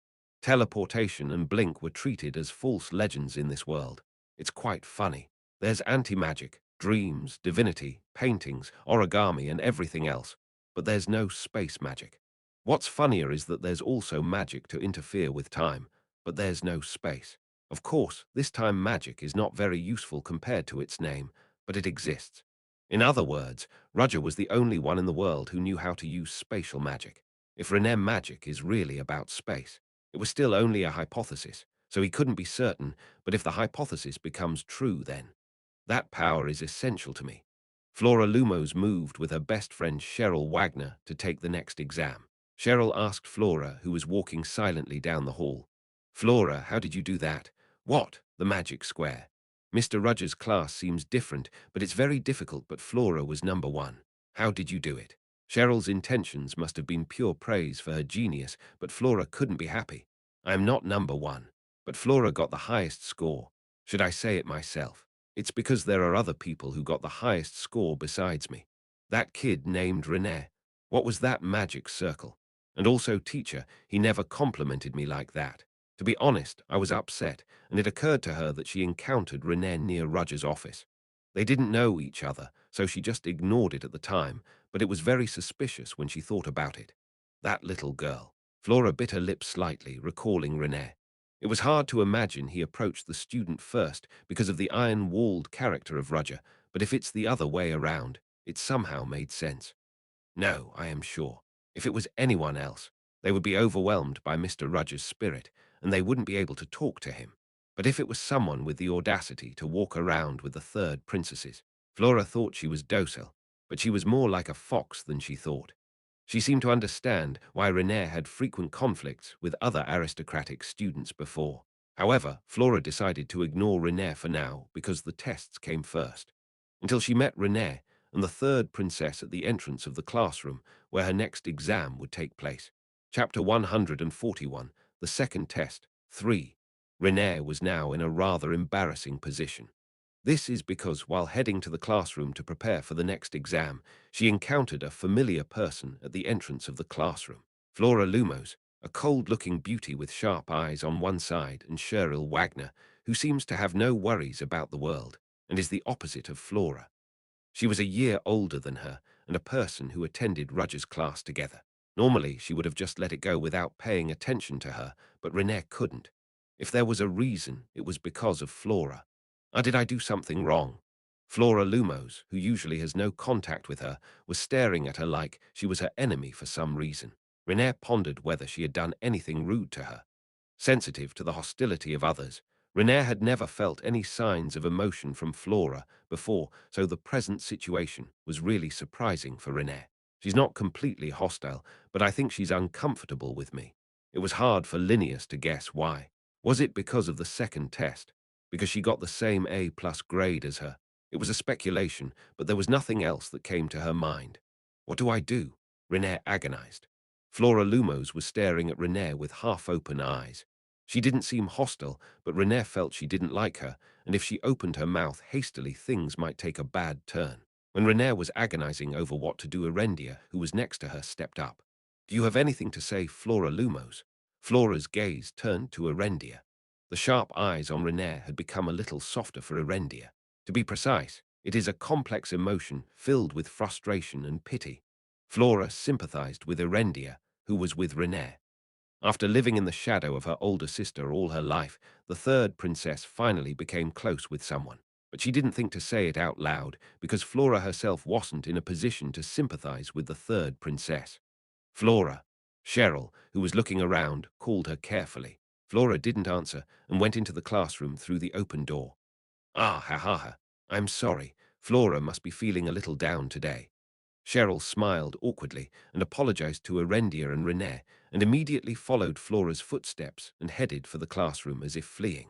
Erendia glared at the back of the two with disapproving eyes. What the hell? Don't suddenly block the road.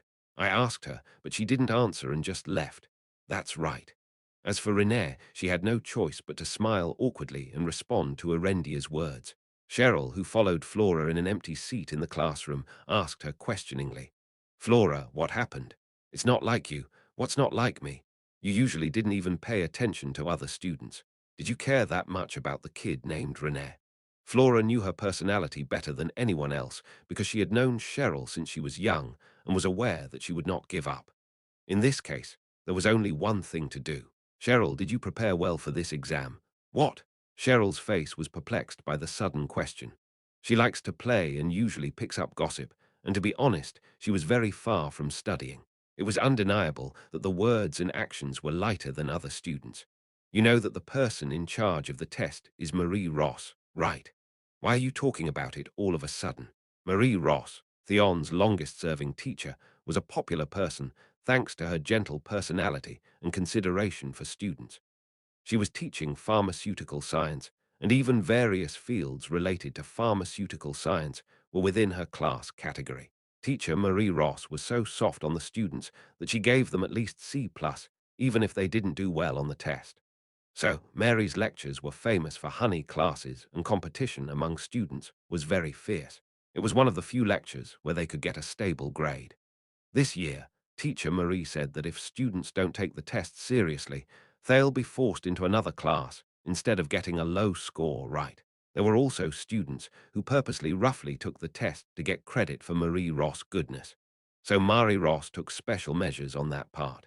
Students who did not take the test seriously were forced to transfer to other teachers' classes. It would be impossible for the teacher to change the lecture once decided, but it was possible for Marie Ross, Theon's oldest teacher. Are you sure you're going to be okay? Ah. Cheryl broke out in a cold sweat at Flora's point. Oh, what should I do? Flora, what do you mean? Why do you ask me that? Flora, please help me. Please, get away from me. What the hell are you doing? But Flora, if I keep going like this, I won't be able to get a proper grade. We're friends. Please give me one more chance. In the end, Cheryl's choice was to stick to Flora. Flora handed her the notebook she had brought, judging that this was enough to distract her childhood friend. Take it. I've just summarized the points, so if you cram for what you'll remember right away, you'll avoid failing. Thank you. I love you, Flora. Flora was looking at Cheryl, who immediately started cramming and found Renee sitting on one side of the lecture room. Even though she is a commoner, her hair color is rare, but her face is definitely pretty. If that child was an aristocrat, wouldn't she have been greatly courted by other students? Just in time, Renee also looked back at Flora as if she had felt her eyes. Their eyes met in the air, and Flora immediately turned her head. It was because she was ashamed of herself for arguing with a child for no reason. Never mind. I'm not worried about the commoner. Flora, who put her elbow on the desk and put her chin on her arm, suddenly muttered to herself, "What's good food for someone who's not feeling well?" Ha! Flora, are you not feeling well? Cheryl, who had her nose in the notebook, suddenly raised her head. Cheryl focused on cramming, while Flora replied heartily, looking at the extraordinarity of her friend, who picked up her words like a ghost. I am just curious. Do you have any medicine to recommend? And Cheryl glanced at Flora, suspicious, very suspicious. Flora Lumos, who's not interested in others, is worried about what's good for her body. However, it would be her consideration as a friend to move on without pointing this out. It's not like there's nothing, right? I heard that there are many medicines that aristocrats in their 40s and 50s take these days. Was it a powder made by grinding dried mandragora? Mandragora, which is counted as an A-grade ingredient in pharmaceuticals, was a precious ingredient that was hard to get even with a lot of money. The reason Cheryl purposely brought out these ridiculous ingredients was half a joke. Is the mandragora the best? What? She thought it was just a thoughtless question, but Cheryl, who didn't expect such a serious answer, could not hide her embarrassment.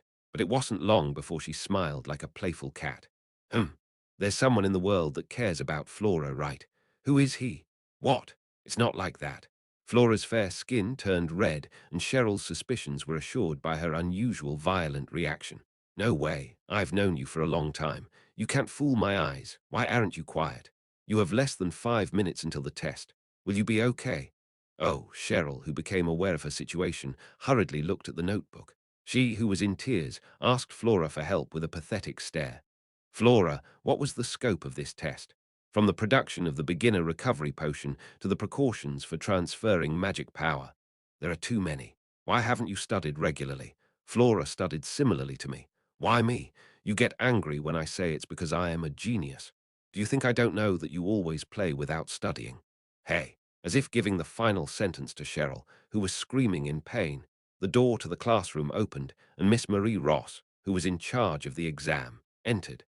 Teacher Marie remained calm as usual, but she had a charismatic smile that could not be resisted. Did everyone prepare well for the exam? Cheryl's complexion turned white.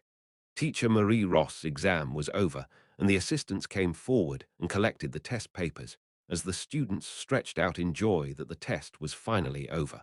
Cheryl, who burned everything, was the only one who was dead with her head stuck on the desk.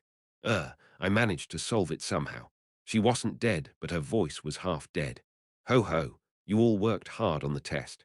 As Mary Ross spoke in a gentle voice, the relaxed students focused on her words one by one. No students left after the exam. Cheryl, get up. It's tip time. Oh, right. Cheryl, who was becoming one with the desk, raised her head quickly, straightened her back, and entered the listening mode. Usually, students run out of the classroom immediately after a test, but today they did not. There is only one reason to stay in the classroom and give teacher Marie Ross a look of anticipation. It was because of the special subject that they could only take in teacher Marie Ross' class. There is a famous story among students in Theon.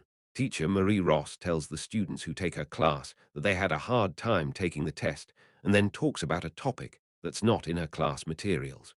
This is the tip time that Flora told to Cheryl, and this tip time is both fun and very useful, so it's popular among students. It was not just a tip, but information that might become a big topic in the magic world, so students paid attention to it. As everyone knows by taking the test today, I have an additional explanation about the precautions for magic transfer. The students listened closely, and some had even prepared to take notes. Magic transfer is done between wizards. It can also become very dangerous if the messenger has poor control of the magic power. These days, mana recovery potions are used. But if that doesn't work, it's not uncommon to transfer magic power to a patient who is out of power as an emergency treatment. Realistically, you can save money on medicine if you take a little risk. But you know what? A mysterious phenomenon occurs when the magic power of the two wizards collides and is mixed together. Teacher, what is that mysterious phenomenon? You can read memories. You can read memories while sharing magic power. Unlike the bewildered students, some of them who had their own knowledge in this area responded that they had heard of it somewhere. This is called memory storming, and it's actually a phenomenon listed in the Tower Papers. No way. You're not lying. I think I've heard of it. Marie Ross smiled mildly as if the students' reactions were cute. Do you know mana has a memory? Mana is said to contain many things that we don't know. In particular, the mana inherent in the wizard's body contains more memories the longer it sticks with the wizard. Teacher, how does mana remember? When asked by the student, Marie Ross shook her head. Unfortunately, it hasn't been revealed yet. There is a lack of research, and it hasn't been long since the paper came out. What? Mana is still an unknown power, and it is our job as wizards to explore it. However, recently, research results from the tower came out, and although the cause of this memory storming phenomenon is not known, it is said that it can be used. She was speaking lightly, but the weight of her words was great. It was too easy to talk about the research results from the new tower, which was split from the old tower. This is the reason why Marie Ross Tip Time was famous among students. As expected, she's the longest-serving teacher in Theon. Among the students she taught, there are a lot of people from the tower, right? Even after they graduate, she still keeps in touch with her students. The students were excited about the news that was not yet known. Actually, there are only talismans that can implement this memory-storming phenomenon in a very small way. My old disciple sent it to me as a gift, saying it was a success. Mary Ross took out several pieces of paper that looked like a white talisman. They had a geometric pattern on them that can cause memory storming. It's a prototype, and it's not that effective, so there's no risk. Who wants to try it? Was she saying that if they use that talisman, they can read the memories contained in magical powers? When the students were puzzled by it, Flora Lumos was the only one whose eyes lit up. Can I use that on other people? Her brilliant mind was already thinking of a different way. Chapter 142, Preparations for the Festival. 1. Memories exist in mana. This is a topic that has recently emerged, and it has been enough to rekindle the interest of wizards and scholars in the unknown power of mana, the phenomenon in which the memories collide, and one feels as if he had experienced the past of another person, was called memory streaming. The wizards studied the phenomenon of memory streaming and pondered how to utilize it. At the end of that, they completed one thing, and this was the talisman that Mari Ross showed the students. Miss Marie, is it dangerous? At first glance, it sounds interesting to hear that you can read memories, but the side effects might be too much. Actually, memory streaming can be toxic in extreme cases. The memories can be so confused that it creates a rift in the ego. It wasn't that there were no victims. Although there are very few, there have been cases where memory streaming caused confusion, and the people thought they were the ones whom they saw the memories of. These mental side effects were difficult to treat, even with divine magic. But it was an accident when someone tried to deliver mana in a hurry without following safety rules. And even in that case, the side effects are so small that they come out 1 out of every 100. But it can happen, right? Yes. However, this talisman, which came out as a prototype this time, is a product made so that you do not have to worry about such side effects. It's a consumable artifact, so its power is weak, but its stability is high. The students who were a little skeptical were also curious about the high stability. It was good to see that there was no danger since Miss Marie had said so. All of the students raised their hands, saying they wanted to try using the talisman. On the contrary, Marie, who brought up this positive response, was embarrassed. Oh, there are so many students who want to do it. First of all, I brought it according to the number just in case. The number of students taking Mari Ross lectures is quite high, with the largest number of students at 80. It was also a joint subject of the first and second years, so it was difficult to empty a single seat. Mari Ross himself was aware of it, so she brought 40 talismans. But there's something to be careful about. This is used in pairs of 2 people, and simply injecting your own magical energy does not mean that memory streaming occurs. You must have a partner, but the most important thing to note is that others can see the past that you do not want to show. After that, the students looked into each other's eyes. Inside, they had the desire to try it, but they were worried because they had to do it in teams of 2. Maybe someone else might find out about their secret. It is unlikely that such a thing will be caught in countless memories, but the chance it's not zero. What are you going to do? Shall we try? I'm curious. Seeing my memories, it's a little who cares. It's nothing. Those who cared about privacy were very reluctant to use the talisman. No matter how close you are to your partner, there is one secret you don't want others to know, especially in the case of opposite sex. Who wants to try it? When teacher Marie Ross asked for confirmation, the number of students raising their hands decreased significantly compared to before. Still, around half of the students in the classroom showed interest. Renee, let's give it a try. What? Are you sure? Renee asked, embarrassed by Erendia's suggestion. She never thought that the third princess would make the suggestion first. Don't you want to be honest? Erendia coaxed Renee. Honestly, Erendia wanted to try because the part of sharing memories with friends was a romantic notion for Erendia. I can't believe I can share memories with my friends. Erendia, who had never made friends, was quite obsessed with this. Like wonderful memories with friends or unforgettable memories. In fact, it is also a phrase that often appears in novels. Of course, sharing memories through memory streaming is different from sharing real memories. But Erendia, who had no friends, judged that this or that it was the same. It won't be much if you look at mine. Would you be okay? Renee was worried about Erendia. She is a commoner of little importance, but Erendia is the third princess of the empire. The difference in their status wouldn't have allowed them to stay next to each other and talk like this if it weren't for Theon. She doesn't have much resistance to showing her past, but she wondered if it wasn't a crime for a commoner to peek at the memory of a princess. Renee thought she was ignorant of the world, but she was sure that this was an issue. Whatever. I don't really care either. I don't have much to show you anyway. Erendia didn't think much of it. If it wasn't because of her relationship with her sister, she would have hesitated.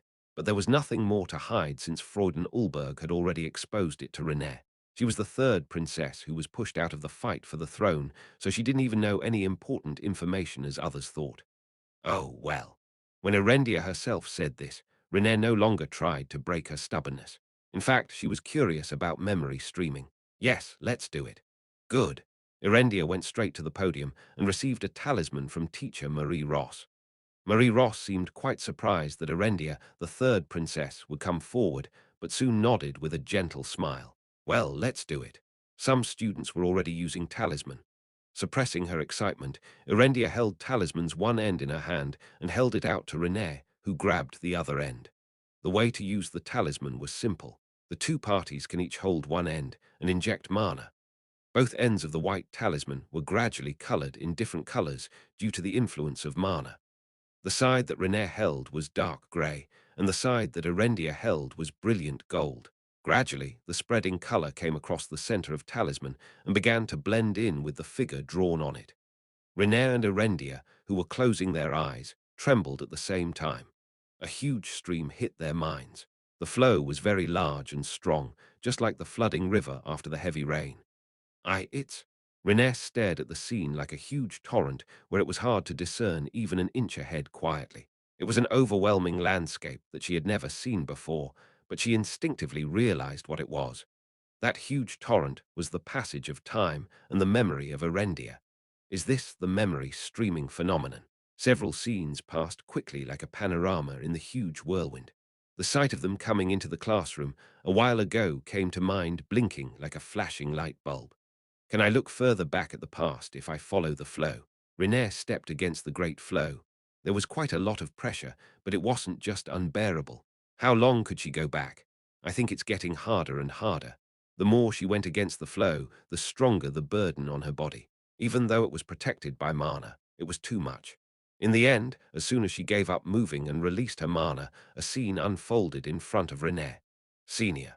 Erendia, who was now a sophomore, was a freshman who had just entered Theon.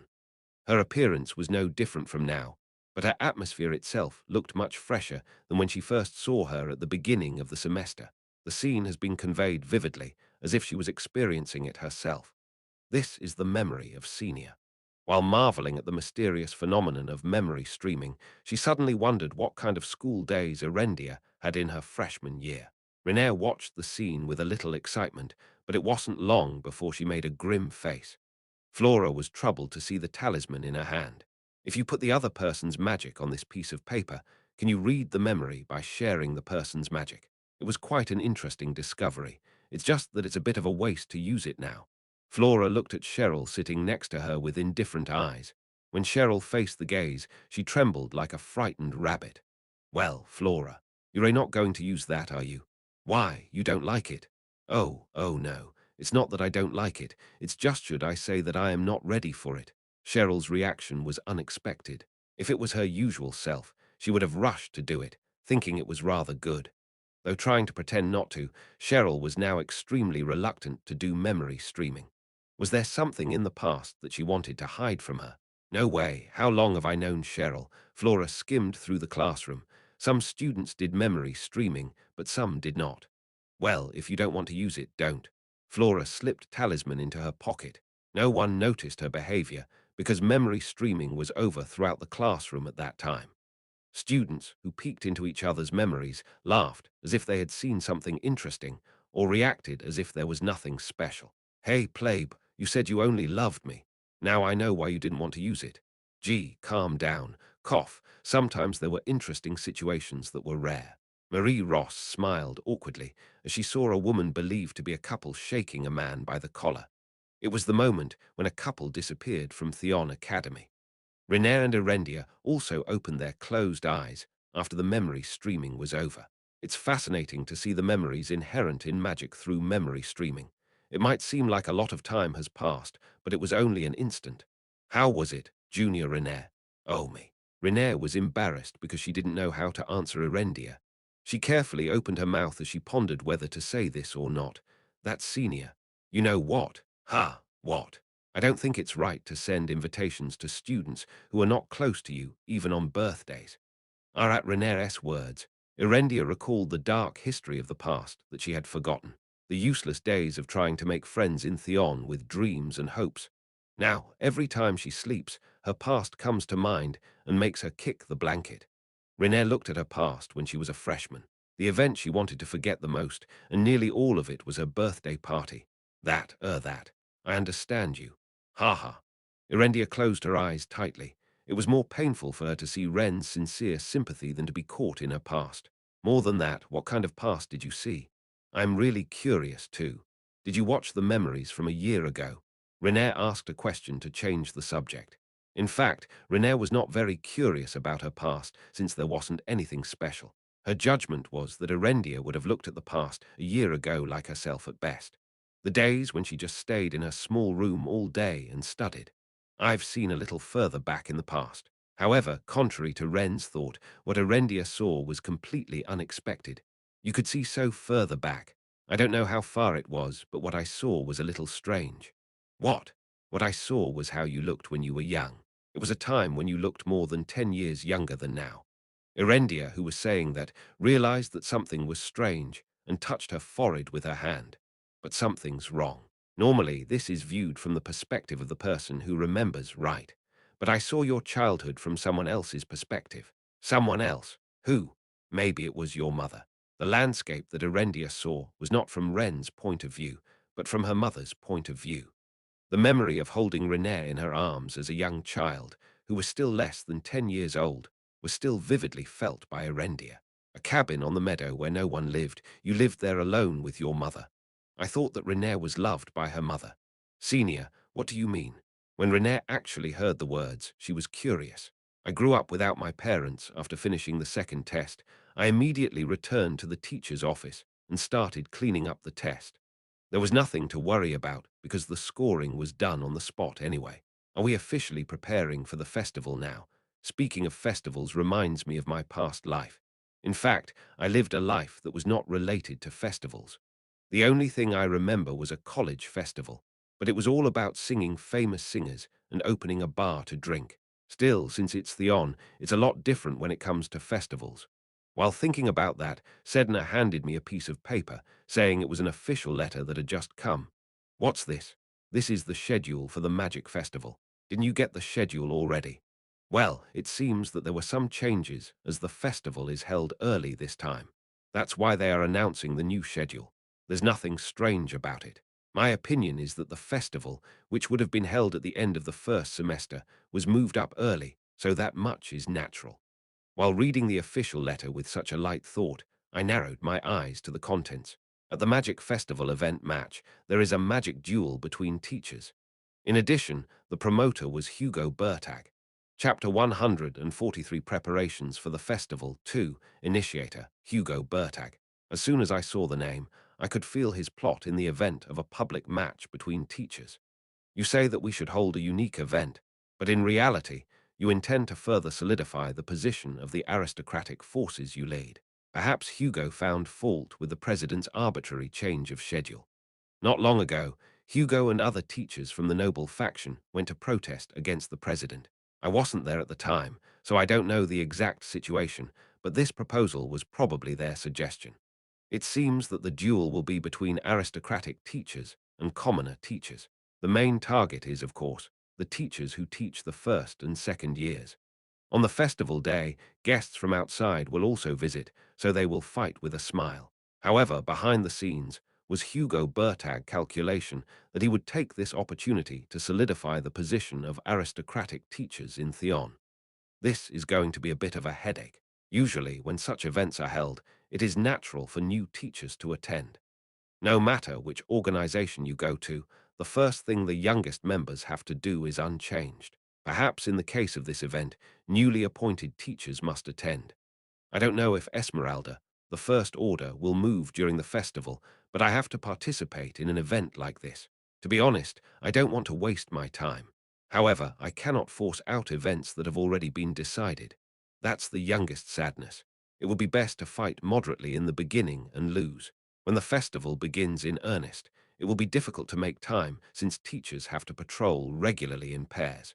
Because we don't know when or where an incident will happen. As Theon is an academy that fosters wizards, the frequency of events occurring there when the festival is held is incomparable to usual. If an incident related to various magic experiments happens, many people might lose their lives. There is a protective magic and safety magic in place to prevent it. But in this situation, we must always assume the worst. Since we are given free time, I should try to stop Esmeralda somehow by aiming for that time. The festival is 1 week away, so I must be fully prepared.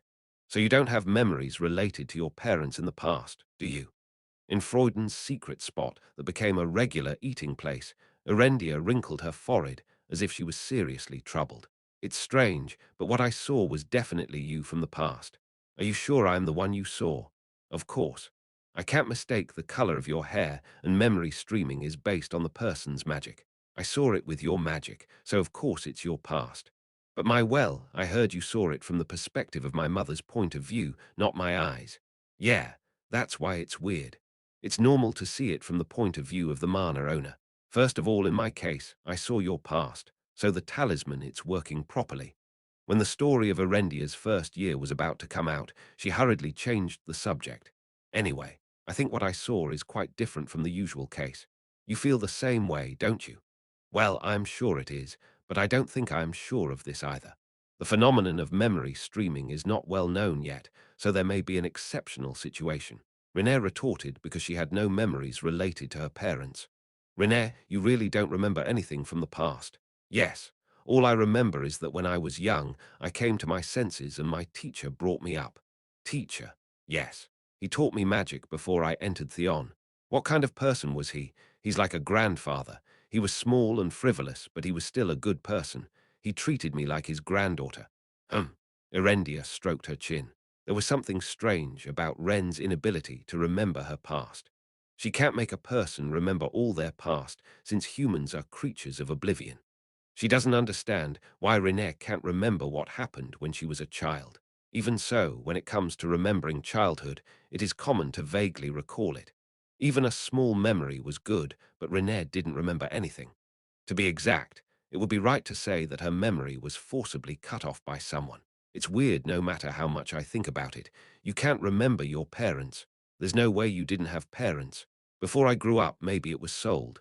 In fact, such things are common. Ordinary people without money sold their magic-talented children to wizards. No, even considering that, it's strange that you don't remember a thing. That's true. And in the past, you seem to be very happy with your mother. You only looked about 9 years old then. 9 years old, Renee. What is the oldest memory you remember? Well, I think it was when I was about 10 years old. Don't you think it's weird? How can you not remember anything before you were 10 years old? Yes. So far, Renee hasn't been very curious about her past. It's obviously a strange thing if you think about it rationally. She has no memories before being 10 years old, and her teacher raised it after that. What's surprising is that, until Erendia pointed it out, Renee herself didn't feel it was strange at all, but her expression hardened as she recognized the seriousness of the situation. You said that you remember when you were with your teacher, right? Yes, that's right. Then I think the teacher might have something to do with it. What? My teacher? Renee, even if he was your teacher, you shouldn't believe him so easily.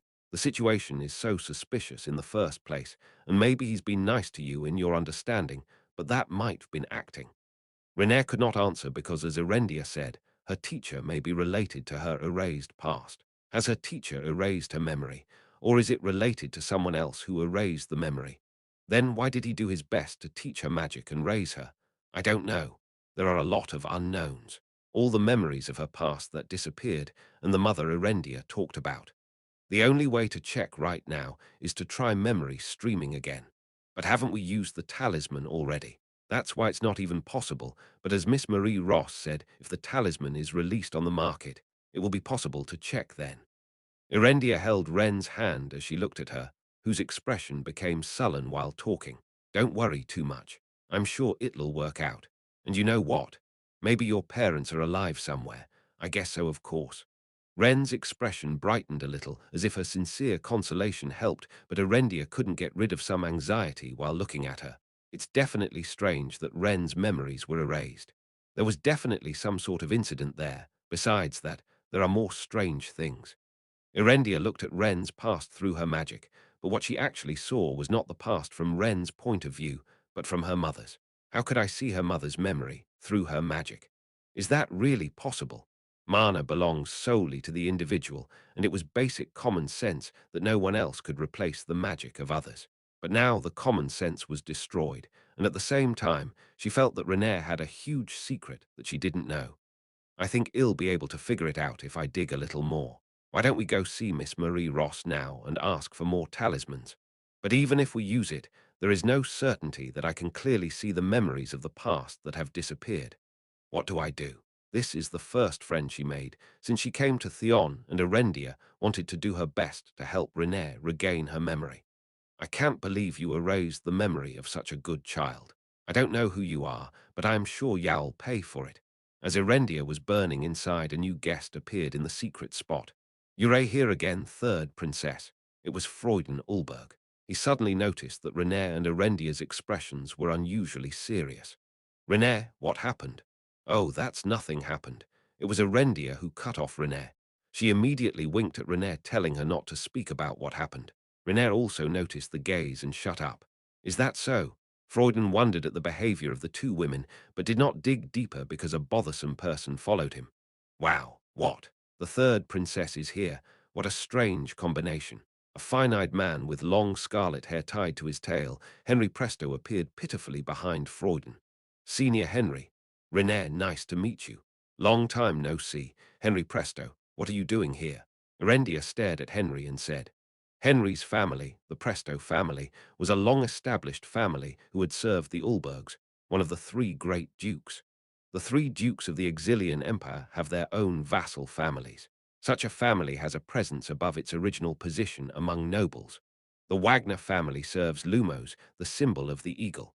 The DeVille family serves Kadashan, the symbol of the mountain goat. And finally, the Presto family serves Ulberg, the symbol of the wolf. A frivolous and light-spoken person like you. Of course, Erendia would not be too wary of being a simple vassal, but Henry was a particularly nasty person among them. Unlike Cheryl, who goes with Flora, everything that happened in Theon had to do with Henry. He also saw all the events in Theon as if he had put them on his palm. As a model student, Erendia had no choice but to be wary. You speak ill of me. What have I done so wrong? I should set boundaries in the first place. There was another reason why Erendia was especially wary of Henry. Do you still have the incident from when you were a freshman in mind? I told you then, but I am not the one who started the rumor. Be quiet. This was because Henry was the one who spread Erendia's dark history in the first grade. Henry smiled embarrassingly and scratched his cheek with his index finger. Oh my, I can't prove my innocence. Even if you didn't make the rumor, you can't say you didn't fuel it to inform others of the dark history that could be called a lady's wounds. How can she not say that he lacks manners and consideration? Henry is Freuden's friend. This was the reason why Erendia hated Freuden. If the two are friends, then Freuden must be a similar person. Was that why you were wary of me? In fact, Freuden realized the reason why Erendia hated him, and he was rarely embarrassed. Anyway, this is between women, so don't interrupt. I wasn't even interested in the first place. Oh, I am a little curious. Can you tell me what you talked about? Shark.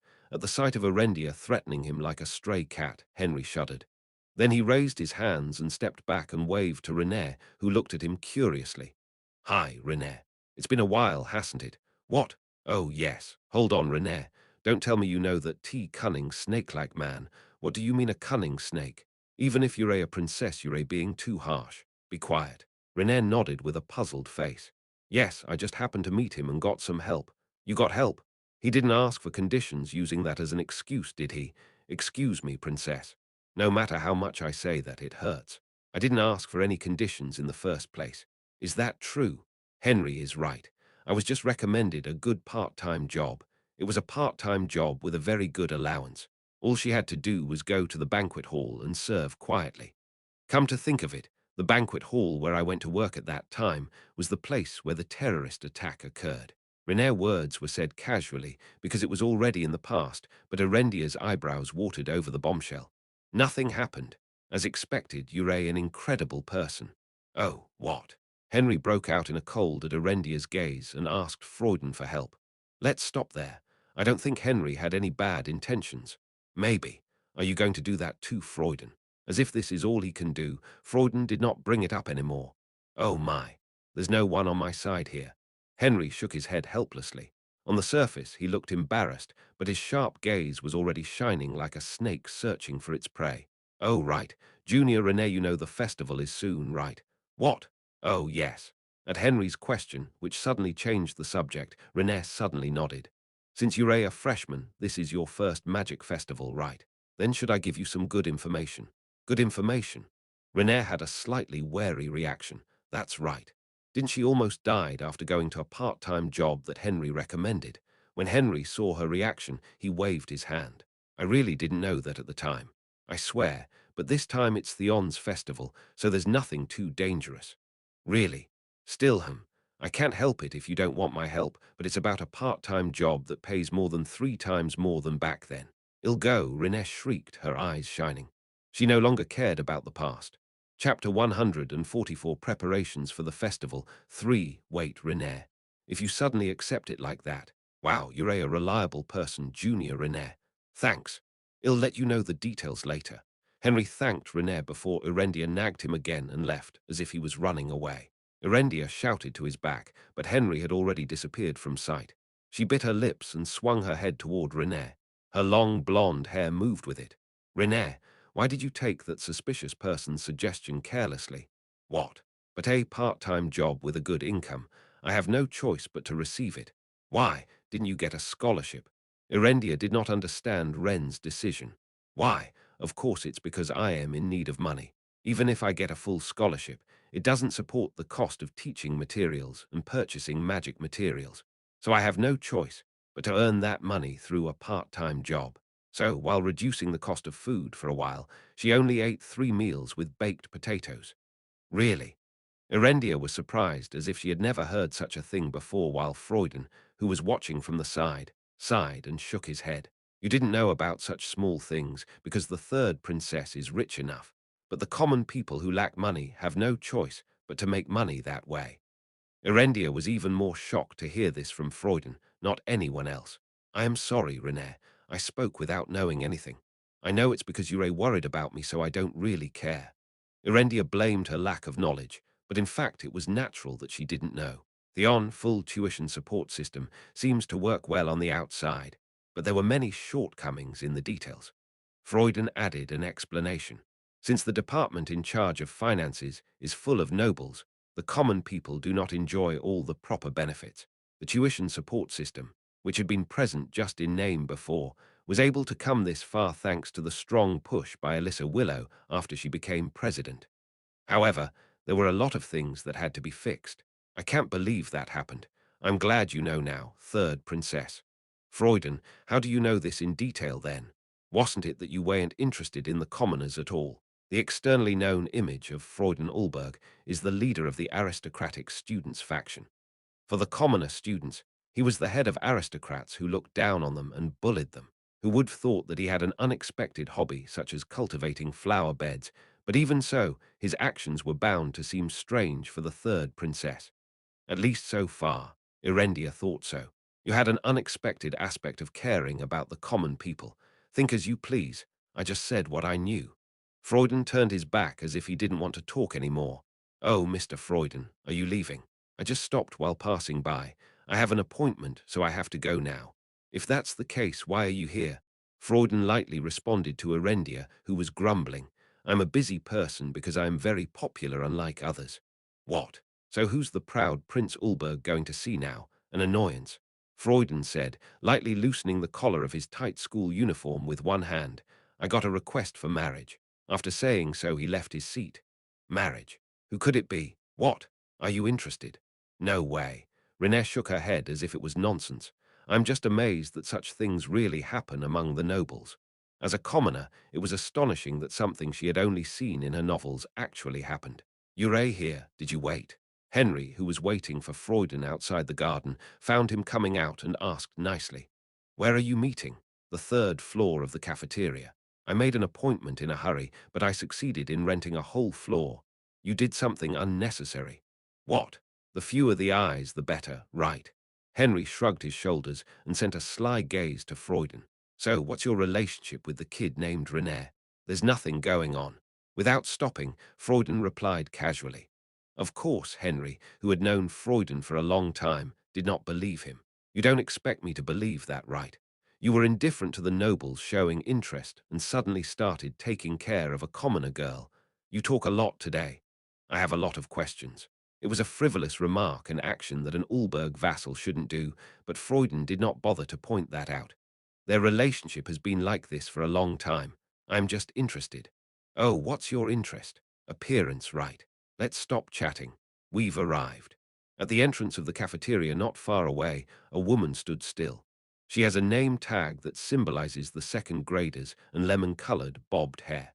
It was Cheryl Wagner, the darling of the Wagner family, who had long served the Lumos family. Freuden, who recognized her, had a rare wrinkle on his forehead. Tusk, Lumos again. I couldn't help it. The instructions came out before I realized the situation. It seems that the family is trying to achieve this condition as quickly as possible. It must be the will of the family head and the old man.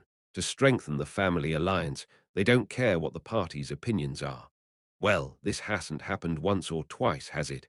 For something like that, this time it's pretty blatant. I think it's because the festival has been moved forward. Festival, Henry continued his explanation. It seems that the heads of both families are going to visit Theon during the festival. So what? That's not what I'm saying. You've been putting off all the wedding talks before, haven't you? I didn't put them all off. You turned down more than half, so the old people in the family are in a hurry since the Lord will visit Theon during the festival and want to show a good performance. That's silly. A wolf can never be with an eagle. What did they think would change if they came to Theon? It's a problem because you don't think so. Just in time, Cheryl also saw them and waved. Henry also whispered to Freuden, smiling and waving his hands. Anyway, just do whatever you want. You acted as if you were going to make this marriage happen, but you changed your mind. What do you mean change? Henry smirked and tapped Freuden on the shoulder instead of his usual pretentious smile. I've been saying this for a long time. I am always on your side. That's what I'm going to do as a servant. Yes, I see. Oh, come on, both of you. Henry waited at the entrance with Cheryl and Freuden, went up to the third floor of the restaurant alone. Inside the restaurant, where the soft light shines from the window, he saw a woman sitting high at the table in the center, so Freuden naturally approached and sat opposite her. Freuden Ulberg didn't want to come here, but he could tell by her face that his opponent was the same. Flora Lumos kept staring out of the window without giving him a single glance, even though he sat down. As if they were used to this kind of thing, the behavior of the two was natural. The chef approached the two silent people. Here's the food. He wanted to run away quickly in this breathtaking atmosphere, so he quickly withdrew after he left the food. When the dish came out, the two people who were still moved at the same time and naturally grabbed a fork and knife and cut the meat. It was Freuden who opened his mouth first. You don't usually show your face. What's going on? Flora Lumos, who cut a piece of cut meat with a knife, wiped her lips with a napkin. I was tricked into coming. I see. Then again, the meal continued in silence. Normally, he wouldn't have said anything until I finished eating here, but today was different. Recently, Flora's knife stopped cutting the meat. Suddenly, a questionable gaze flew toward Freuden, who opened his mouth. I hear the name Rajachelisai a lot, so do you take his classes too? I don't know why you're wondering about something like that. I was just curious. I've heard the teacher's name so often lately. Freuden stared intently at the plated vegetables and stabbed them with his fork. It's been a long time since I gave up expecting a normal reaction from Freuden anyway, so Flora opened her mouth with a half-gave-up look. It's a manifestation class, a common subject for first and second graders. What do you think? What do you mean, the teacher? Did he say something special? Special. First of all, at least for Flora, Roger Chelisai is a very capable man. The same goes for everyone else. I don't know. Well, what's going on? It's not your usual reaction. Weren't other people good objects to make fun of whether they were teachers or not? She tried to pretend she wasn't interested, but Freuden, who was sharp, immediately noticed her strangeness. You seem to be interested in something, right? The Wolf of Ulberg I know was never a person that took interest in others. Freuden responded calmly, and Flora, who glared at him. From the perspective of a third party, They were a pair of a handsome man and a beautiful woman who fit well with each other. But under their appearance, they had never understood each other. I can see that Mr. Rudger is not ordinary just by your reaction. Oh, is that so? So what are you going to do now? What do you want me to do? With what excuse are you going to break up the marriage this time? Isn't that why you're here anyway? Flora talked as if she was used to it by now, and Freuden put his fork and knife on the table. Don't worry. As always, it is my job to cancel this wedding. What's the reason? Wasn't it you who said that if you cancel the marriage without any reason, there would be a problem? The weather was gloomy last time. He didn't like the place before. And before that, he was in a low mood. Freuden broke the marriage with Flora several times with all kinds of excuses and avoided it. The reason. Freuden pretended to be a little troubled, then looked at the dish he had left half-eaten and said, "The food doesn't taste good." Then he got up from his seat. That's what he'll say. Suit yourself. He's an unlucky man. Flora's assessment of Freuden has been consistent in the past and now. Normally, Freuden would have left here first and Flora would have stayed. It was to remind people that it was Freuden who unilaterally broke the marriage. However, unlike usual, has she also experienced a strange change of heart. "Hey," Flora called him as he left. Freuden stopped and turned his head halfway, asking what was going on. His gaze contained the meaning of "Why are you calling me?" Maybe she shouldn't have talked to him. Although she regretted her unknowingly behavior, Flora decided to go on shamelessly since it happened.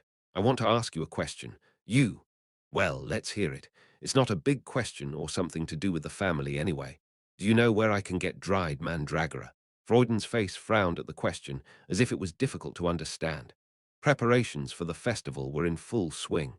Unseen barracks came up everywhere, and magic golems eagerly carried heavy loads.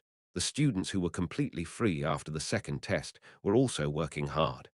The Magic Festival, one of Theon's main agendas, and there were only a few days before it began. I was lost in thought as I watched the scene below the teacher's office window. I wondered if the Black Dawn Society would show some suspicious movement during the festival preparation, but they haven't. I asked Sedna, but she also replied that there was nothing much going on yet. Considering that there are quite a few orders under Esmeralda, it wouldn't have been strange to have already been ordered to move by now. What the hell is Esmeralda going to do? It's too late now to suddenly plan something, so she's not going to do anything. Or will you act alone without telling your subordinates? Isn't that too reckless? At that moment, a voice came from the lab next door. "The crystal ball. Is it Hans? I'm glad I left another crystal ball in the lab just in case." Entering the lab, I operated the crystal ball by using sound-blocking magic around it. "Hans, what's going on? Did you earn any money?" "Money? Of course I have." Hans' voice from beyond the crystal ball seemed excited, as if he had found out a pretty surprising fact. "What you asked me to find out. I finally found it. Chapter 145, Crollo Fabius. 1. There were many nobles who went from the kingdom of Derman to other countries, but there was only one that met the conditions you said. Who is it? It's Duke Fabius. Fabius. I've never heard of it. 5 years ago, when I was working as the hunter, Abraham Van Helsing, my main stage was the kingdom of Derman. After hunting the beast of Gévaudan, many people called me a great hunter and tried to contact me, most of whom were nobles who wanted to keep me under their command. But I had never heard of the name Fabius, even among the noble families. It's for the first time that I hear about the existence of this duke. I can't believe there was such a duke. I didn't hear about him when I was a hunter. At the time when brother was there, Duke Fabius was not in the kingdom of Derman. It didn't exist. The Duke family. I need a detailed story. As you know, the kingdom of Derman was ruined 5 years ago after the Bloody Night incident. Yeah. Due to the abnormal proliferation of cryptids, the state has completely lost credibility of the people. Although the cryptids hunt ended successfully, the damage was devastating. The estimated damage was astronomical. So did the kingdom release the money to compensate? What compensation? They were busy filling their pockets. No matter how many commoners died, it didn't matter much to the nobles. Rather, they would have liked it better if the number of people trying to start a revolution decreased. These actions ignited the anger of the citizens that had been suppressed. Above all, it was not a knight or a wizard, but only a hunter who killed the beast of Gévaudan at the time. It was like pouring oil at a time when there were many complaints about the defeat of the nobles, and the result was directly linked to the revolution. The angry people raised a flag of revolution that was incomparable to before, and the royal family sacrificed the nobles to live. In fact, the royals were the same people, but they had something better than the aristocracy, so they were quick to notice. Thanks to the swift condemnation of the nobles, the royal family was able to maintain the name Derman, at least nominally. Most of the nobles were divided, and other nobles, who recognized the seriousness of the situation, attempted to flee to another country as a whole with their families. In other words, it was after the Bloody Night incident that the nobles of the Derman kingdom fled to other countries. However, it was said that the Duke Fabius defected before it happened, so I didn't understand. He left years before the revolution. It wasn't being exiled. Did they run away? Yes, you're right, they ran away. They ran away. From what? He was curious about that too, so I looked for a reason. There's something weird going on. A case? No, it's a little vague to call it a case. Hands over the crystal ball seemed quite embarrassed, wondering if he could say this. Just say it. There was a rumor that the family itself was cursed before the Fabius family went into exile. Cursed.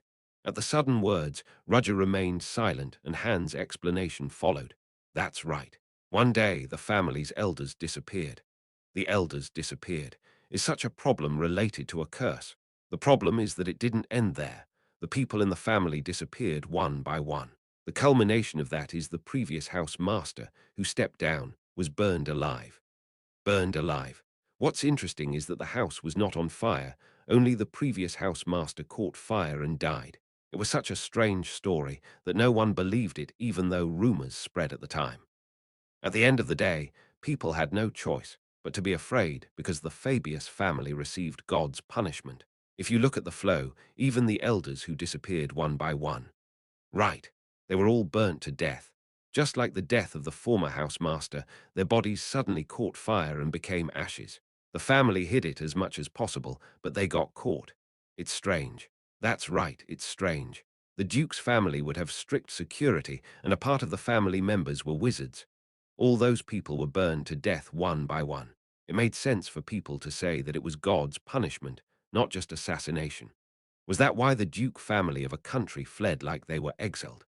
The people of the Fabius family also realized that the curse, or something else, was trying to kill them, so they ran away to all parts of the continent to live separated and scattered from each other.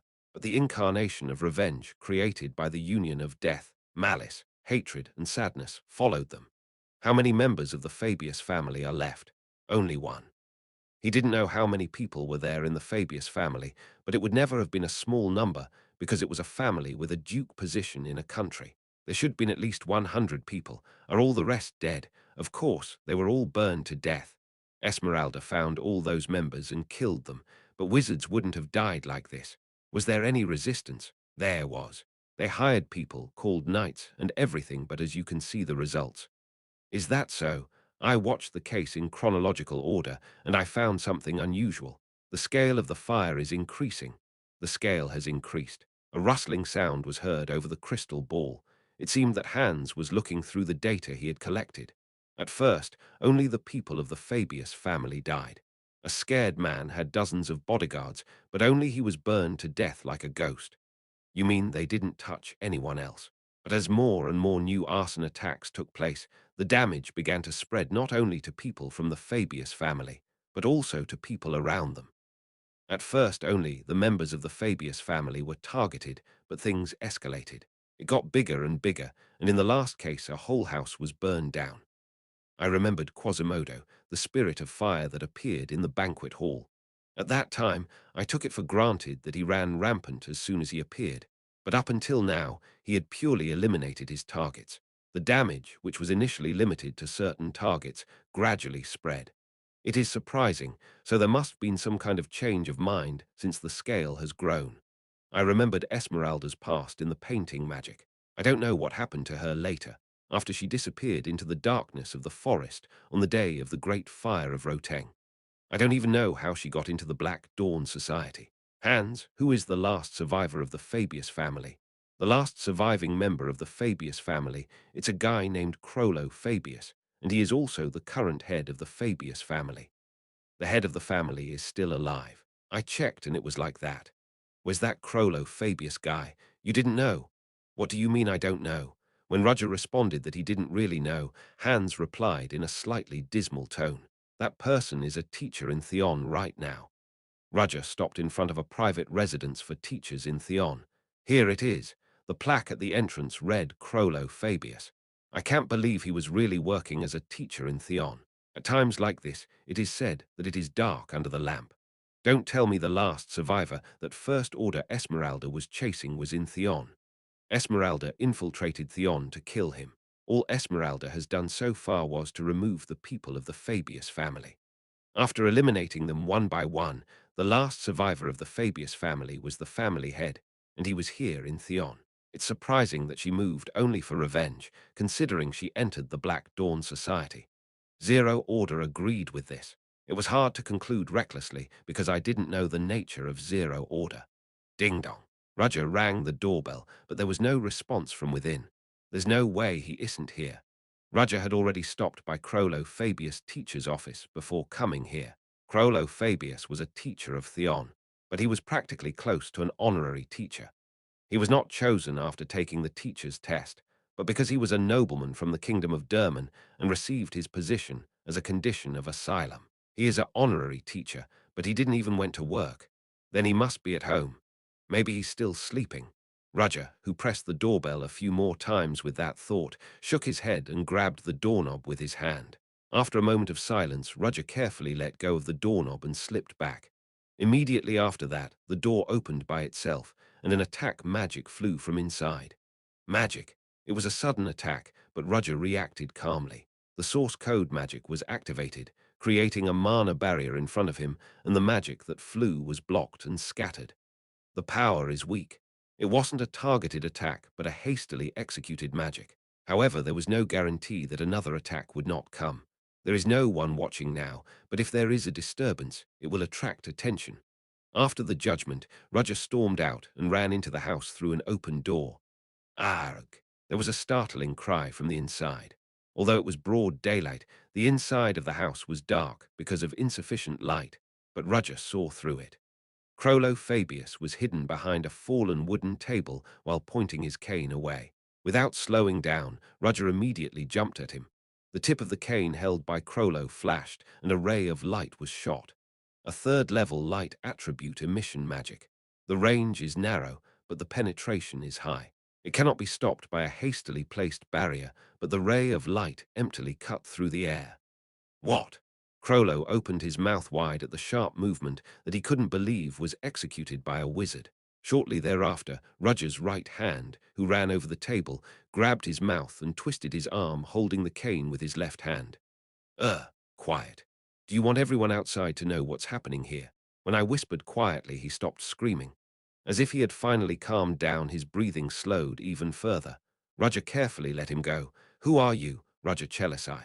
Roger raised his body, which was bent. I am a new teacher. You're a teacher. Mr. Crollo Fabius, right? That's right. Crollo finally realized that Roger was not an enemy and sighed in relief. Roger looked around the room that was messy and smelly because it wasn't cleaned in a long time. As I approached the window to open it, Crollo cried out, "Hey, don't open it. Isn't it full of dust? This is my house. Just leave it alone." His eyes were full of fear. Roger also took a closer look at the figure of Crollo Fabius. It was obviously the first time they met, but Roger realized that he was familiar with him.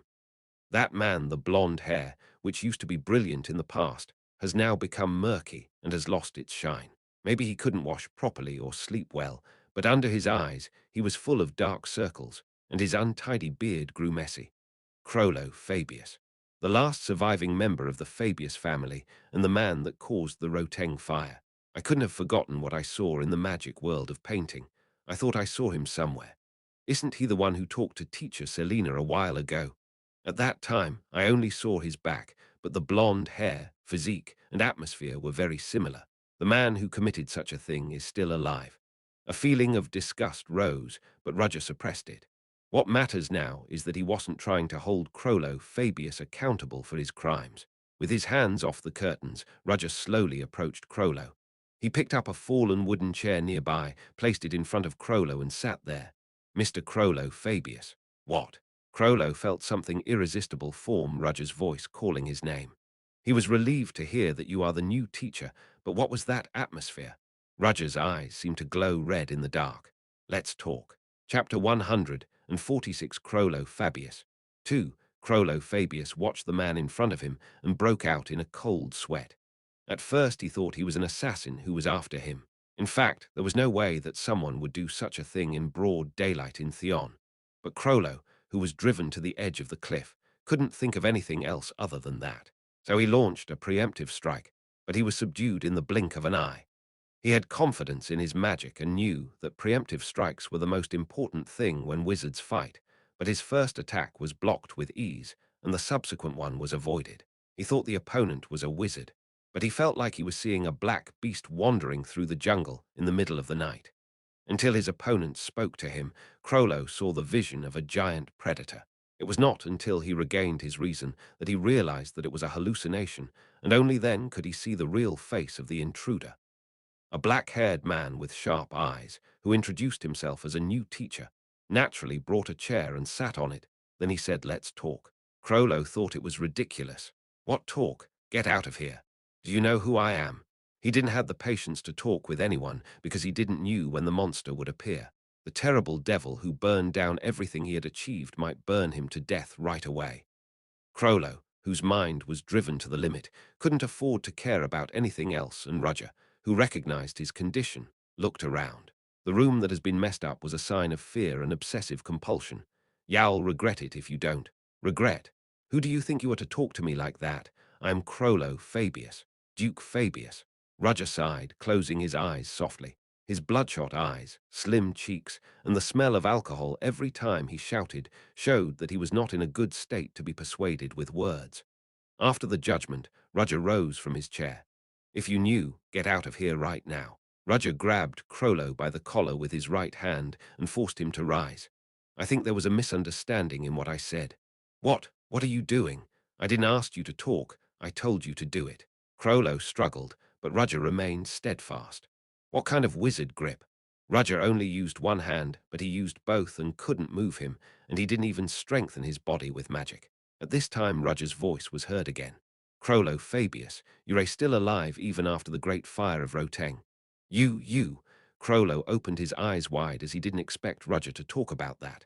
"Who are you? Did the devil send you to kill me?" If the devil had sent, Roger smashed Crollo to the floor. "Arg, you would have died a while ago." "Cough, then why?" "I've been investigating a number of cases recently, and something strange has happened. Since he came all the way here, it was impossible to continue while wearing the teacher's mask. Rather, it was necessary to go stronger and be more brazen. The Fabius family fell after the Roteng Great Fire.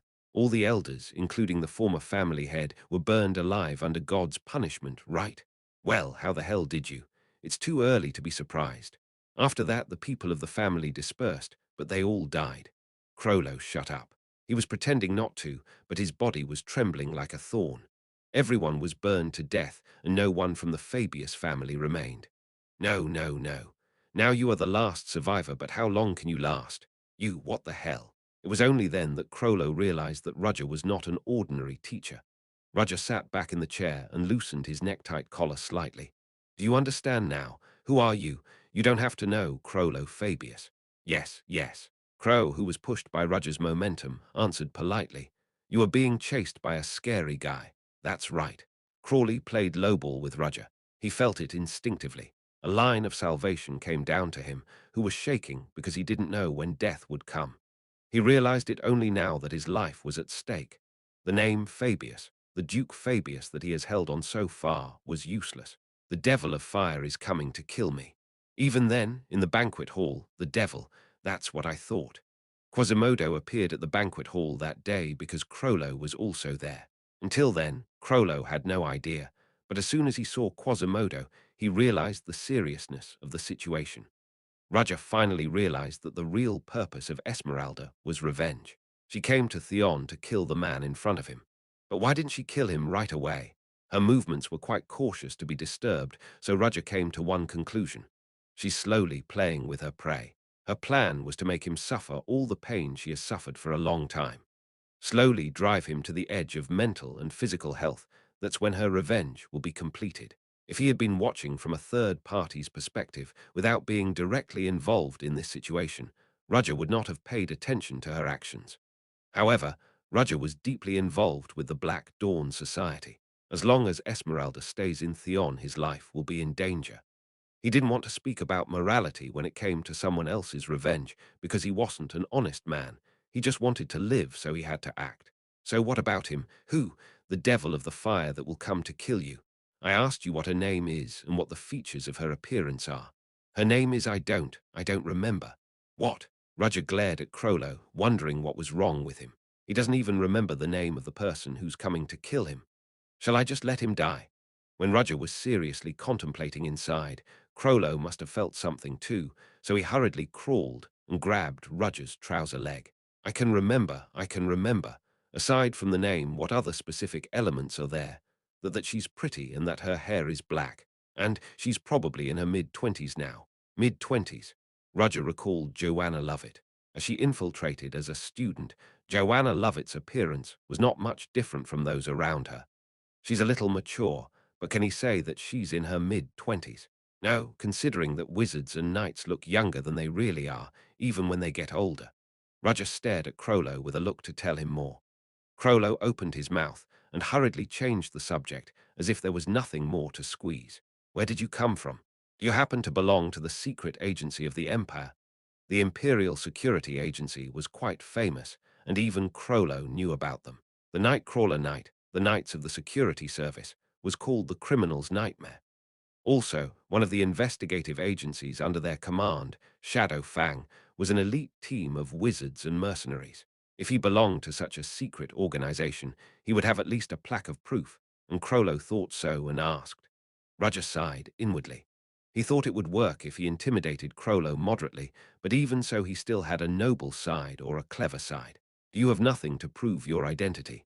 When Crollo tried to ask with a slightly suspicious gaze, Roger took out a black dog tag out of his inner pocket and showed it to Crollo. Well, is this not enough? Crollo shook his head. Many organizations have cards to prove their identity, but black dog tags are only used in one place. Military. That's also a very secretive unit. Seeing Crollo's suspicions go away, Roger clicked his tongue inside. I'm glad I kept it just in case. Team Black Ops dog tag was one of the things he had collected in the past, and if Crollo had more detailed knowledge in this area, he would have known that this identification tag no longer existed. Yeah, I knew it. Crow took out a piece of paper from his inner pocket. What about that? The devil, sent me. It's a letter. He was hiding this even though he was on the verge of death. Whether he was clever or stupid was unknown, but it's a relief he showed it to him at least. Roger's eyes lit up when he saw what was written in the letter. This is not a bad harvest. The letter was short with delicate words written in ink. The last day of the festival, I will find you. Roger stroked his chin. No unnecessary stuff is written, however the hatred is evident in her restrained attitude. It was a very encouraging result to find out when Esmeralda would move, if nothing else. With such a blatant warning, I am sure she'll move on the last day of the festival, as it says here. If he looked at the starting point of action so far, she wouldn't suddenly go crazy. Roger, who took his eyes off the letter, stared at Crollo with a half-hearted gaze. Crollo forced the tip of her mouth to curl up and smiled haphazardly. What do you say? If this is the case, the help is. This is not enough. Yes. Roger flung the letter to the floor, and the action colored Crollo's face with despair. The preparations are in full swing right now, and the magic festival will start in 5 days. 5 days to go before the festival, and the festival will last 5 days, so Crollo only has 10 days left. That. If you ask Theon for help, stupid. Do you think it'll make any difference if I let the president know? Did the other people who were killed so far died because they were stupid? The president wouldn't get involved even if I tell her everything. However, since Crollo believes me, I'll be able to use him. What should I do? Wait for now. What the hell? The opponent foretold the date. On the contrary, it's safe to not do anything before that date because they won't touch you. Well, in the meantime, I am preparing. But in the meantime, don't you think the other person can spy on you secretly? Crollo shut up at Roger's point. If you run wild and create rumors here and there, I wonder if the other person will patiently wait until the appointment date. Then what should I do? Stay still like nothing happened? No. Rather, it would be better to pretend to be fine. Esmeralda wanted Crollo to be devastated and in despair. Rather, Rudger's calculation was that if he remained intact, Esmeralda, whose plan didn't work, would be angrier. To do nothing, that's your role. The remaining 5 days of preparation have passed like an arrow, and the time of the festival has come. The wide main gate, which should normally be tightly closed, was wide open, and several wagons lined up to enter Theon through it. Many people wandered inside the quiet site where barracks were built everywhere, and students gathered in twos and threes. It was the opening day of the Magic Festival, Theon's festival, full of history and tradition. Chapter 147, the festival begins. 1. Wow, that's amazing. Renee exclaimed at the banners installed everywhere. For Renee, who has never experienced a single festival in her life so far, it was a natural reaction because the first festival he encountered was Theon Magic Festival, which has a reputation on the continent. Erendia smiled gently at the innocent appearance of her junior. Is this your first magic festival? Yes, it's actually my first time at a festival. Then you should definitely enjoy this opportunity. Since it's your first time, you'll have to make good memories.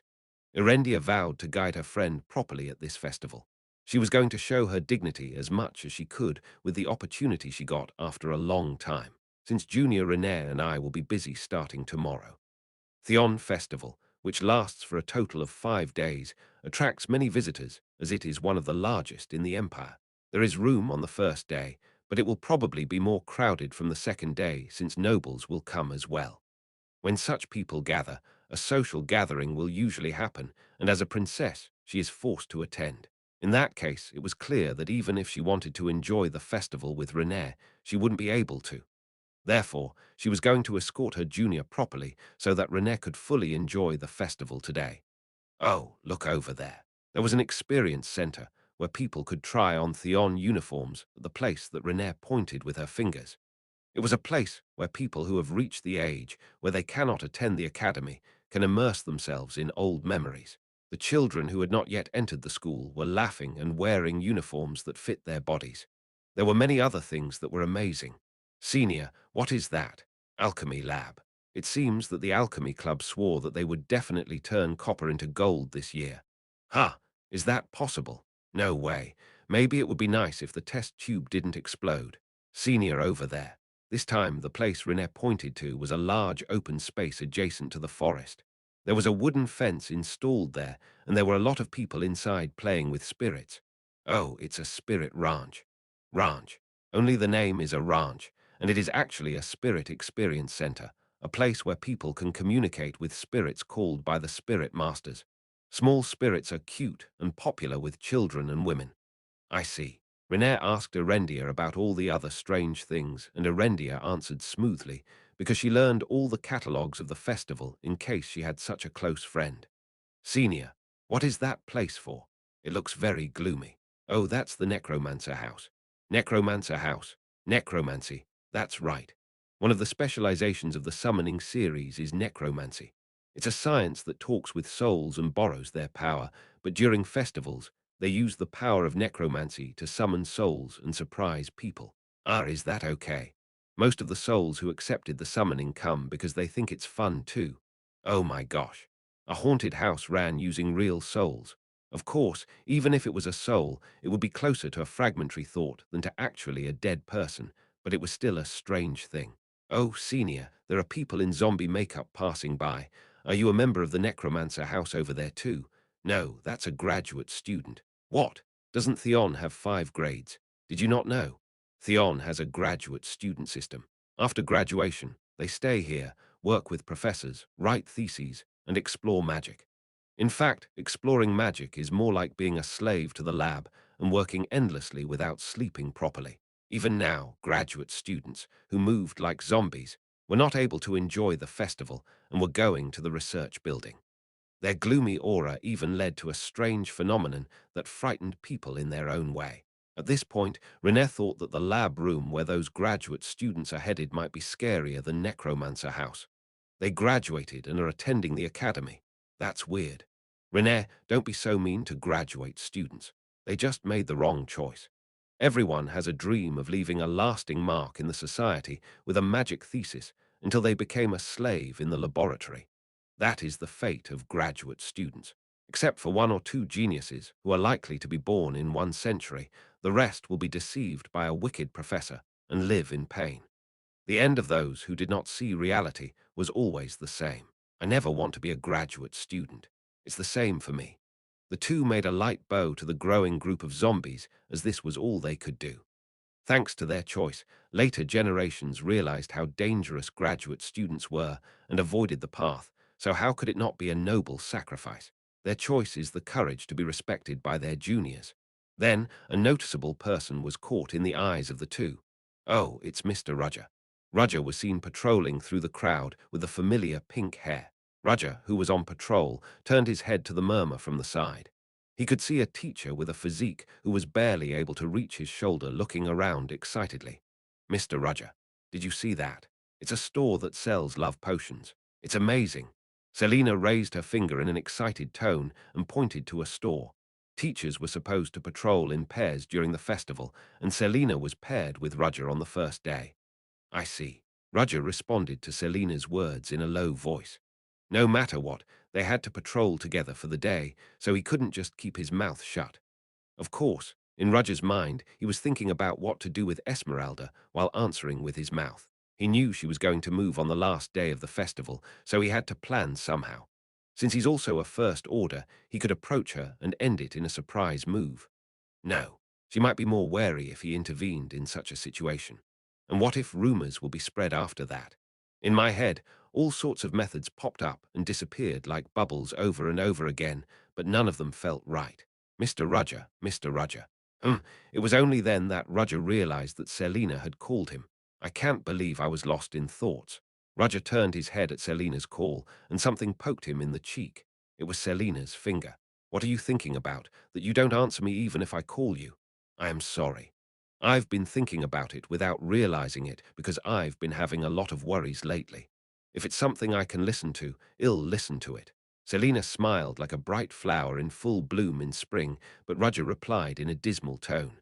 First of all, your finger. Oh, I am sorry. Selina flushed her cheeks and hurriedly removed her fingers. She became ashamed of herself for acting without realizing it because she thought they had become a little close. I was a little rude, wasn't I? No, rather, it's my fault that I couldn't concentrate properly. That's a relief. What were you worried about then? I couldn't say even if my mouth was torn that I was thinking about how to kill a secret association executive who hid in the academy. Selina took the lead first while Rudger was thinking about excuses. Ah, I think you know what it is. The duel tomorrow, right? That's right. I was just grateful that she misunderstood me. Come to think of it, there was an event like that tomorrow. Recently, I had a lot to think about because of Esmeralda, so I forgot it for a moment. I'm sure you have a lot on your mind. It's an event where even outside guests come. Won't Selina participate too? I remember that most of the new teachers will be there. Oh, not me. Originally, I wanted to go, but other seniors stopped me.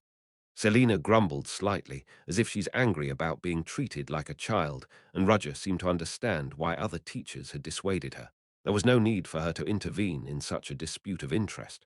Given that she couldn't participate, a teacher at least in the 4th grade would have taken her name out. Is it Vierano Dentes? The small elf teacher, who might have been mistaken for a boy, may have helped. Did he think she would be in a tough situation if she participated? Considering Selina's personality, it's oblivious why she was stopped. In fact, other participants were also dissuaded because their fellow teachers are dangerous. But why isn't anyone stopping me? Rudger felt something was missing. Come to think of it, he didn't have any co-workers or seniors who cared about him. Are you saying that Yurei not worried? He was a bit disappointed, but there was a person looking at this with worried eyes right in front of him. Is Mr. Rudger all right? Even if it's a duel, you could get hurt. It won't be a big deal. Yes, if he had to, he could just give in to the atmosphere. He won't win anything anyway, so there was no need to be too serious. Then shall we start patrolling again? Haven't we been on patrol all this time? Somehow, instead of patrolling, I guess we were just busy looking around. At Rudger's point, Selina averted her gaze and smiled awkwardly. Rudger shrugged his shoulders at the sight, saying, "We don't know where an incident will happen, so it's our role to look carefully and in detail. As we have been." Yes, yes, that's right. As we have been. The two people started moving again. All kinds of banners were installed inside Theon's large campus, and all of them were enough to attract people's attention.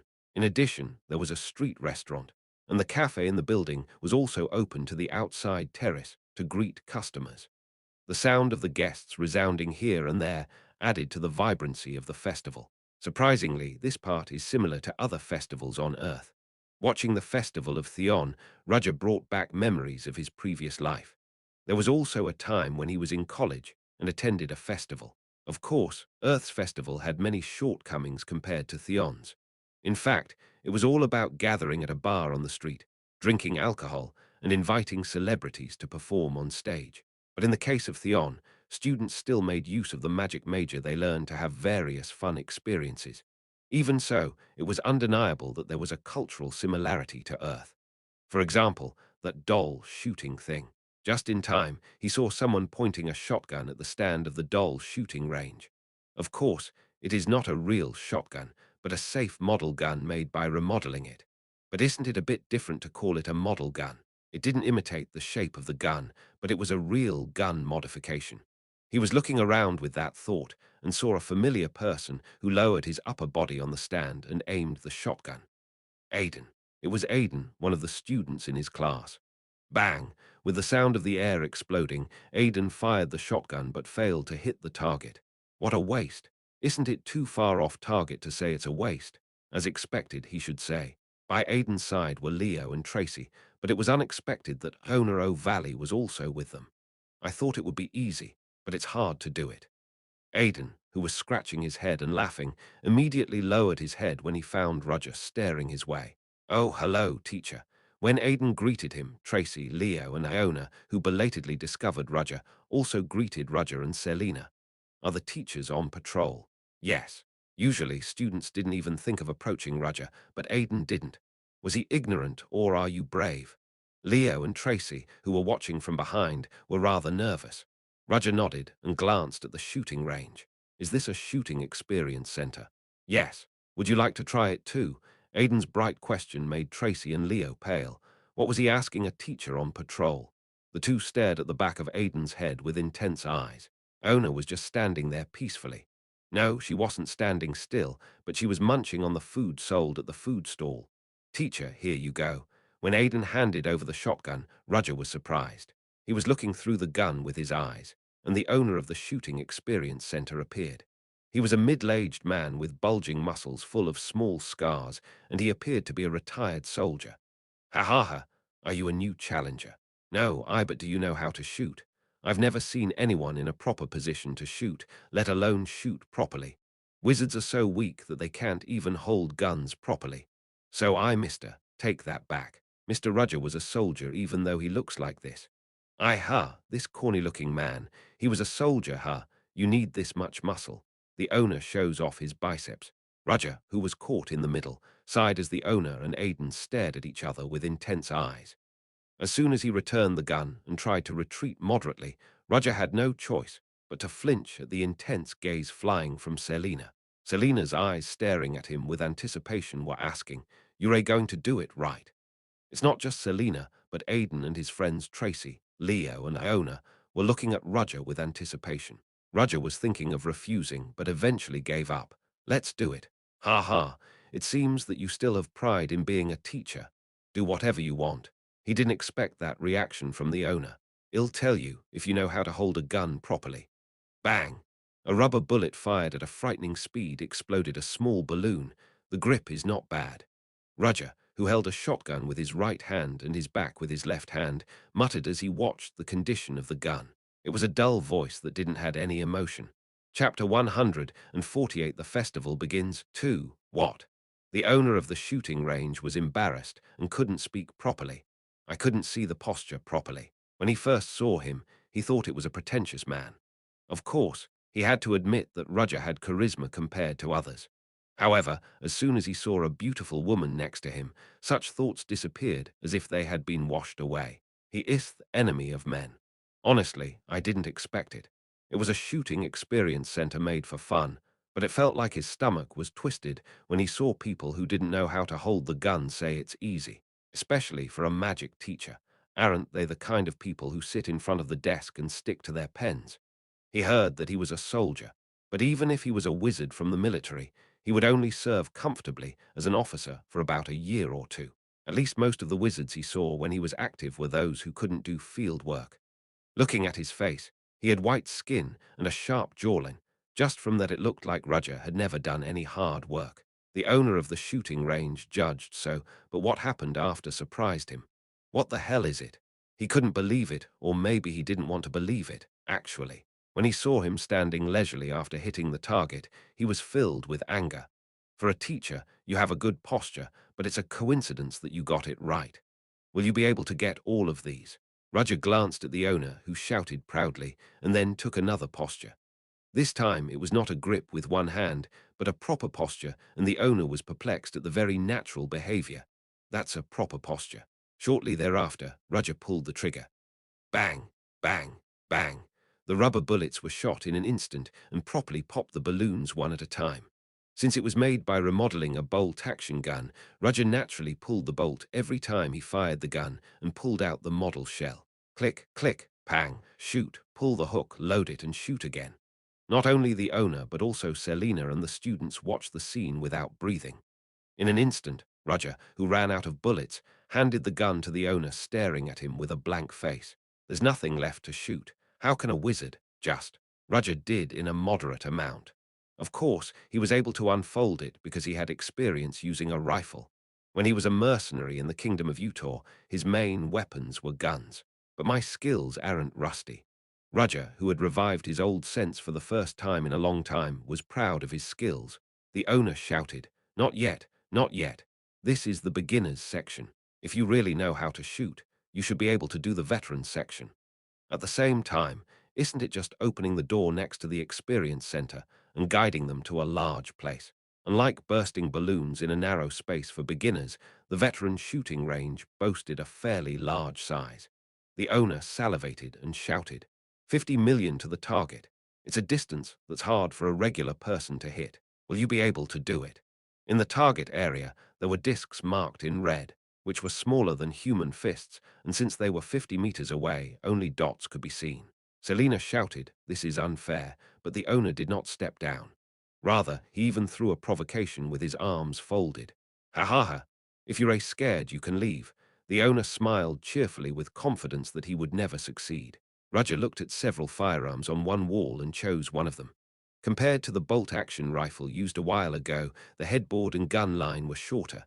Lever action. Are you going to use that? I like this. Whatever you want. After all, this is by no means a comfortable place. The owner was confident that Roger would not succeed this time, but Roger didn't feel the need to indulge in that attitude. I came all the way here, so it wouldn't be a bad idea to give it a shot. Roger took a gun and prepared himself while other people passing by were curious and started to look. Roger's standing still with a gun was more like a soldier than a magic teacher.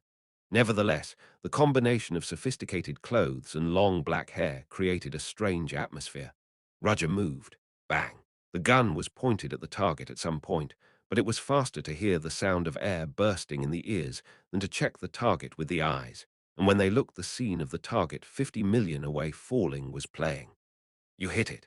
50 million may feel short, but in fact, a target as small as a human fist at 50 million away looks like a dot. He didn't even aim at it for a long time, but shot it right away, so it was a shooting skill that was close to a miracle. Roger did not stop there. He immediately reloaded the lever action rifle he was holding with one hand. Spin cocking was a technique to hold the lever and turn the gun to load the gun with only the weight of the gun. Bang, bang, bang. The trigger was pulled immediately after the reload, and every time the sound rang out, the distant targets fell one by one. The interval was so short that people thought the targets fell almost at the same time. When the last target collapsed and there was nothing left to shoot, Roger lowered the gun. The people who gathered and watched took a breath that stopped then. Wow, that's amazing. Did you just see that? Is he really a teacher? Are teachers usually picked based on their shooting skills? It's also Mr. Roger. The owner closed his eyes tightly at the cheers of the people and couldn't help but admit it. Amazing. At first he couldn't believe it, but the moment he saw Roger shooting, those thoughts disappeared as if they were washed away. Rather, he fell in love with his perfect shooting posture and reloading. He was absolutely flawless. I admit it. The owner bowed his head. Roger was qualitatively different from the wizards he had ignored so far. The charisma he exuded was not just an imitation to capture the atmosphere, but the natural appearance of a predator. I guess I've been off the scene for too long. I can't believe I didn't recognize such a talented person. It was fun after a long time. I'm glad you liked it. I met a talented person after a long time, and you got the maximum score, so take the prize. Saying so, what the owner gave Roger was a huge stuffed doll close to the size of a real person. The doll resembled a dog with black fur, and Roger thought he'd seen it somewhere. Our store's special product. It's a super-sized doll. This is a limited edition stuffed toy, handmade by a famous designer from a large doll maker in the Empire. When the owner handed over the doll, Roger accidentally received it. He thought it was quite big when the owner was holding a doll, but when he hugged it, he was bigger than he imagined. Still, the owner's words that it is the best product were not false, and the texture was quite good. No more than that, this doll. Roger asked the owner just in case, "What's the model of this doll?" "Oh, that. It was made after the Beast of Gévaudan, who was active in the past in the kingdom of Derman." The Beast of Gévaudan. Hearing that, Roger wondered if he was serious. However, when checked the doll in his hands, he thought it looked like it. "I thought I've seen you somewhere before, and you look similar to Hans. By the way, did he say that he was modeled after the Beast of Gévaudan? Can they make something like that into a doll?" When Roger gave such a questioning look, the owner nodded as if he understood. The doll maker is a geek. When he visited the museum of the Kingdom of Derman once, he said that he was inspired to make it by seeing the body of a monster stuffed there. So he made this. How many? No, that's the only one. He said he was proud of it as his masterpiece, but people said they hated it and they passed it on to each other until it got here. That is why it has now become the first prize at the festival. They put up a doll that others don't want as a prize. Roger asked just in case. Then isn't this practically just passing over now? Oh, it was a fair game. You deserve it. No, I mean, this is yours now. Take it. You can give it to someone else. It's right to pass it on. Wow, that's great. It's a really cute doll. Just in time, Selina shouted when she saw the monster doll held by Roger. It's cute. Roger was seriously concerned that Selina's standard of cuteness might have been severely damaged. Of course, the doll did not imitate the Beast of Gévaudan, but it was more like a moderately round form. Even so, isn't it a little strange to say that the monster that terrorized a country is cute? Aidan approached with his eyes shining as Roger seriously agonized inside. "Wow, teacher, you're amazing. You hit all those targets. Is it Aidan? Come to think of it, you were going to shoot too. What kind of prize did you aim for? The one you're holding? This one?" Roger was quite embarrassed to see the Beast of Gévaudan doll he was holding. At that gaze, Aidan smiled awkwardly and said, Tracy, who happened to find the doll while passing by, looked like she really wanted it.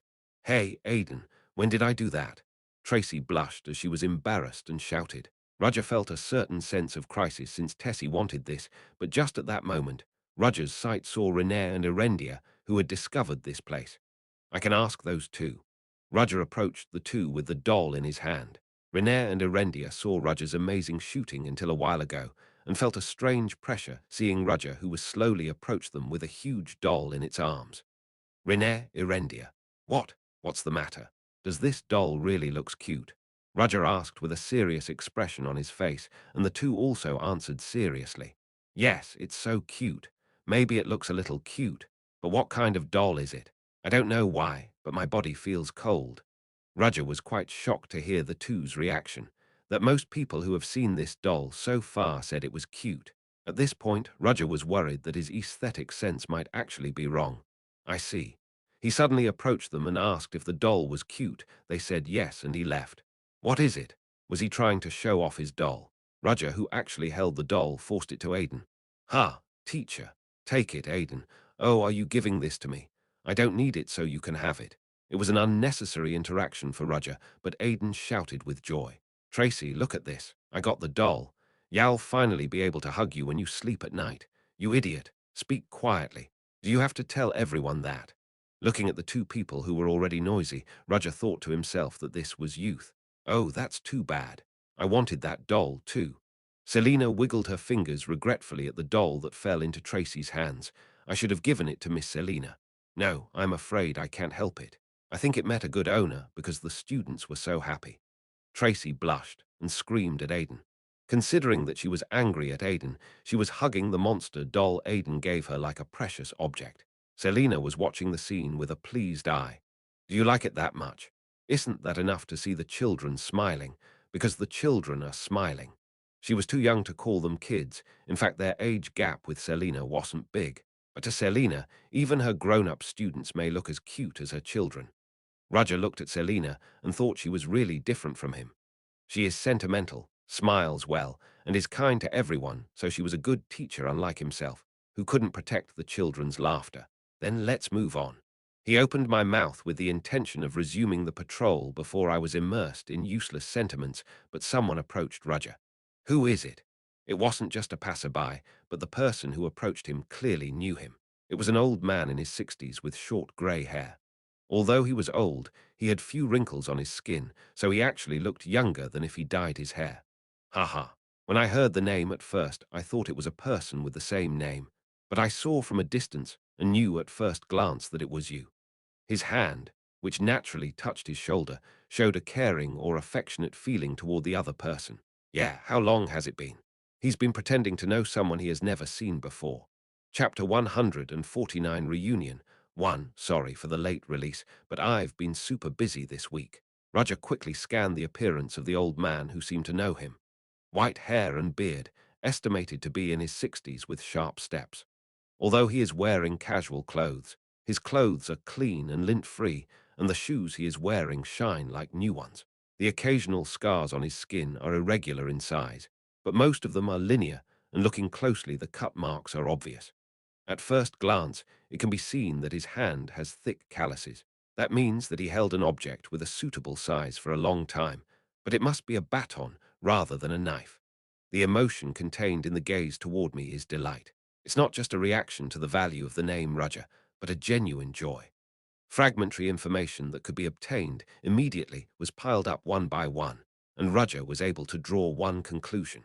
I see I haven't seen you in a long time. Nothing has changed since then. Ha ha, you've changed quite a bit on the contrary. At that time you still looked young, but now you've completely grown up. The opponent is a soldier, also a person related to the false status of Roger Chelisai. Yeah, I knew this would happen one day when I used Roger's name. Although Roger is a fake, his flashy track record was something that could not be made simply by manipulation. Submitting a dissertation to the tower would only publicize the name and not the face, but the military is different. The story of being in the military is not something that can simply be made up.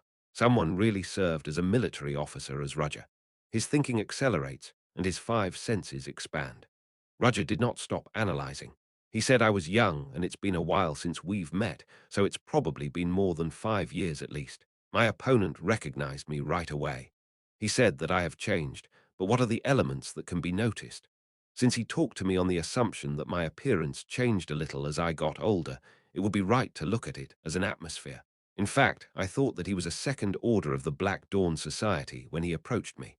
In other words, the attitude and image shown in the past are not much different from now. Fortunately, the opponent did not even question Roger's current appearance. People in this world often change in reverse with age, even if they are cute when they are young. Considering that, the opponent judged that Roger did not change much from his military appearance. I don't know if the dead First Order played this role, or someone else built the achievements for me, but a situation where there is no immediate suspicion is welcome. Roger found a medal on the opponent's left chest. It was no ordinary decoration. Roger recalled from his memory where he could get that medal and the title of the person who can hold it. Have you been discharged? Brigadier General. Drawn as if a sword and a gun intersect around the shield, it is a medal of the Empire that only those who can wear a star can receive. He would be a brigadier general at least, but it would not be higher if he could come freely in such casual clothes. The opponent laughed in vain, as if Roger's reasoning was right. What do you mean? I'm just taking a vacation after a long time. Of course, now I can't stand in line like I used to and hold a baton from behind. I'm too old.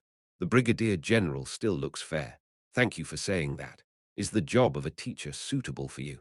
It's my first time, but I'm trying hard. Ha ha. Your social skills have improved a little compared to the past, right? You didn't get close to anyone because you were really quiet at the time. Was Roger very quiet when he was a soldier? Since he is a created identity, of course he would not have wanted to be close to anyone. The brigadier general I am talking to now approached me in a friendly manner because he was my immediate superior at the time. As I got older, I have developed my social skills. Ha ha ha, you know how to joke now. I'm glad to hear that. You were so hard that I felt like you were going to break without bending, but after seeing you now, I guess you've grown up. If a person like Hugo Bertag had heard this conversation, he would have jumped from his seat, asking what nonsense was this. But from the perspective of the brigadier general, who is a soldier, it was clear. Mr. Roger, this is. Selina, who was just listening to the conversation between the two, carefully opened her mouth. Oops, look at me. I forgot you were not alone. Brigadier General, this is Selina who joined Theon with me this year. She's in charge of spiritual studies. Hello, Selina bowed politely. In terms of age difference alone, Selina is close to the age of Brigadier General's granddaughter, so Brigadier General smiled and nodded. Teacher Selina, this is. Roger naturally tried to introduce the Brigadier General to Selina. Come to think of it, he didn't know his name.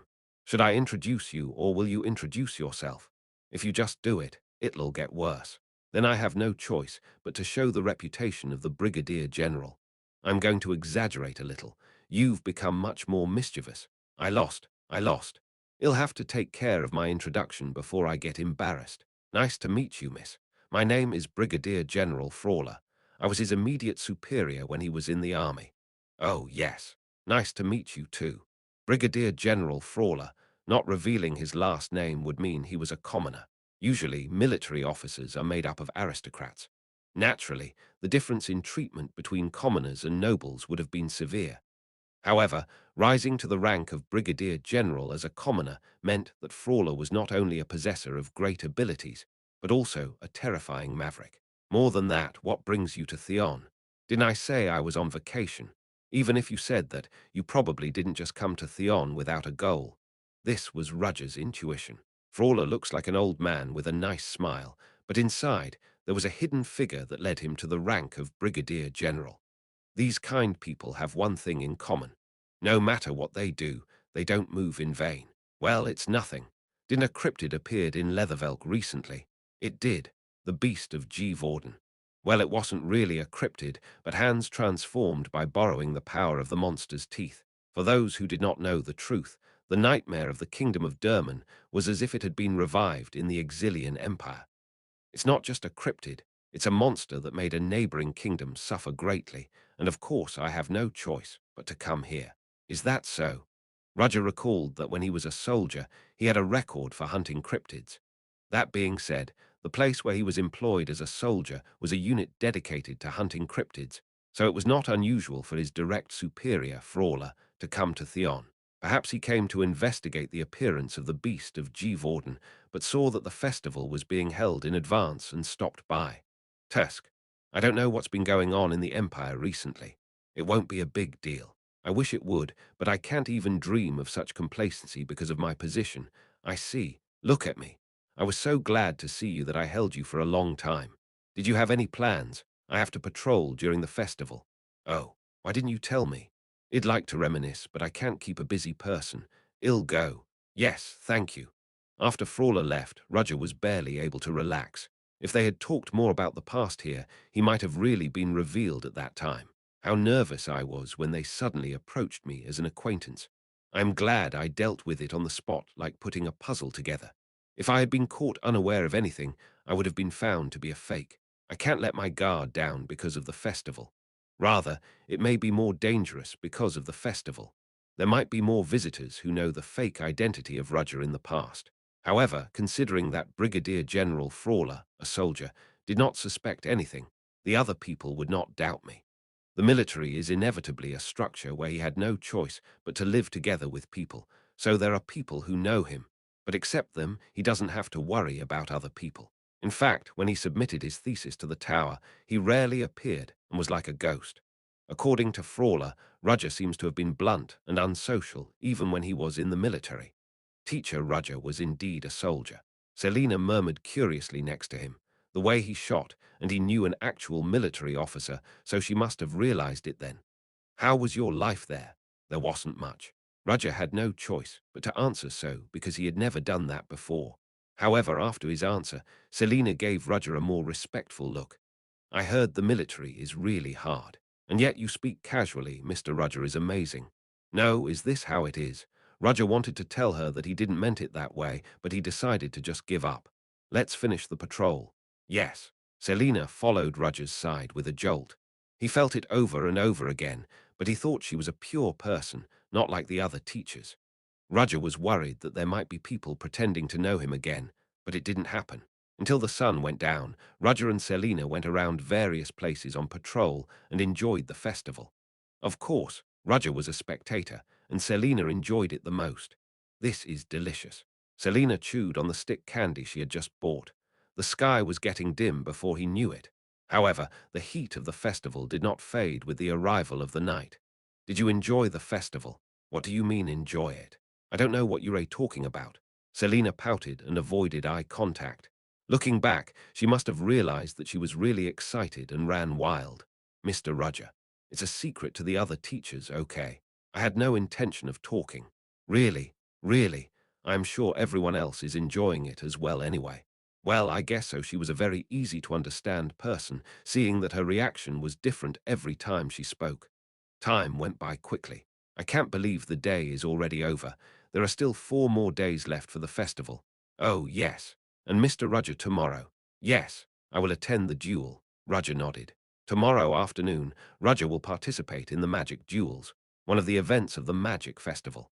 Previously, it was an event for students to show off their abilities, but this year, teachers were also invited to attend thanks to Hugo Bertag.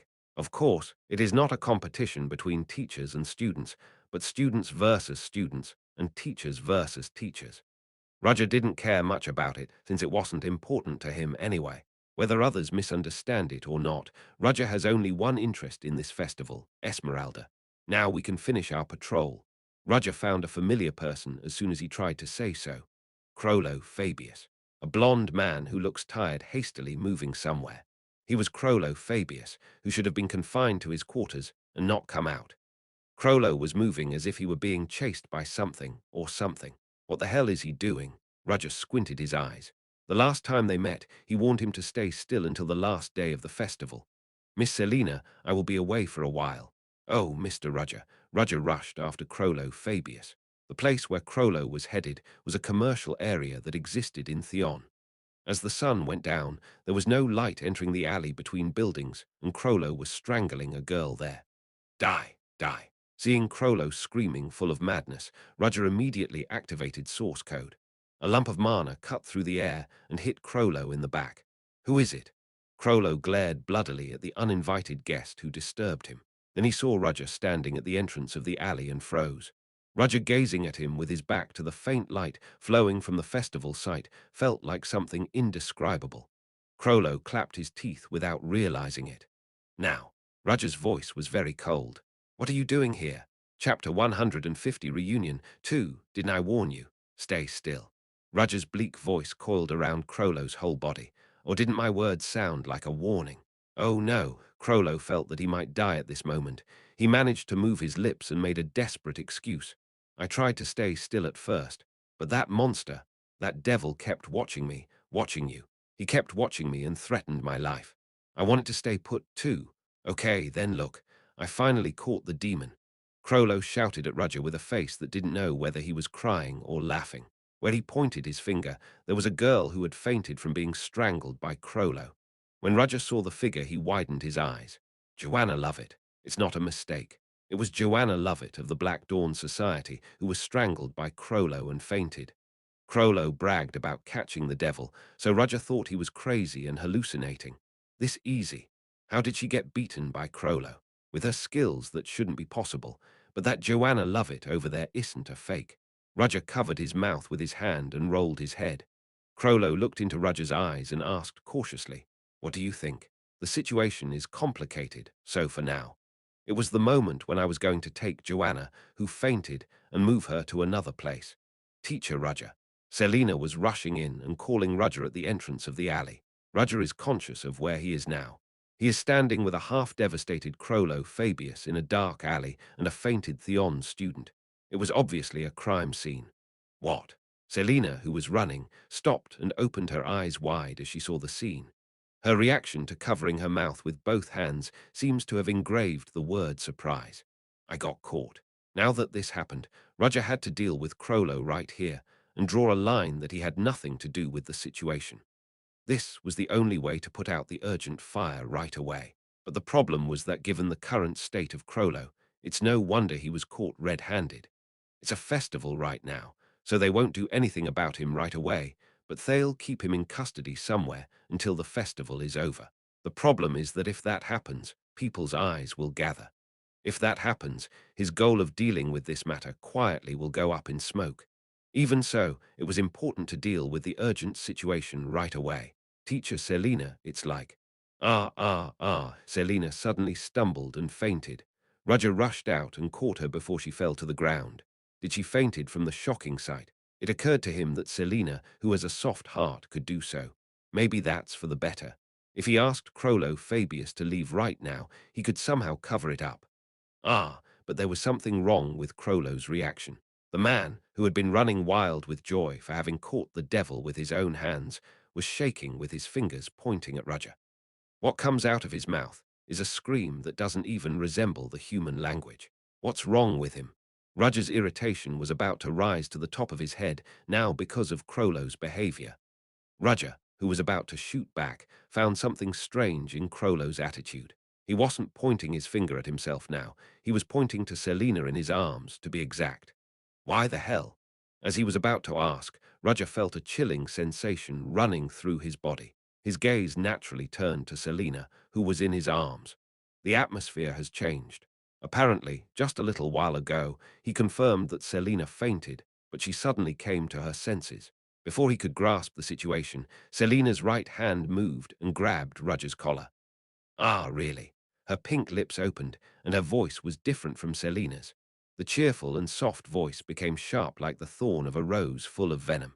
Roger had heard this voice when he met Esmeralda in the midnight forest. I was going to stay still at least until the end of the festival, but why are you doing this? Selina's eyes, which opened her closed eyes, were red, unlike what the original light purple and resembled jewels. Her eye color changed. The change did not end there. Selina's trademark pink hair gradually bleached from the end and turned black. The color of the hair was influenced by mana, which caused the change. This is why I feel like a fool waiting for the appointment time. Selina, who rose up in Roger's arms, stared at Crollo with an alluring smile. Crollo trembled like he was facing an envoy from hell. See, you are. Long time no see, Crollo Fabius. How have you been? It was you. It was you. Esmeralda, do you remember me? I'm glad. Then you know what I'm going to do with you. Hi, help me. I don't want to die. Crollo was in pain, tearing his head hard with his hand. His spirit, which had barely endured so far, collapsed as soon as he faced the person that was trying to kill him. Esmeralda, watching the scene, stretched her finger at him. Crollo turned his eyes upside down and fainted with a yelp. I won't kill you yet. Not yet. Roger still didn't understand what was going on. Selina is Esmeralda. She was the First Order. But so far, he was never suspicious of Selina. It wasn't something she could hide simply because she was good at acting. Roger came up with one correct answer at this moment. There were two people. Oh my. Esmeralda smiled with her eyes as if she had just found Roger staring at her. Come to think of it, you were there too. Nice to meet you, John Doe. This is the first time we're meeting in person, right? That's right. You've been hiding your identity with the permission of Zero Order, and I've always been hiding from the beginning, even at the First Order's meeting. Roger opened his mouth, imprinting the fragments of that information in his brain. I was surprised. I didn't think you would make a different personality and replace the existing personality. The structure of mana itself changes, so the color of hair and eyes changes, and the personality itself changes. Rather than a simple mental illness caused by dissociation disorder, it is more of a feeling that two really different beings coexist in one body. Amazing. Did you notice that in one go? Esmeralda spoke genuinely surprised, but her eyes were smiling. Roger was lost in thought, controlling his facial expression. There's nothing strange about it. Even Esmeralda's spirit, Quasimodo, is a mixture of human origin and natural spirits. After all, the character Selina was created by Esmeralda a long time ago to hide her identity. In other words, Esmeralda lived as a fake Selina, and whenever she took revenge, she turned into Esmeralda and killed the people of the Fabius family. Selina's identity was definitely created in the past. She's been working under the name Selina for a long time. However, if you lived this double life for a long time, you would have been caught up in the end. Nevertheless, Selina was not suspected by anyone until she entered Theon, because someone took care of her. And of course, there's only one party that looked after her, the Black Dawn Society. The reason Esmeralda became the First Order must have been in exchange for helping her get her revenge. Now the whole story is put together. Then the fainted Joanna Lovett was the last, unknown third survivor of the Great Roteng Fire. She is a member of the Black Dawn Society and a Second Order. She is a direct subordinate of Esmeralda. The reason why she burned her hostility when she saw Crollo was because she went through the events of the day. It was a mistake. I can't believe I didn't notice a First Order that was so close to me. Even though he knew that he could not notice unless he knew the future, it was difficult to get out of the aftermath of the shock. However, contrary to his mental surprise, Roger's mouth spoke naturally. So what are we going to do now, Esmeralda? Are you going to kill him? Revealing her identity here means she's willing to take revenge right away. Oh, that. Esmeralda shook her head. I won't kill him. Have you given up on revenge? I told you not right now. The man who deceived and seduced her when she was once innocent. She still hated him, who was now broken and fallen, and whose majesty could no longer be found like in the past. I didn't expect to wake up like this. I didn't know Selina would lose her mind in this place. What? Don't you share memories with each other? If we had shared memories, would Selina, this poor child, have been able to hide her identity properly? At the same time, Roger nodded, saying it made sense, and realized what Esmeralda and Selina's relationship was like. Esmeralda and Selina have the same body, but they are separate beings. It's a double personality, but they don't share each other's memories. That's why they use different spirits. Selina uses the intermediate spirits of wind, land, and water, but what Esmeralda uses is the twisted spirit of fire, Quasimodo. It was also possible to sign a contract with a completely different spirit because the two were not the same. This kid doesn't know anything. That's why she's pure and lovely. Yes, just like me in the past who didn't know anything. Esmeralda, who murmured like that, glared at Crollo, who fainted as if she recalled her days in Roteng village. There was a fierce passion from her, as if she wanted to kill Crollo right away, but reason desperately suppressed it. Roger, watching the scene, carefully clenched and unfolded his fist. Now, is it possible?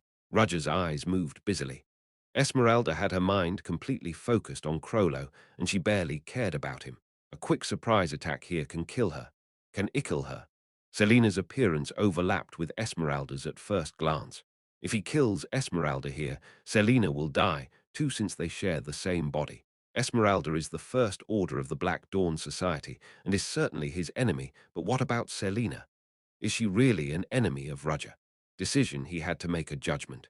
If not now, another opportunity will no longer come.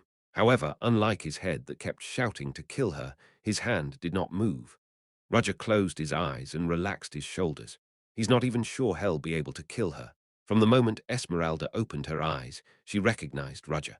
You've been watching me for a while.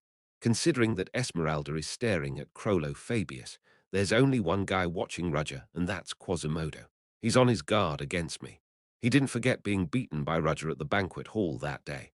For now, since he is Esmeralda's companion, he'll be quiet, but his gaze with a hint of heat was a clear warning to him not to try anything. If he ignores it and tries to fight, the surrounding area will be a sea of fire. Because of the festival, there were people everywhere and the aftermath would surely reach them, and a lot of people would die. There's nothing I can do.